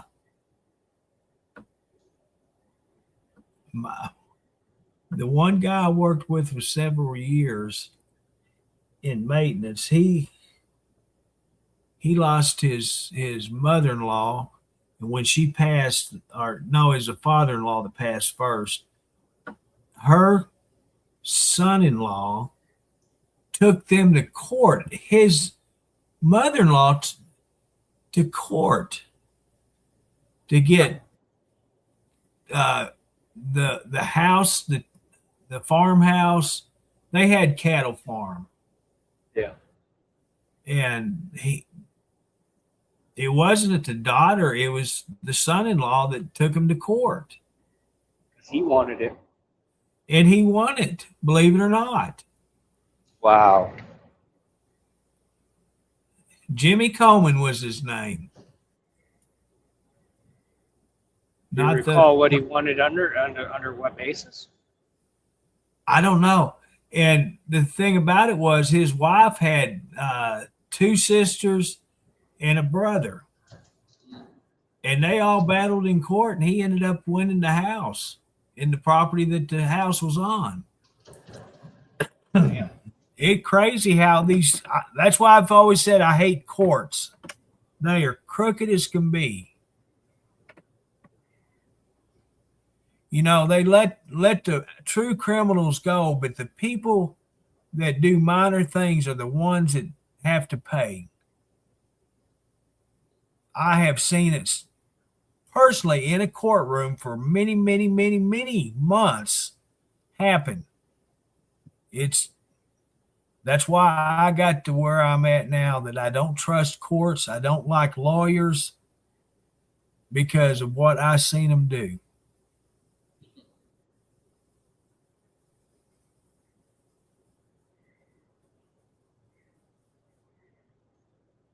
And so I'm telling you right now, everybody that's listening to this and watches it later, if you don't have a living will or a will, get one. Because you never know who's going to stick their nose in your business and try to take what you got. Always somebody.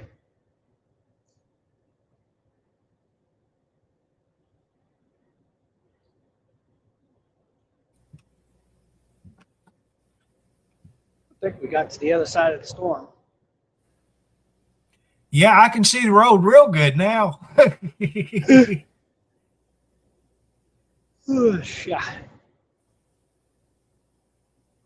I actually see the center lines, the white line on the side.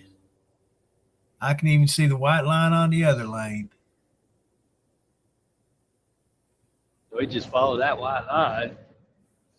I followed it this far. I might as well follow it in more. I can even see your front mirrors now. There you go. Told you it's because it was dark.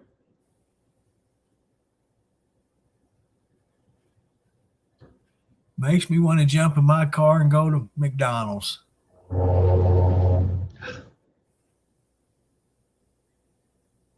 I'm really not driving erratically here. It's the wind. Oh, I know you're not. Fucking rumble strip. Get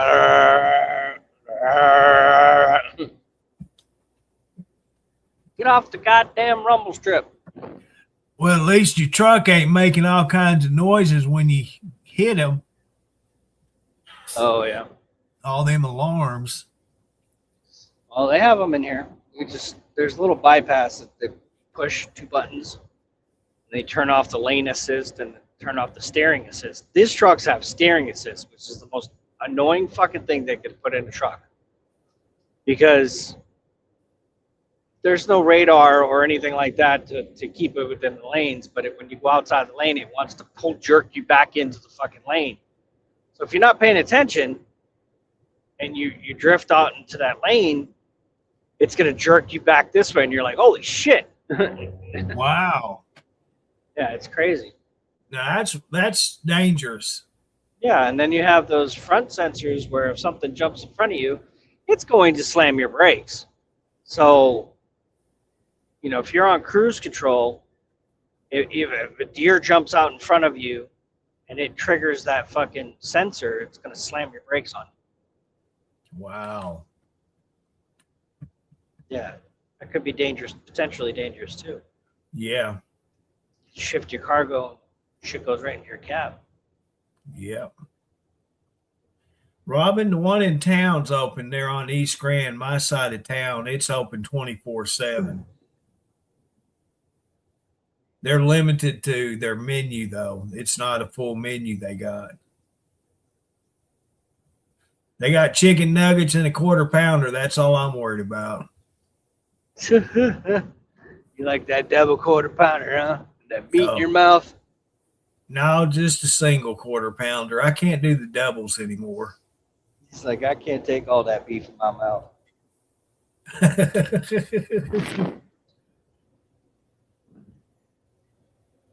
You got yourself a quarter pound, I'm good with that. Double quarter pounder? That's a lot of meat in my mouth. The last times that I went to Burger King, my order always was a double Whopper meal. Jesus Christ. So the last 3 or 4 times I went, I'd always get the same thing, and I wouldn't be able to eat the half of that double Whopper. I could never eat a whole one. And so I finally just started getting the junior Whoppers and add a patty to it and end up being a double. One time I had a double quarter pounder and I added 2 more patties to it. So I had like 4 patties. I did that to them. They made it.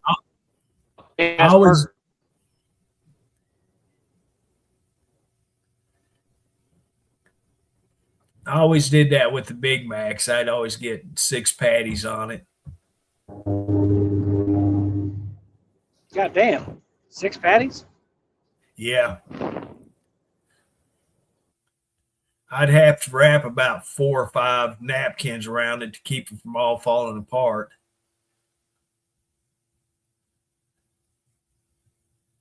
But it was good.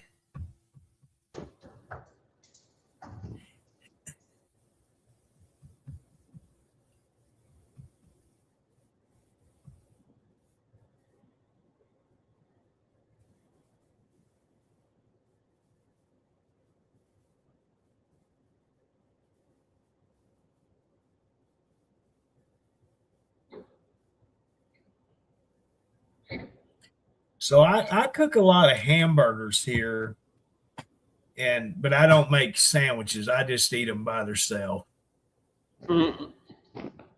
Oh, last few times I've put barbecue sauce on them when they're cooking,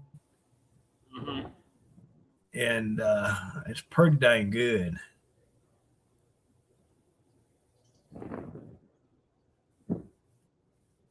That's about the only. I eat steak every now and then, but that's about the only beef I eat anymore is them hamburger patties.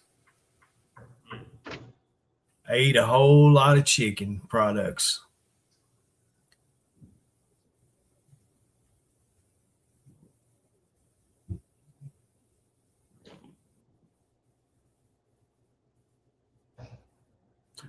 I bought some sirloin steaks a few weeks ago, and I cooked them last week.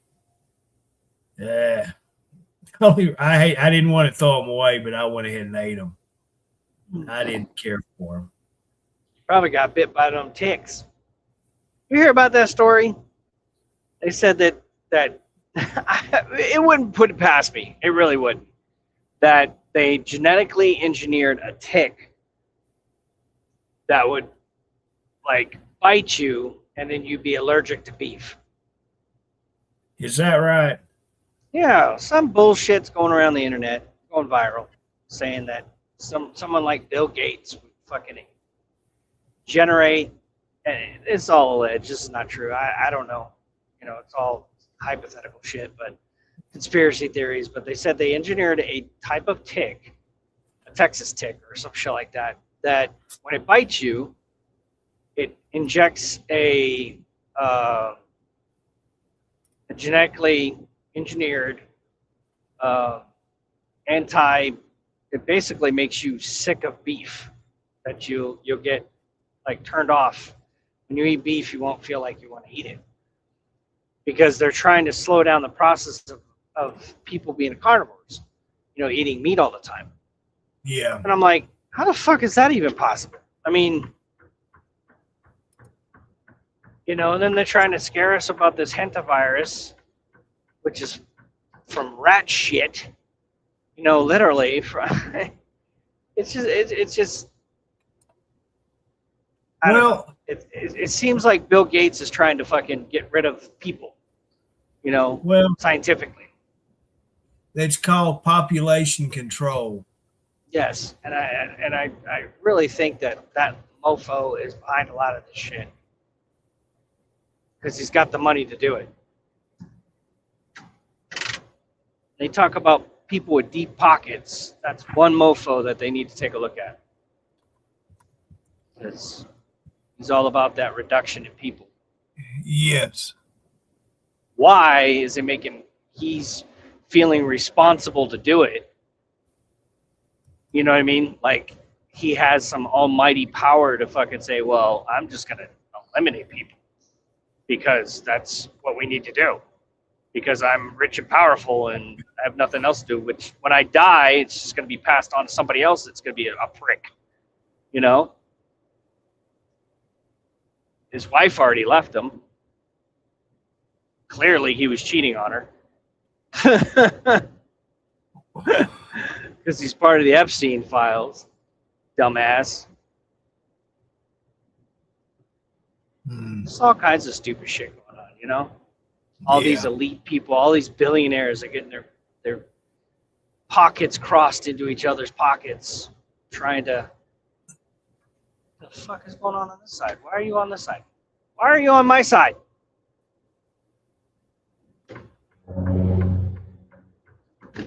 The fuck?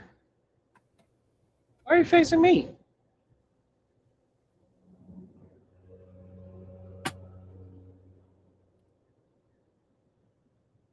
But yeah, and it's just stupid, you know? All these powerful elite people think that they should be running the world.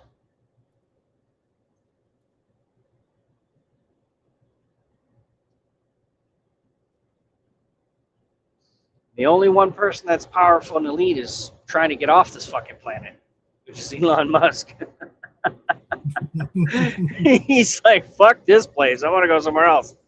Right. He's trying to either go to the moon.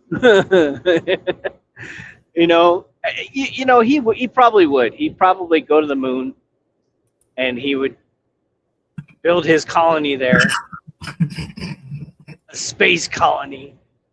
You know, with his little robots. The robots are the ones that are going to go outside and do the cultivating, whatever the fuck they got to do, mining. I don't know. He's got all of his children. That's why he probably made a whole bunch of children, so they could take over his spot when he dies. One of them, maybe they're not transgendering to take over the family business, but who knows? Oh my goodness. It's all fucked up, man. It's just all fucked up. Everywhere you turn, there's some kind of twist to everything. You know? You got Bill Gates trying to kill people. Elon Musk trying to leave the planet. Bezos trying to take over all of shipping. Oh, Facebook and Meta is trying to mind control people. I mean, this is all kinds of fucking twisted shit. And TikTok is just trying to survive.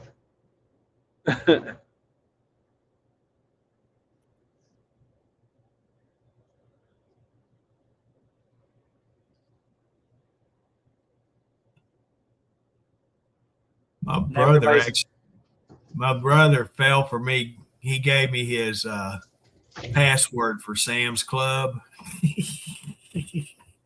Oh boy. I'm a get on there and order something and have it delivered to the house. Because he's got his account and all that set up with him. And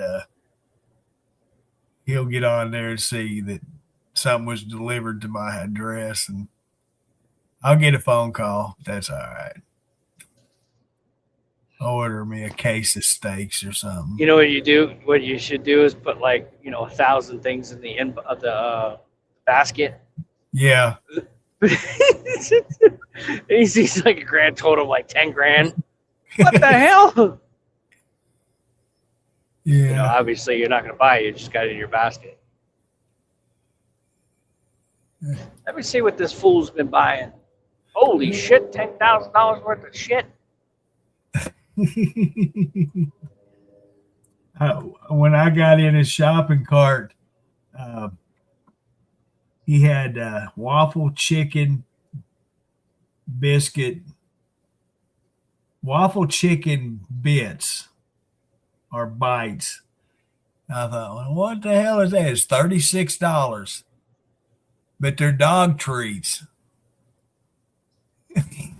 He's gonna have some shipped to his house. Yeah. The telly said super fake news. Yep. Yeah. There's all kinds of fake shit going on. Yeah. Everybody just scaremongering. Yeah, it's he's had it's he got it's $29.96. He got 2 packs of chicken and waffle bites. Oh my God. Chicken recipe dog treats. You stop buying pallets of shit, you know what I'm saying? Yeah, let's see. Let's look up bacon. See, I get me a couple of slabs of bacon. Oh my God. I'm gonna put it in the shopping cart. It's bacon. Let's see. Yeah, if you put it in the shopping cart, it's gonna send an email to them saying you have items in your shopping cart. Do you want to buy them now? Oh, here's a 10-pound box for $40. Oh my God. Of bacon? Yeah. That's like BLTs for like years. No, Dennis. No. That's what I used to buy is 10-pound boxes of that Covered Wagon brand. And I'd separate it in put it in Ziploc bags and then put it in the freezer. And I'd go through that in 3 weeks. That's a lot of goddamn bacon there, Bubba.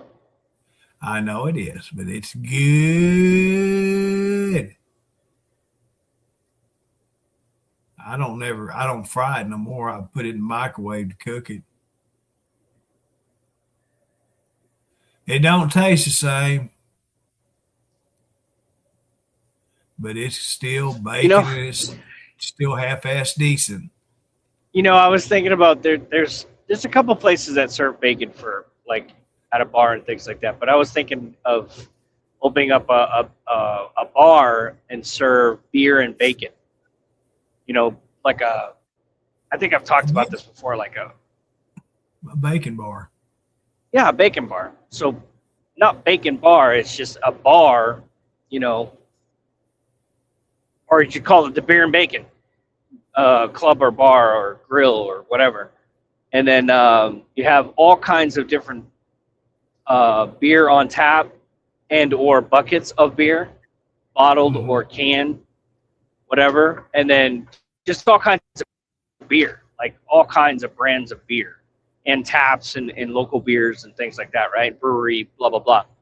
And then you would have your specialty would be a basket of bacon, whether it be bacon that was thick enough to stand up in a basket, like all the way around, like a half a pound or 2 pounds or 3 pounds of bacon that you can share between everybody, and you drink beer and eat bacon.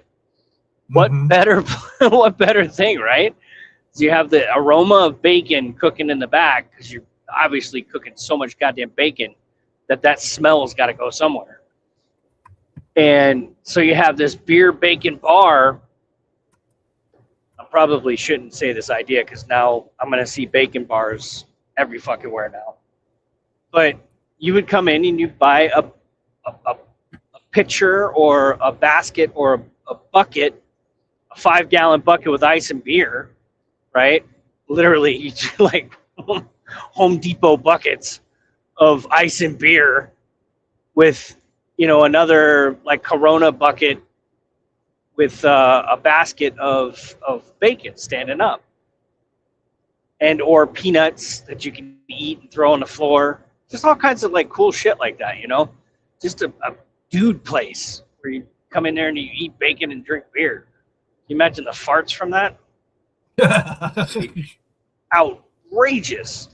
But the theme could be, home, down either retro type bar or even a hoedown type place where you have, cowboys, big dance floor and fucking do the left step, do, and have your line dancing and shit like that, eat bacon and fucking whatever. But that would be really cool, because there's really no places that I've seen that serve like, and you have different kinds of bacon. Like you'd have like garlic bacon, you'd have just regular plain old bacon, honey bacon, you could have all kinds of different jalapeno bacon, spicy bacon, sweet bacon, dried bacon, whatever kind of bacon that you can create.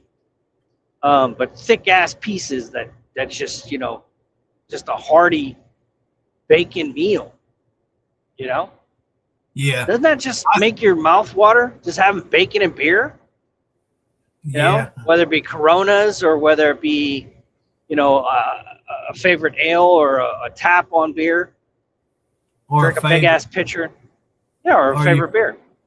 Or a Blue Moon or fucking, Diet Mountain Dew. Whatever you want. Whatever kind of beer. I've already seen that on Triple D, Diners, Drive-Ins, and Dive with Guy Fieri.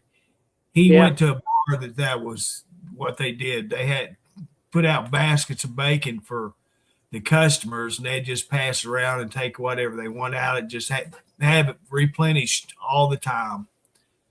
Oh, okay. So they do have something like that then. Yeah, they got that. Well, son of my biscuits. Yeah, it's funny to watch all the drunks eating bacon. Yeah. They can't even talk, but they can sure eat that bacon. Yeah. Yeah, I know what you're talking about. I've seen it. Guy Fieri went to one of the restaurants. That's what it was. Yeah, I'd love to own a place like that. But it's nothing that's a big thing, so you could probably do pretty good with it. Yeah, it would be decent, but it would depend on the atmosphere too. What type of theme that you want, and then also, is it a sports bar? Is it, you got TVs up playing the local sports, or do you got pool tables, or do you have, social events there?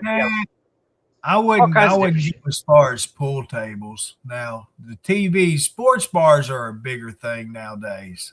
Yeah. Where they can sit around and watch the tube talk and get drunk and Eat enjoy bacon. themselves. Eat that bacon. Robin said they had it on Bar Rescue also. Oh. Well, shit. I guess it's not original then. I mean, if you can think about it, probably somebody else thought about it, so it's probably out there somewhere. Yeah. They even had chocolate covered bacon. The fuck? Or deep double fried or batter fried bacon. Probably had that too. Wrapped in corn dog mix and fried up. Same thing as a hot dog, was just bacon. The homemade corn dogs, they would put hot dog on a stick and wrap it with bacon and then dip it in the batter and then deep fry it. Well, you know what? All right, fine.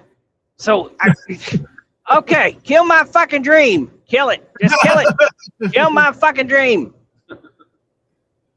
You must have unconsciously seen things that made you think of that, because they're good ideas, but there is people. It's already made up. It's already done. Yeah, already fucking done. You're just jumping on the bandwagon, Dennis. You ain't creating something new. You got to realize it may be something that would go really good in your location because there's not any there. Well, yeah. You know what? I mean, if they got 8 different locations for nude, then I'm pretty sure bacon's going to be pretty good here too. I mean, if the state of Missouri can handle 8 locations of nudist communities, then hell yeah, they can enjoy some bacon. Here's a thought. Get this image in your head. Okay, here we go. Can you imagine what these nudist colonies are wrapping the bacon around?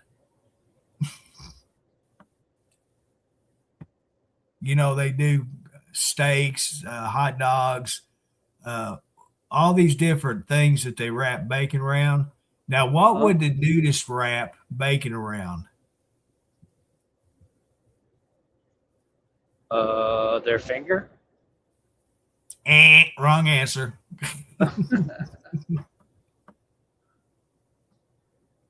Well, I don't know. I think it'd be really hot if they wrapped it around a wee-wee. Oh, you can wait till it cools down, Dennis. Oh, you don't have to. How you gonna get that full of bacon effect? No, you can't. I don't even know why we're talking about wrapping bacon around a wee-wee. But anyways, holy shit, that went south, didn't it? Yeah, it went down really south. God, see what you're thinking about, Jesus Christ. Anyways, I don't like crispy bacon. Okay, I like to hold a piece of bacon. You like it limp. You like that limp bacon. Exactly. I just like to show the bacon the heat on both sides. Everybody's like, "Are we talking about bacon here? What are we talking about?" Well, we was talking about wrapping bacon around corn dogs and bacon bars and stuff. Then you brought up the nudist colonies. Well, I just combined the two. I don't know why I got nude and bacon. Maybe just the sight of eating a big ass piece of bacon and being butt naked is appealing to me. I don't know. Or drinking a beer butt naked with bacon. Come on. I mean, there's 8 locations in Missouri that we can have beer, butt, and naked bacon bar. Nudist colony. Pineapples are upside down, optional, or flamingos. Let's go. I don't know why I'm thinking that. Sake of conversation, I guess. I don't know. But yeah, it still throws me off. There's 8 locations. 8 locations in Missouri. Naked people. Private communities. They just love to be naked. Like I said earlier, I take a shower with my swim trunks on. I don't. That's how self-conscious I am. Jesus Christ, really? You take showers, swim trunks on?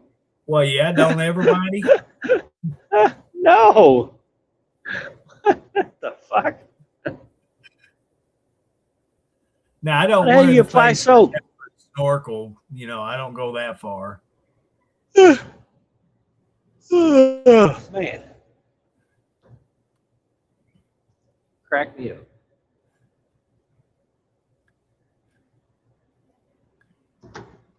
One last thing about bacon. Like I said, I used to buy the 10-pound boxes of Covered Wagon brand because it was thick bacon and you got 10 pounds of it. And it used to be really cheap, but it was really good bacon.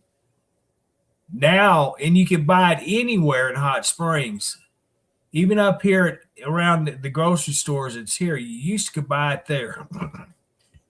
Now they don't even have it. They don't sell it. And I ran don't out know of bacon. why. They ran out of pigs for it. It may have shut down during COVID. I don't know.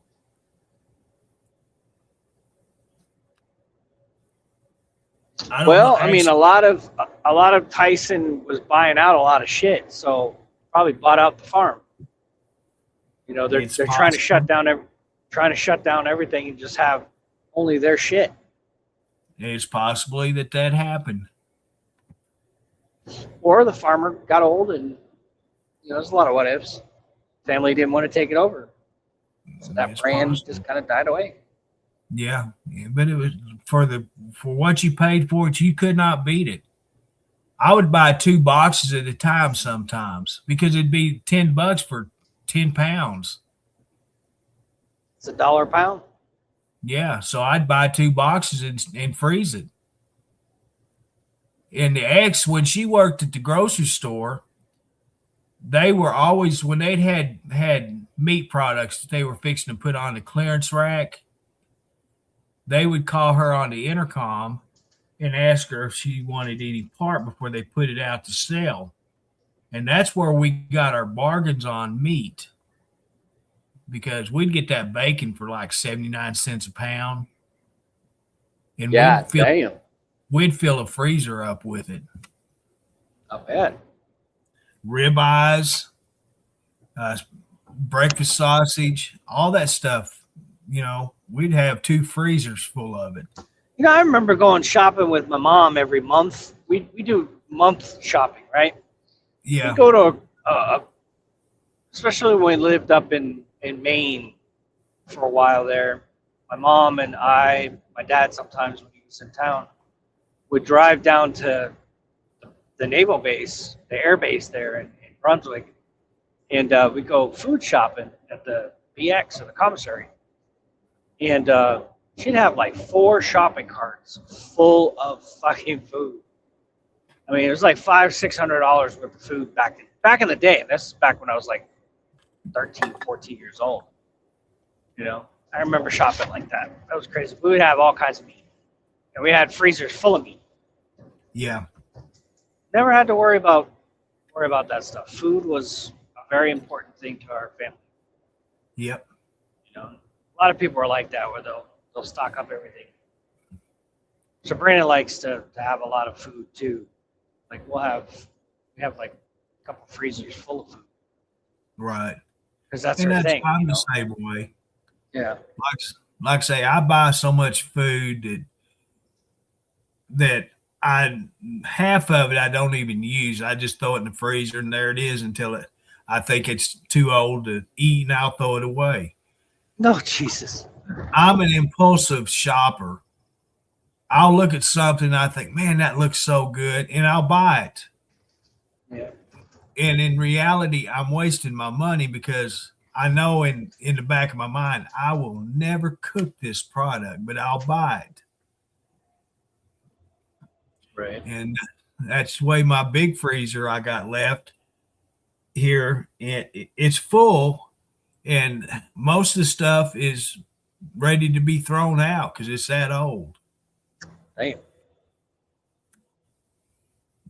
Ooh, Popo. I bought them Great Value hamburgers, you know, that comes on the bun and a piece of cheese that you just throw in the microwave and cook, heat up. Uh-huh. I bought Those a are so box of bad them, for you. and Those are so full of preservatives. it's nasty. Yeah. I was talking to bro a week or so ago, and I said, "Hey, I got these frozen burgers if you want them." He wouldn't even take them, so they're going to end up going in the garbage. He's like, nope. I want to keep my arteries not clogged there, buddy. And see, that's my problem. I see something on the internet when I'm shopping, and it looks good, but in reality, it's disgusting. And I bought them things 2 or 3 times before already, and the same thing happens. I eat one, and I don't eat the rest. Right. And they used to be good. Don't get me wrong; they've changed them. Yeah. Because they're not the charbroil burgers anymore. It's not real beef. It's some kind of meat product. I know. Well, no. Think about the McDonald's theory, okay? Where everybody's talking about McDonald's, right? How many cows do you think it takes to be able to feed 1 billion burgers across whatever fucking the world or the United States? Probably. How many cows do you think it's going to take to do that? A lot. 10 or 20. Yeah. Okay. So, yeah, the theory of that meat not being fully 100% beef, yeah, it's more soybean and some stupid ass shit that's all mixed in there. Breadcrumbs. That's Breadcrumbs. One thing that most places will substitute their beef with is breadcrumbs, believe it or not, because it's a filler. Yeah. And they will do that. Soybean too. Exactly. And you know, back when I was in school, that's what we got was soybean hamburgers. I mean, you can make a lot of beef flavor. Exactly. But soybean, beef flavor, and breadcrumbs, that will hold the patties together, and then preform them, pre-bake them, and then ship them out. Freeze them and ship them out. That's right. That ain't goddamn beef. That's some soybean fucking beef flavored slop shit. Robin, my cats don't eat human food. They've never ever had human food. They've always had their kitty cat food. You say kitty cat food. I'll drop a potato chip or something on the floor and they'll sniff and just walk away. Yeah. They won't eat it. Oh man. Yeah, oatmeal, they'll use oatmeal. Just all kinds of products as a filler. It is 2:00 in the morning. All I know is Hungry Man Salisbury steak dinners, whatever they use, I like. I don't care what it is. I don't care if it's horse or what. It tastes good to me. I don't give a shit what you put in it. And it may be their gravy that they have on it. Oh, their gravy is awesome. Banquet's the same way. I love their gravy on their Salisbury steaks. Corn, starch, water, and beef flavor. Whatever it is, keep doing it because it's damn good.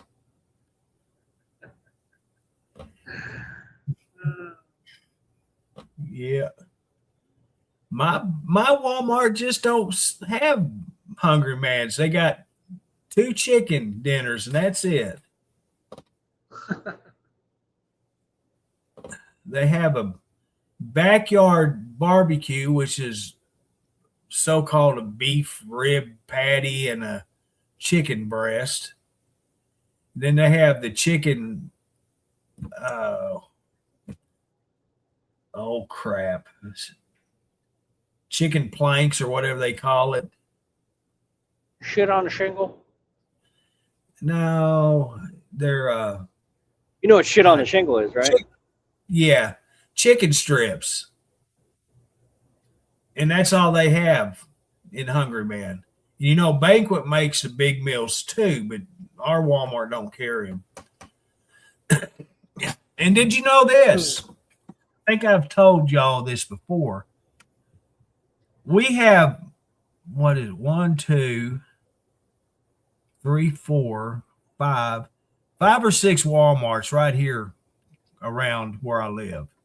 God damn.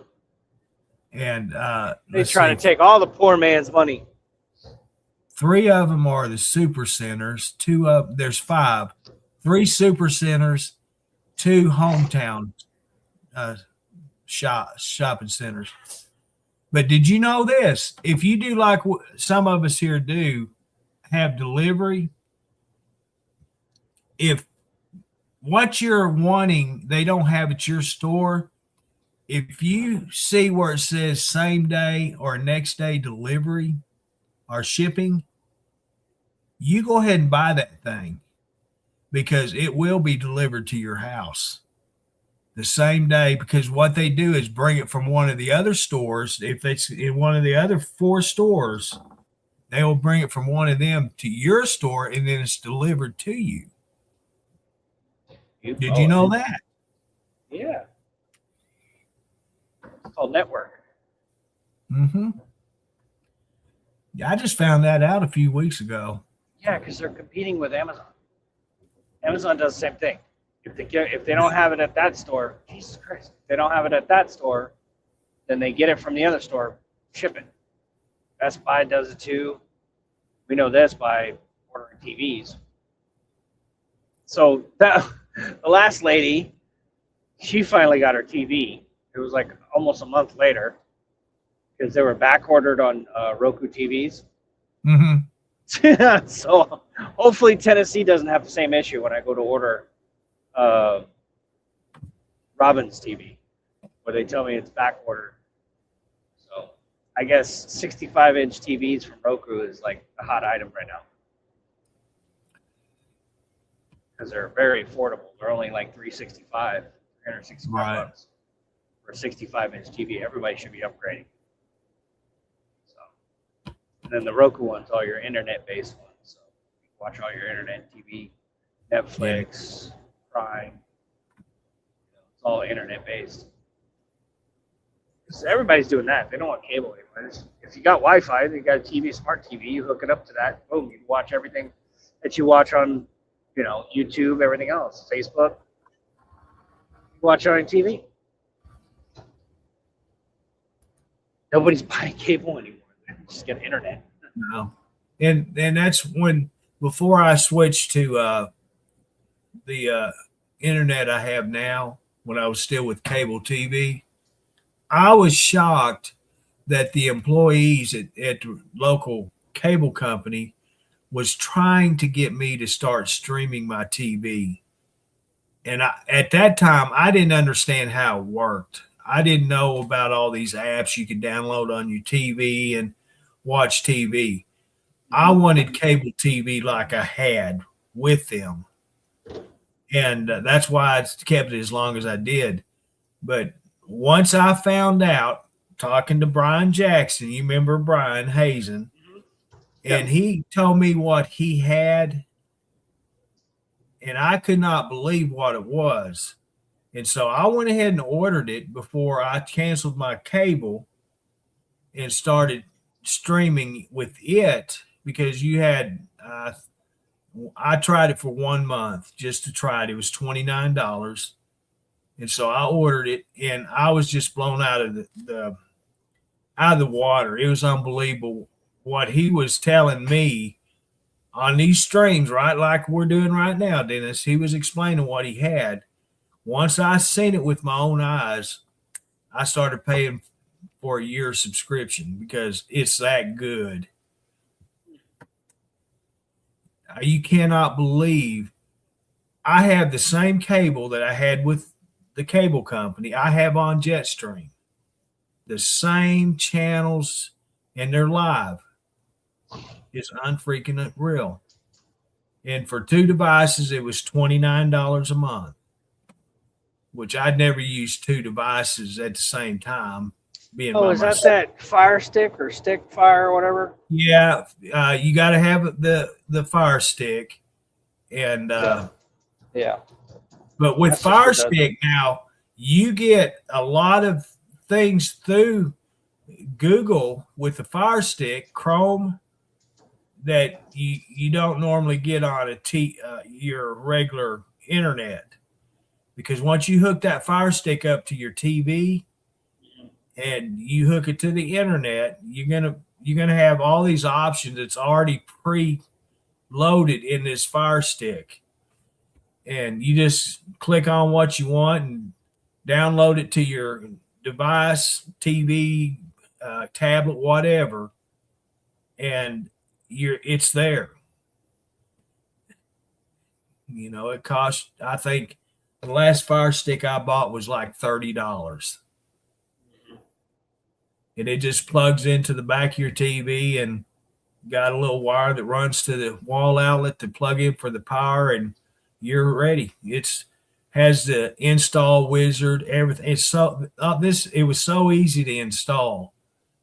And Jetstream was a little bit different to install, but once I got it installed into my TV, then it just made life unbelievable.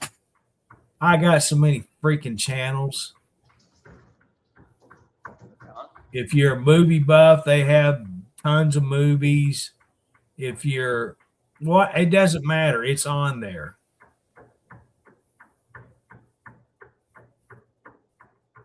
Mm-hmm.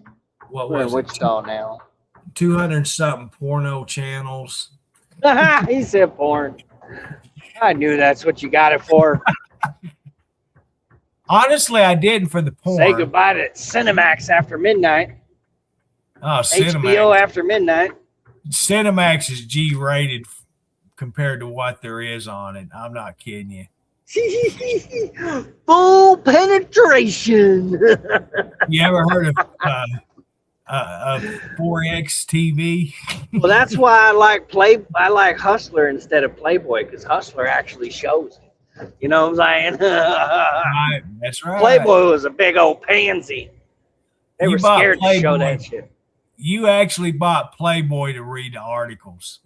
You bought Playboy to read the articles. You bought Hustler to get some business done. You know what I'm saying? That's a fact. Gallery. I think everybody in the background is about spitting their coffee out right now. What the beep are they talking about? Hell yeah. If you know, you know. That's right. Let's see here. They don't have any 65-inch TVs at my Walmart. Oh shit! Robin said there's no. Oh, there isn't. Well, no. Whatever they'll mail it in. They'll ship it in. Right. I never look at shipping. I always look what's available at my local store. Right. So for Robin, whatever the most closest one, they'll ship it out of there, and it'll arrive probably like FedEx or UPS. Yeah. They'll get it shipped there. Biggest one they have at my store is a 58-inch. Trust me, I've done this 12 times already now. Yeah, right. It's like our 12th TV giveaway for this year. I think 3 or 4 or 5 or 6. 6 we've given away. 7, 8, 9, 10. That was our 10th TV or something like that. I can't remember how many. Probably we've given away so far. Yeah. Yeah, because we've done 4 already, right? 4 this year. Yeah. God. It's close to 10. Yeah, it's close to 10. 10 TVs. 10 65-inch TVs, Turkish TVs.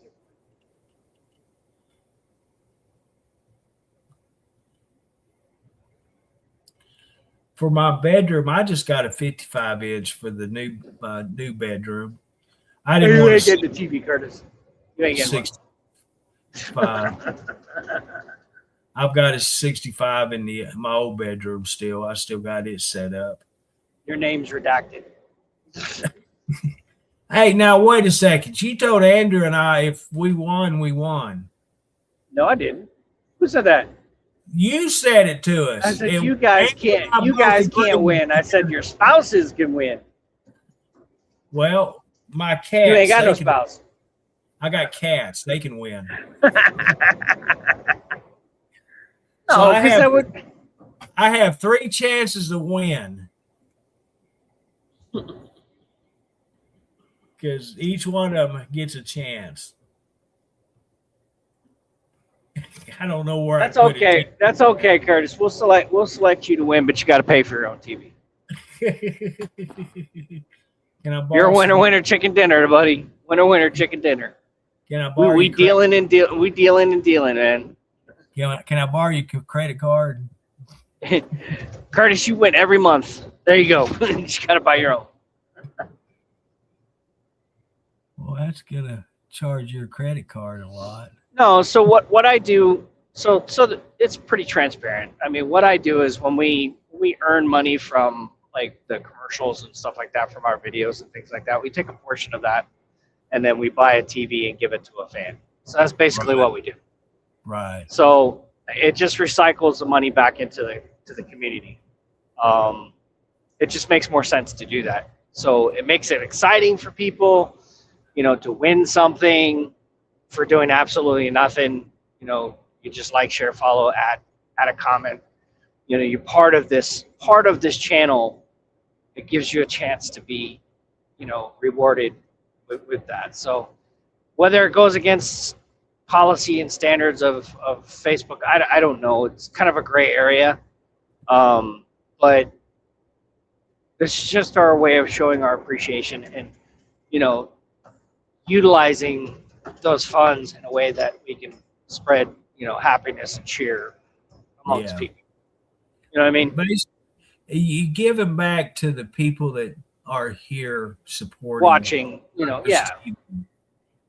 Right. And that's what it's all about. You give a thank you to a lucky viewer. It's not the same. It shouldn't be the same one every time, Make everyone equal to each other. If you win one, then you're not qualified to win another one. Now, if he's giving something else away besides a TV, then you are qualified, but not a TV. Yeah, like we gave away $100, and I think Seacrest won that.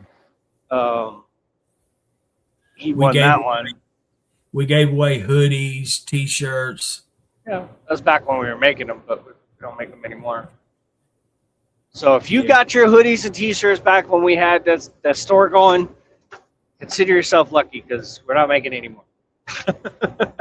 And all of mine, other than my hoodies, they don't have the Truckers TV on them anymore. Oh, they came off? It all come off. They're just plain T-shirts now. Oh, shit. Really? Well, that sucks. Really. But that tells you how much I wore them. Every day. Every day I'm hustling. Every day. Yeah. I still have a couple of mine. I've been getting them, what's them green lizards called? Lot lizards? No, the green lizards. I don't know. I've been getting them in the house, and the cats go crazy. Geckos? Yeah, geckos. Yeah. I've got 2 of them so far.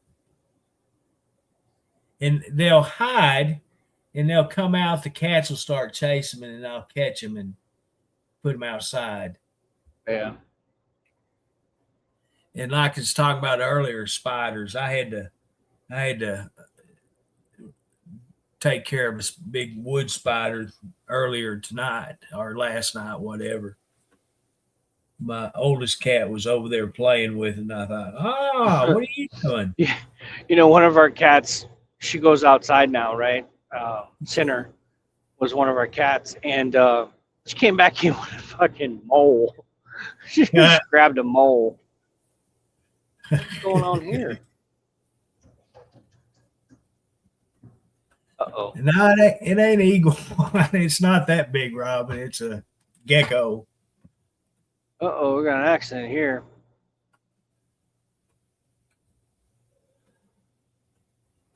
Somebody went off the road.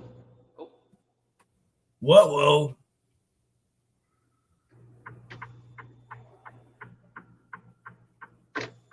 fire truck. Uh-oh. Oh, yeah. Somebody definitely went off the road. Hit that barrier. Them poles are designed to save your life, so you don't go into oncoming traffic across the way. But they will fuck your car up. Oh, yeah. They will fuck your car up. Somebody going too fast here in Wichita.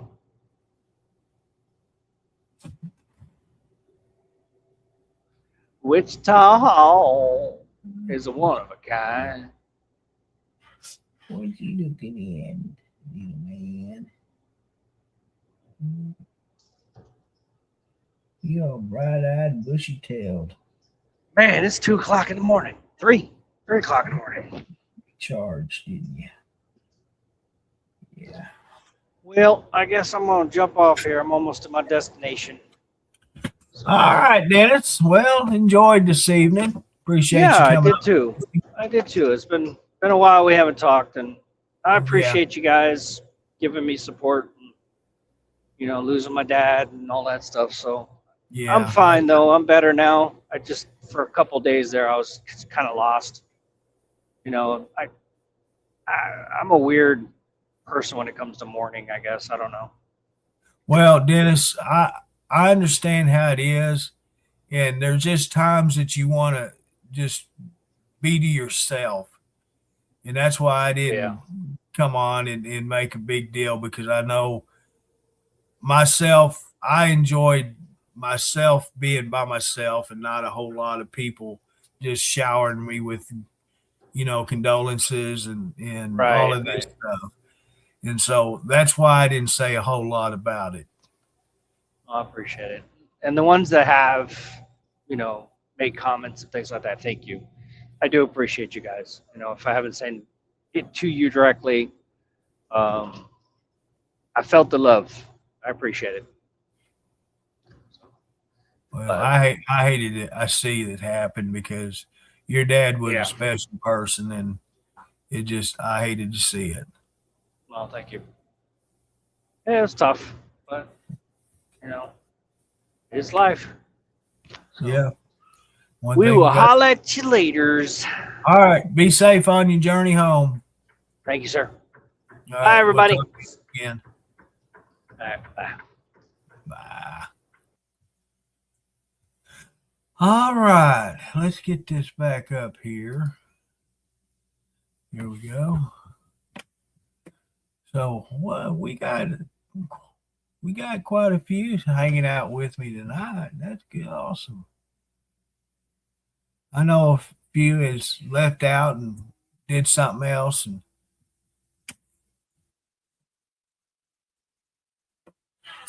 come back. It's fine. That's what we appreciate. You coming back. Well, hey there, Gerald. How you doing? I just seen you comment. Dollar General's got them. The problem with Dollar General, I love Dollar General. I love it so much that I actually got a job there for 9 months. That's how much I like Dollar General. There's something about that store that just I couldn't stay out of. That was my favorite place to go. And like I said, I liked so much I got a part-time job. But the only problem with Dollar General, and I try to have all my groceries delivered to me, right? Well, Dollar General doesn't deliver to me. I have to use DoorDash. And I went through the speech about DoorDash.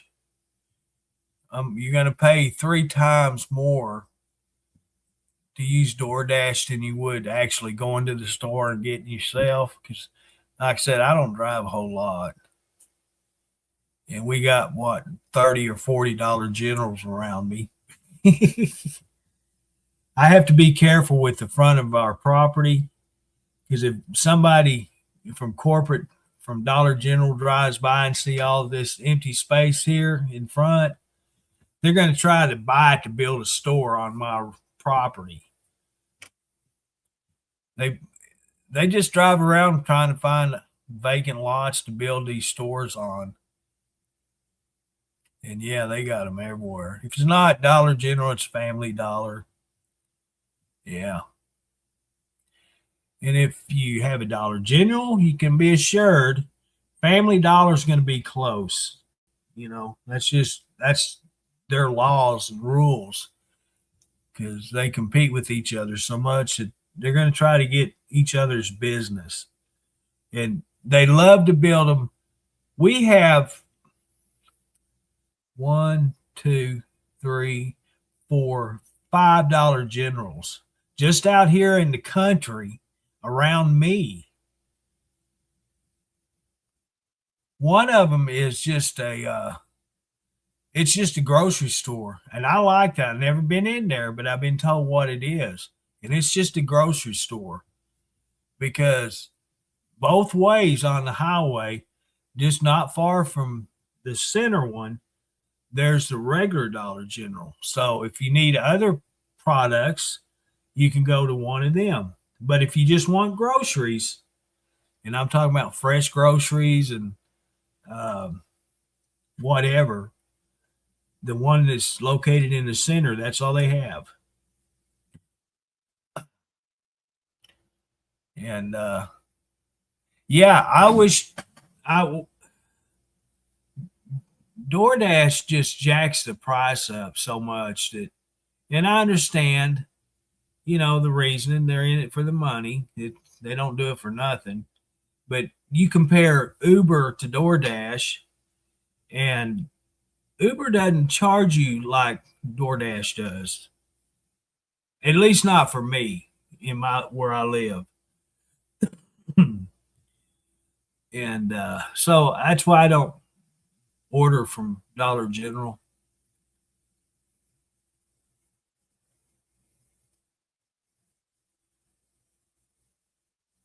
Oh crap, Robin! If you count Hot Springs to Dollar Generals, with the ones that I have out here, everywhere around Hot Springs, there's probably 30 or 40 Dollar Generals, and that's no lie. They're everywhere. I seen a post on Facebook where they even got a Dollar General located on a party barge. They're going to put them anywhere, no matter where. And Family Dollars, they're not as bad, honestly. But here now, the Family Dollars are combined with the what's that, Dollar Tree. All the new ones are being the combo stores, Dollar Tree / Family Dollar. And they've converted a couple of the old ones to that also.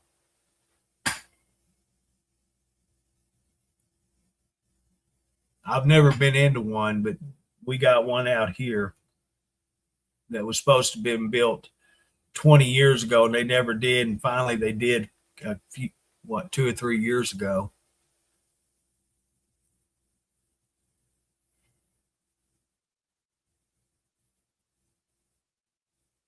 They had a big Dollar Tree in Hot Springs out on the south side of town. I mean, it's probably one of the biggest ones. It was compared to a small Walmart, it was so big. And they converted it to a Family Dollar Tree store.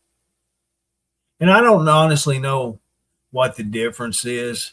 I know Dollar Tree used to be everything $1, but I think it's more money now.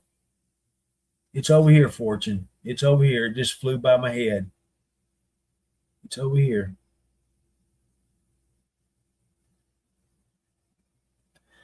Fortune chasing a moth. It's over here.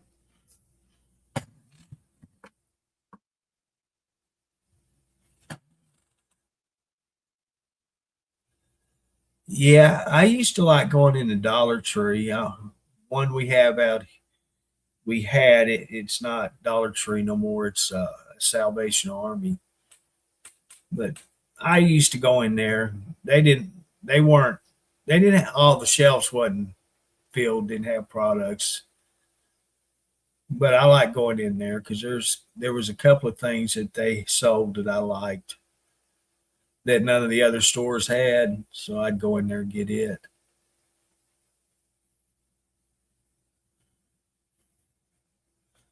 $1.50 or more. I seen their ads where there was some stuff that was $5 and $10. So I think they need to change it from Dollar Tree to give me your money tree.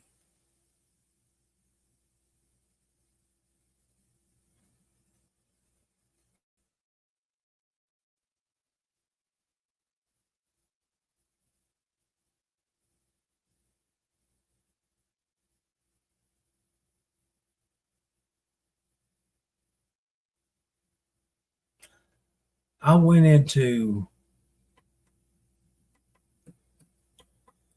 I went into Sam's Club, into Walmart, and what was that sporting goods store? What was it last year, first of the year or so? I went in there, and that's the first time I've been into any stores, and since what, 22. And it's kind of spooky. And then I went into Walmart with my brother one time. So I can't say I hadn't been into Walmart in a long time because I went into two different ones last year.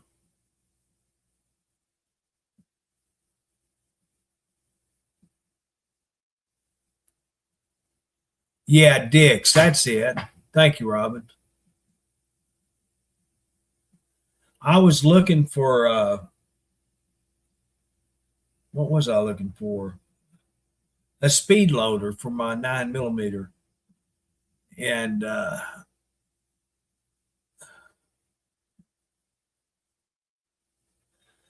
somebody told me that uh, Dick's had them in stock, and so we went in there, and the speed loaders.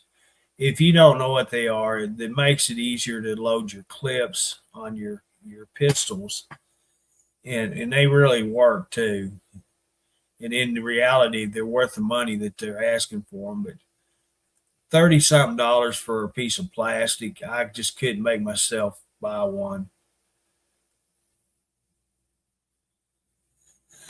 So I went ahead and bought one from the place I bought the 9 millimeter from.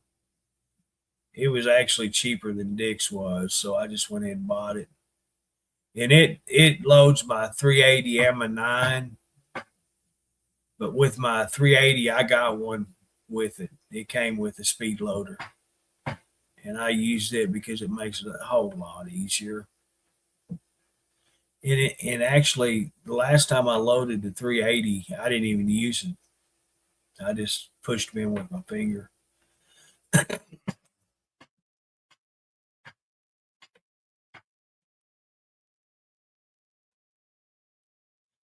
But that's the last time I've been into stores.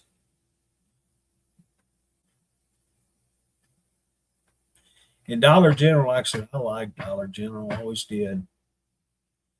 I'd go in there and just walk around, leave the store, and not even buy anything because I just like the atmosphere, I guess it's called.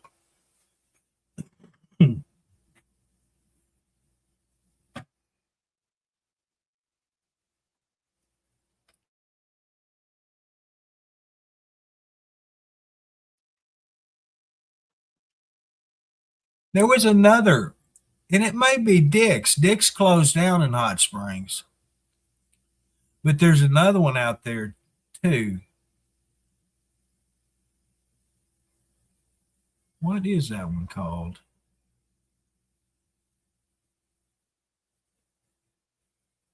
I don't know. I can't remember what it's called. But it's a national brand.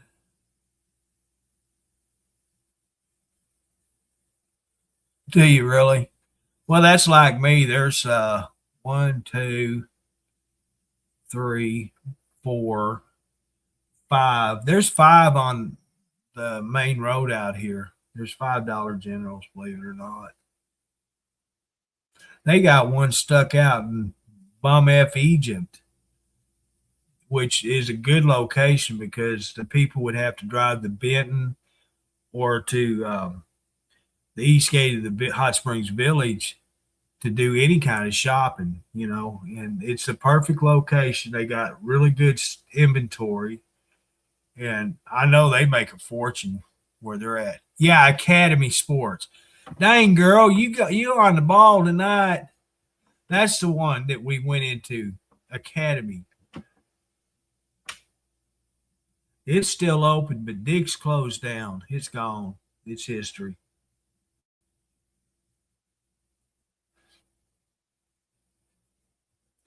And that's what happened when you buy build two competing businesses next door to each other. I mean, you'd leave Academy, go to the next door, and there's Dick's right there. It was meant one of them wasn't going to make it, and Academy was the one that won because they still there. And the problem with places like that, they're so expensive. You got to have a little pocket change to buy the products there because it's not cheap for the normal working person. Like me, I can't afford their products. I'd like to have them, but I can't afford them. That's why I shop at Walmart because what they got is what I buy. I may not look like what the shoes look like, but if it fits on my foot, by God, I'm going to wear it. I've got so many pairs of shoes that I bought in the last 3 years from Walmart that they're not built for wide feet. They say, "Oh, this is a wide fit shoe, blah, blah, blah." They're full of horse baloney because they ain't wide. I got 3 pairs that are brand new that I've never actually worn. I put them on when I got them to see if they fit, and they didn't fit. And me, I don't return nothing. So I got 3 brand new pairs here at the house that can't even wear. One of them, they had that elastic over the top of them. And I bought the next size up because I knew that, I have a problem with my feet swelling here and there. So I got to have space in my shoes. And so I bought them.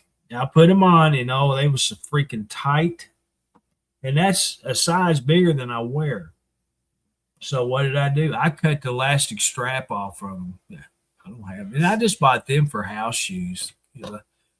They had a sale on this particular model of it, and I bought it. House shoes are outrageous. They're just outrageous price, even with Walmart. And so I look at house shoes. I wore, I don't know how many pairs, totally wore them out. The last pair I got, I liked them. I had to slit the sides of them, but it didn't affect them. It just made it more comfortable, and I liked them. And they're the only ones that the actual sole fell off. The front of them came loose.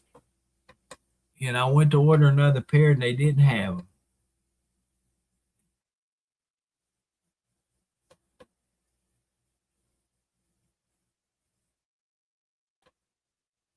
All right, Robin. Well, thank you for joining us tonight. I appreciate it.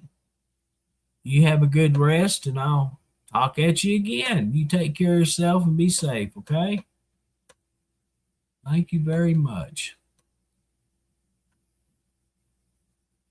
What is it? It's 3 o'clock. It's about time for another cup of coffee.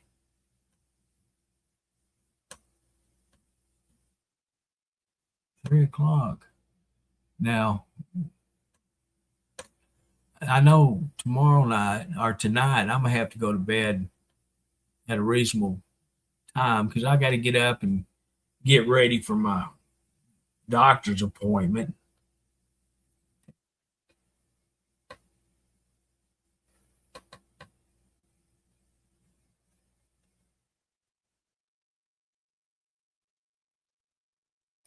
Let's see here.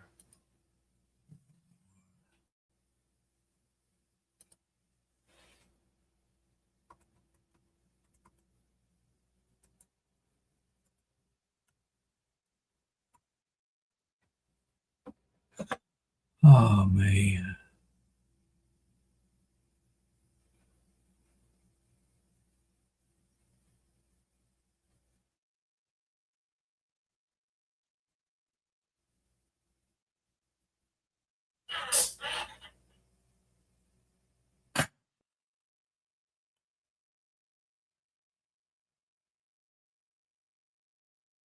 Let's see here.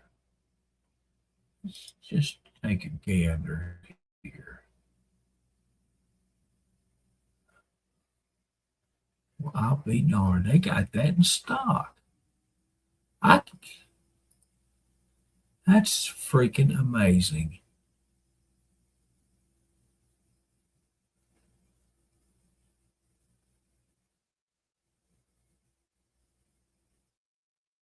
I ought to order me this dress coat. Have it delivered today.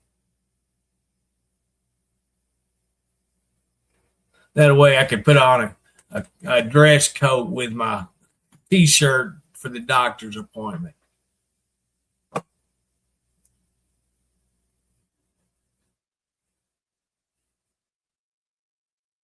It has one of them little holes for a little flower boutonniere slot. I think that's what them things are called. There may be a hole to hang your sunglasses from. I don't know that stuff. It's a good looking jacket too. I've wanted one for quite a while. I could actually fit my dress slacks too. I don't have any white shirts. I got them, but they're yellow, so dingy. They've been hanging in the closet for so long. That's a dang good looking jacket. I'm surprised this Walmart has them. Wonder.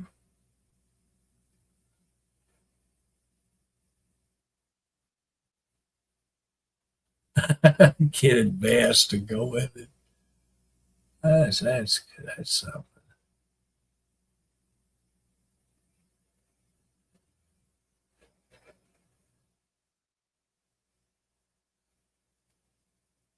Yeah, I can get me a pair of dress slacks. Let's check it out. What is that? Yeah, relaxed fit. I've got breeches.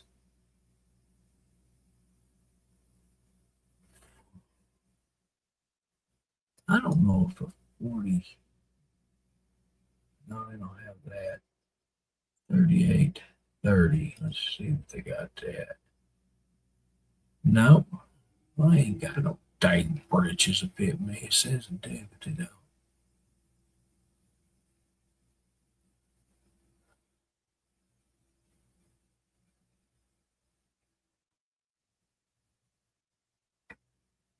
Let's try this one.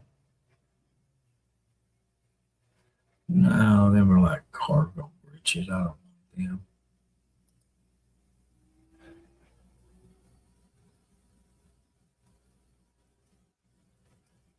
Normally, coffee makes me kind of sleepy.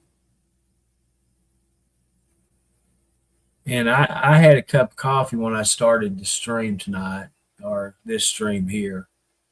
I thought it would make me tired to where I'd go ahead and go shut this down and then go to my recliner and go to sleep.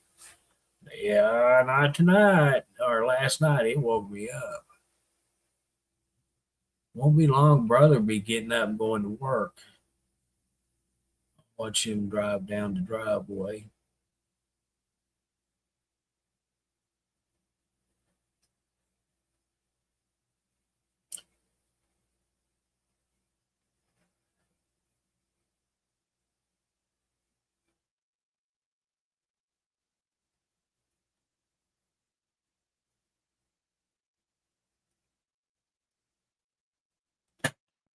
So I come across. I'm a fanatic for ink pens, and so I've got a couple here that I really like. I like to have blue and black ink both. I use both colors, but the blue one is really nice. I like how it writes. It's not real fine pointed, and it's a medium point's what they call it. And what is it?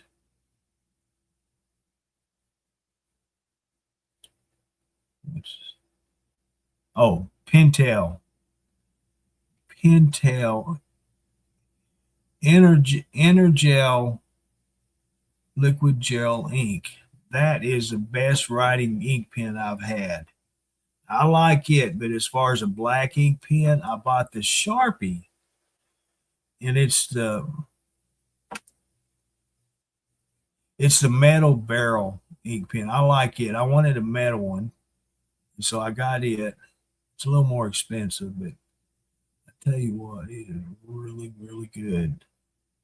It's not as good of a writing ink pen as the Pentel is, but it does write good. It's better than any of them I bought. It's a good writing ink pen. Where did I have all these? I got so many things hooked on this desk. I can't remember which goes where. Oh, and that goes there. But yeah, I'm kind of like women are with their shoes and stuff. I'm that way with my ink pens. I got so many stinking ink pens here. It's unbelievable.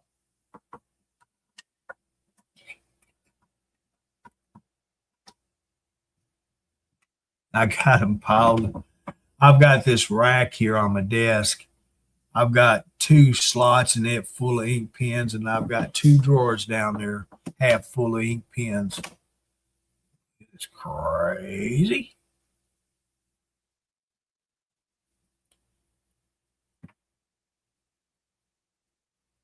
Yeah, I was going to do another short one tonight, and here we are, 5 hours and 44 minutes, 46 minutes. Oh wow.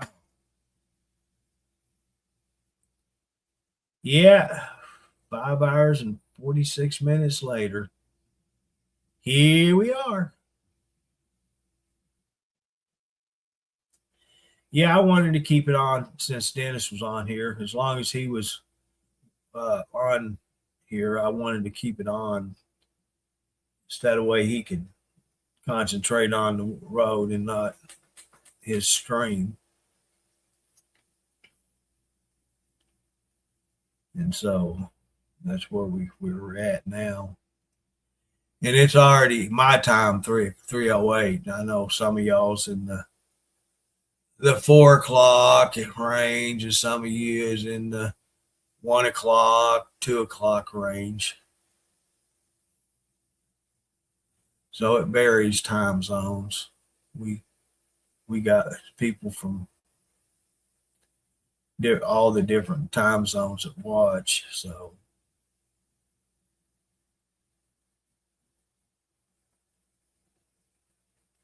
and I wish we could get more people involved. A lot of people come in and they watch the little reels that Dennis posts and react to them. But as far as live streams, I wish we could build them back up. I know it requires making continuous streams, to get people to get involved. I personally cannot do them every day. I just can't do that. I'm not physically able to sit here and do it. So when I'm feeling good, I'm not having any problems, I will do the streams. And as far as Dennis goes, I understand his situation right now. Andrew, I understand his. He doesn't feel like he needs a stream when he's doing local runs because it's multiple stops, and he doesn't want to do that. And I understand. And that's why I would like personally to get more people to stream on here. And I don't want people to think, I would like Truckers TV to be the way it was before everything happened. But I want people to understand we can't have a ton of different streamers on here because that's the problem we had with Facebook was we had too many people that was streaming at the same time, and they were just making too much content. Believe it or not, yeah, they frown on people on pages that create too much content, especially from multiple sources. And that's what they frowned on, and that's why we had to go back and delete a lot of all the videos that we had. Not only videos, pictures, just all the content we had to eliminate it. And so once we did that, it took the first time it took some months, but eventually it got cleared up. Then something happened again. It's happened every year. But yes, I and Dennis both would like to have one or two more people making content on here. And I think I've said it before, not only truck drivers, I'm talking about, somebody that can create content, whether it's cooking, whether it's just doing like what I do. We wouldn't be doing it like I do it, but just somebody that comes on and creates some kind of content. That's what I think we need, just more content, regardless of what it is or who it is. We can't have the pole dancers. That's one thing they will frown on. And see, Truckers TV is one of the pages that's held to a higher level because it's a business page, and they expect us to act in a professional way. So there you have it. But if anyone's interested, just reach out to Dennis or myself and talk with us, and we'll go over it with you, and hopefully we'll try you out and see how things work out and go from there.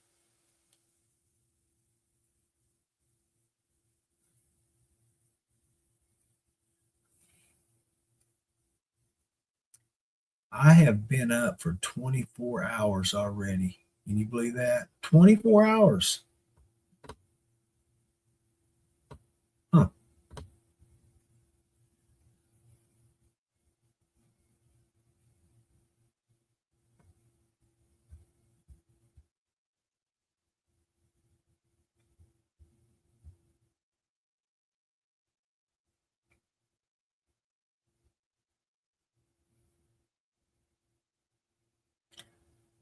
I only got 2 meat products this week. I got one of them 4-packs of hamburger patties and a 2-pack of them thin cut ribeyes. That's the only food products I bought. The rest of it was medication. So I may end up having 2 orders this week. I don't know. Maybe I've got enough food here. I don't have to worry about nothing. I got tons of snacks, all that crap. I could actually skip a week. I may do that because I'm so sick of their hot deli food. It's disgusting. Even their submarine sandwiches are soggy. The buns are soggy, and the cheese they put on it, nah, it's not. I don't like it. I always take the cheese off from it. What was that one sandwich they have? It's just a plain cold cut sandwich. It's not an Italian or all that fancy business. I do like it. I will get it because I'll take and cut it in half and put half of it in the microwave for a little bit to warm her up. See, where are you at, Dilly? There we are. And they give you a packet of mustard and mayonnaise with it. And I'll use mayonnaise. I don't use the mustard, which I should, but I like the mayonnaise that comes with it. There you go. What is that? Isn't it crazy how much they went up on these sandwiches too? These expensive. What do we got here? We got the Supreme full sub, the New York. I don't care for the New York. What is that one? The All American sub. I think that's it. I'm not fond of the bread that they put it on. I'm not fond of it. It's what they call a 4 cheese or something. What? 4 cheese bread loaded with fully cooked tavern ham, roasted turkey, and cheddar cheese. Yeah, that's the one. Yeah, I'm a turkey fanatic. Prima Della hickory smoked turkey. That is my favorite lunch meat since they don't have pickle pimento loaf. Yeah, they don't sell that stuff in my Walmarts. If they did, I'd be buying a ton of it, freezing it because I love that stuff. I just go to the fridge and pull it out of the package and eat it by itself. That's how much I like it. I do. I don't need that. See, I'm already taking things out of my shopping cart. I don't need that. I'll save it for later. So I have light bread, Diet Mount Lightning, All American sub, and a package of cube steaks, and a box of corn dogs. Gotta have my corn dogs. If I don't feel like putting it in the air fryer, I'll just throw it in the microwave and heat it up. They just as good.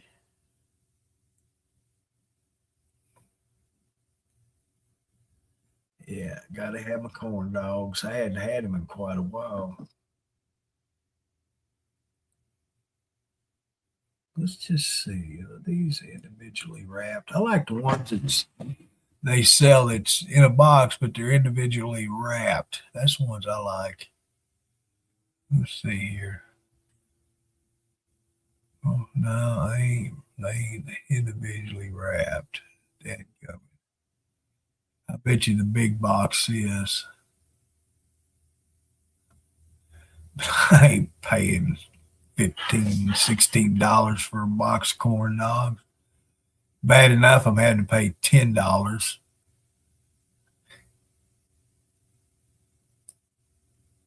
I tried Great Value brand corn dogs. I don't care for them. I always go back to State Fair classics.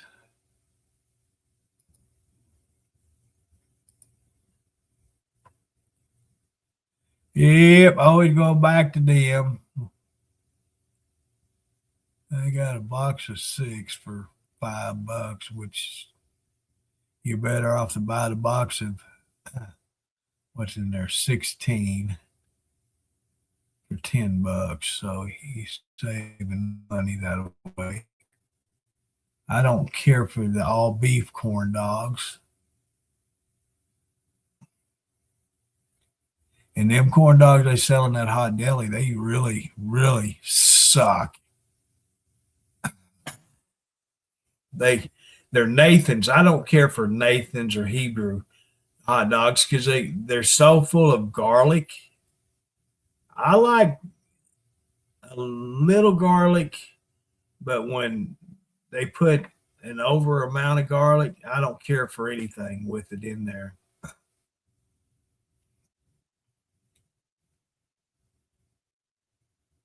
That's crazy. I thought them were.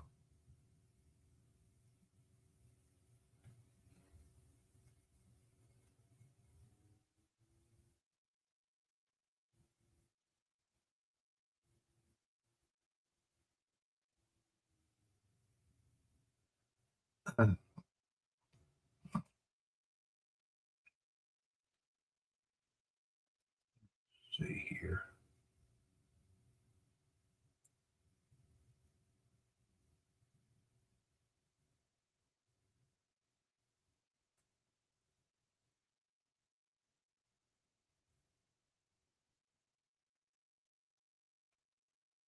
Huh.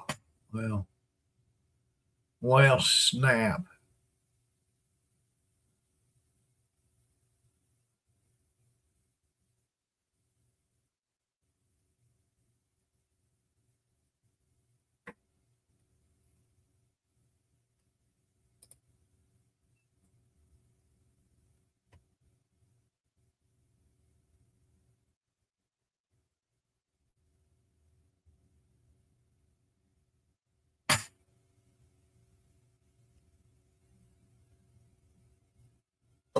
What you guys like putting on your corn dog? Anything? I don't use anything. I don't put nothing on my corn dog.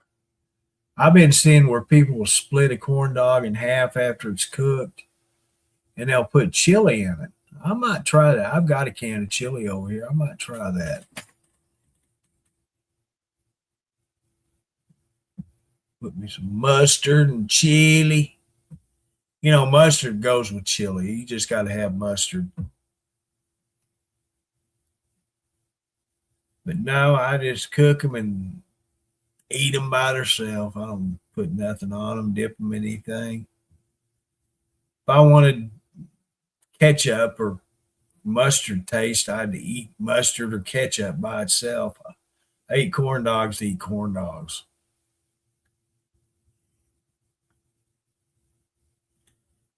I've tried corn dogs with ketchup. That just don't work. That does not work for me. And I used to use mustard, but I don't even do that no more. I'm a French's mustard person. I like French's mustard. There's sandwiches that I put it on.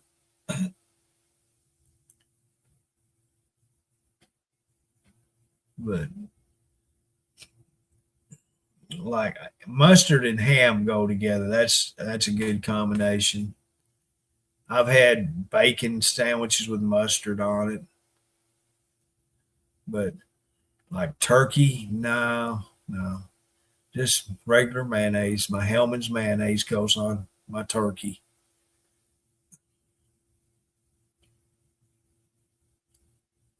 Roast beef, man, I don't care for roast beef or even bologna. My bologna used to be my favorite. I just open the package and take it out and eat it by itself, just right out of the package, like I would pickle loaf. But anymore bacon, just don't. I don't like it. Or not bacon, bologna.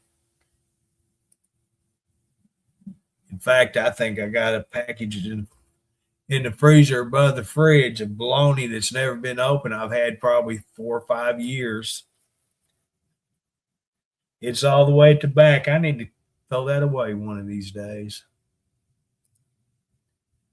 Make space for another package of bologna.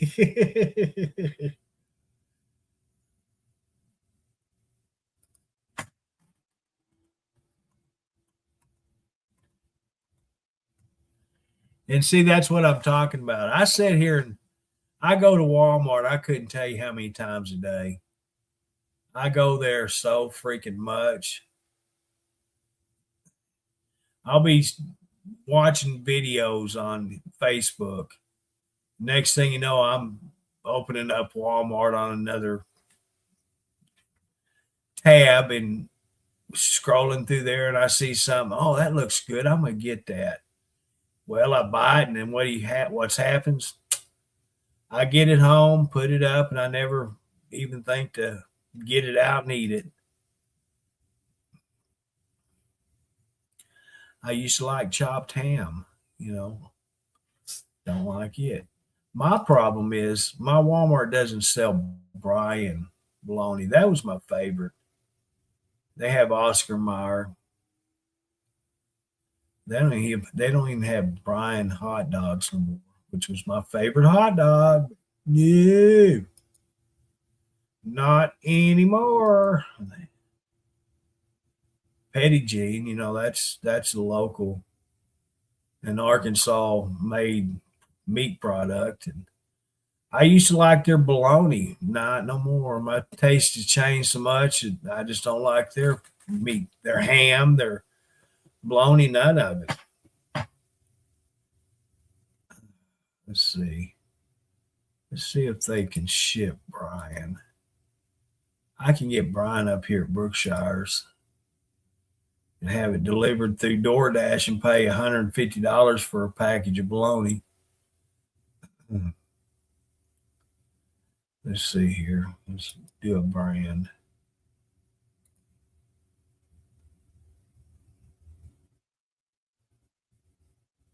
Nope, they don't sell Brian bologna anymore. Nowhere. In Walmart, it is not far. There, I got bologna sausages. I didn't know that. Pickled bologna sticks. All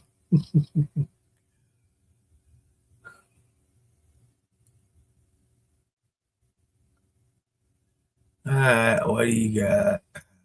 Oh, bite me. Let's get out of there and go back to delivery. Let's see what we got. Lunchables. Bar S, I ain't a fan of theirs either. I just don't like bologna anymore. Salami. I used to like salami. I've got a package of Cotto salami in the freezer too.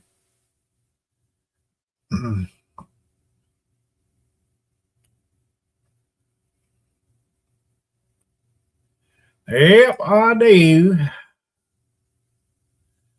I keep on. I'm going to get that cup of coffee there, Gerald. You know that?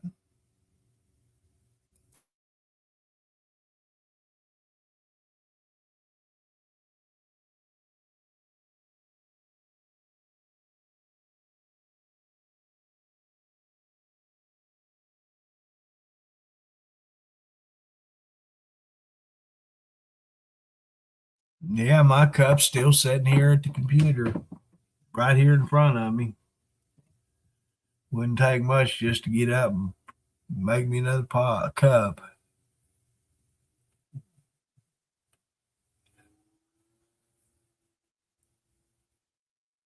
$3:30 my time.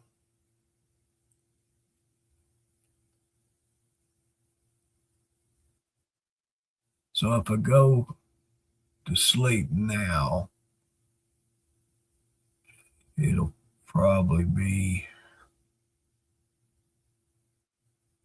it's 11 o'clock before I wake up.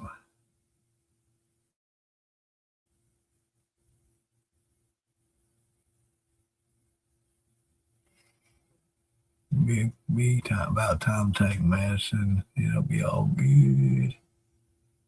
Staying up all these late nights and all nighters, I had to adjust the time I take my medicine.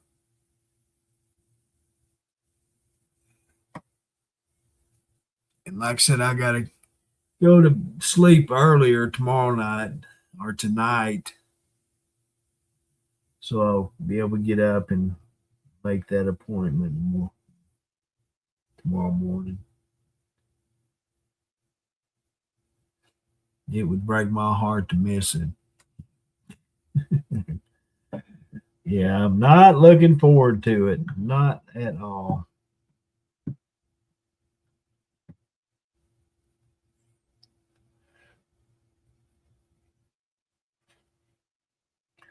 I sat here. I used to have that phone leak hooked up to my computer, my phone connected to the computer, and I deleted it, but I got it back on the computer and on the phone, and I tried to hook it up, but I can't remember my Microsoft password, so I can't hook it back up. Yeah, you would think somebody'd write down important stuff like your Microsoft password. Not me. Nope.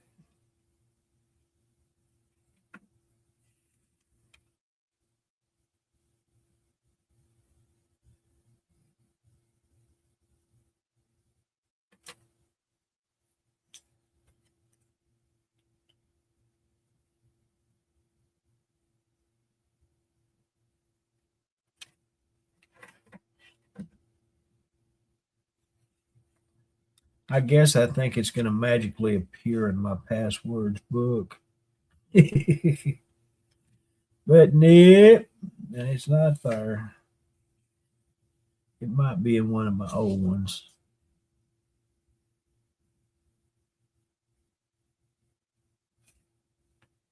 But it's not my current one.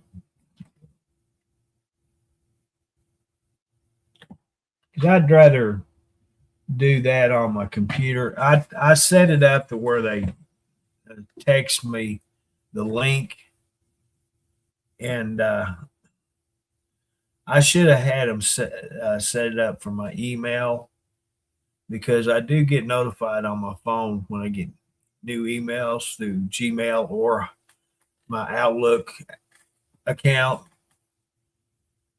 So when they send it, I would be notified on my telephone. And that way and even on my computer, I can get on and get the link off the computer and go to it through my computer. I'd rather use it than my telephone.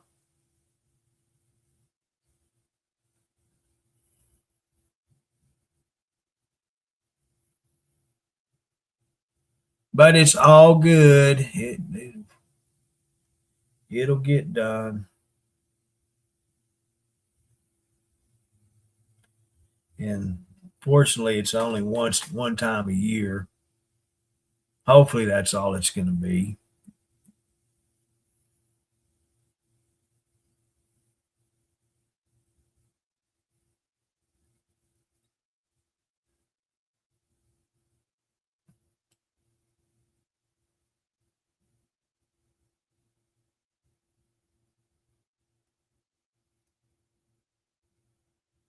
But I have been dreading it ever since I had to set up the appointment.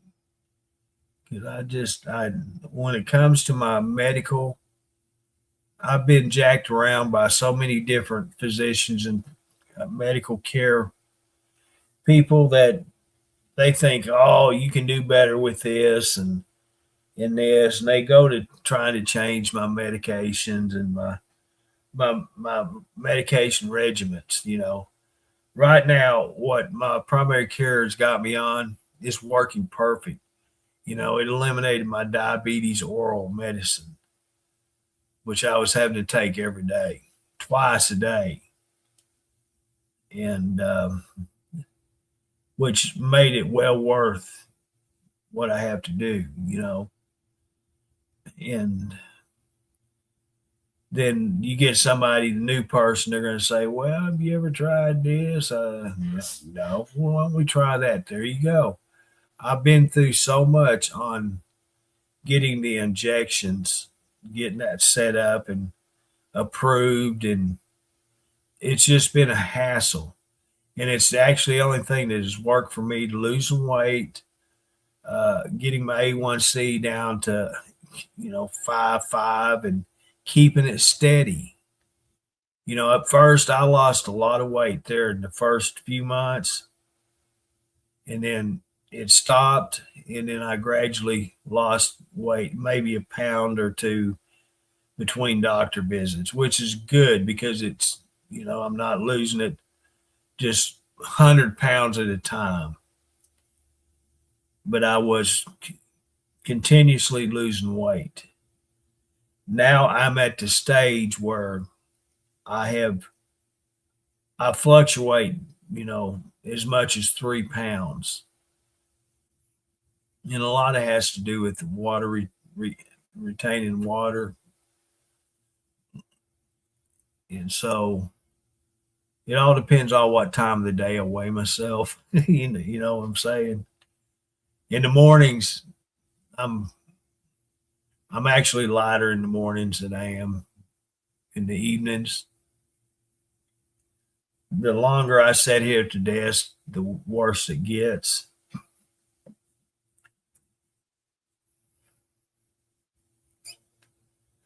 And I got laptop here, and I could be using it in the recliner, reclining my feet up, and which I should do, but I don't. I like the big screen computer, and it's just so much handier than a tablet or notebook or laptop or your telephone. I hate using my telephone. I just cannot stand to use it.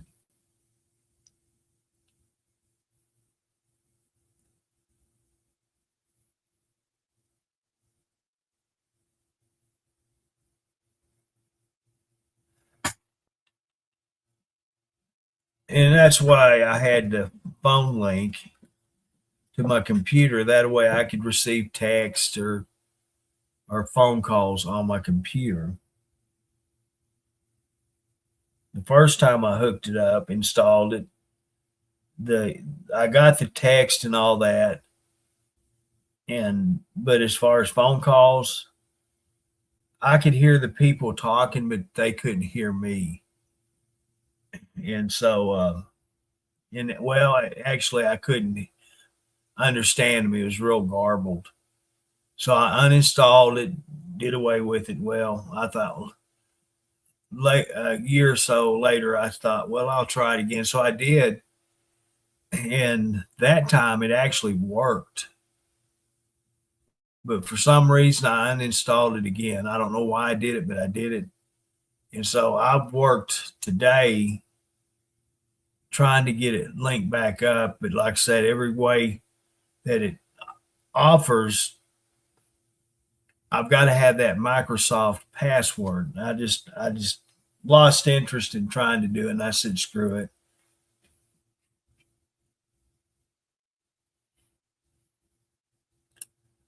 So I quit looking and trying.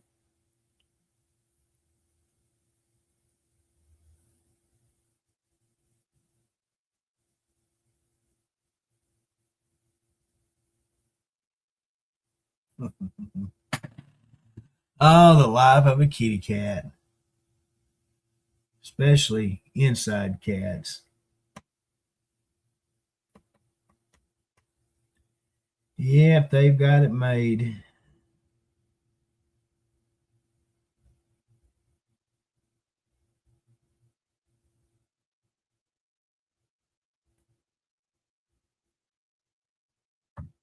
Yeah, I got it made. Well, here I is. I'm gonna go ahead and call it end of the stream. I'm gonna go ahead and end it now. It's 6 hours and 17 minutes. That's about 4 hours and 4.5 hours longer than I intended to. But hey, guys, thank you very much. Appreciate everyone hanging out with me, and Dennis. I enjoyed Dennis being here with me and helping me out, because I just sit here and ramble on about nothing when I do them by myself. And if y'all got to get out today, y'all be safe. And I want to thank each and every one for being part of Truckers TV and keep coming in and supporting our streams and our content. I appreciate you, and Dennis does too. And let's see, I'll get on here again. You know, I want to try to do it more often. I say this every time, but it just doesn't work out that way. And maybe I'll start doing one during the daytime too, in the mornings, like I was doing for quite a while.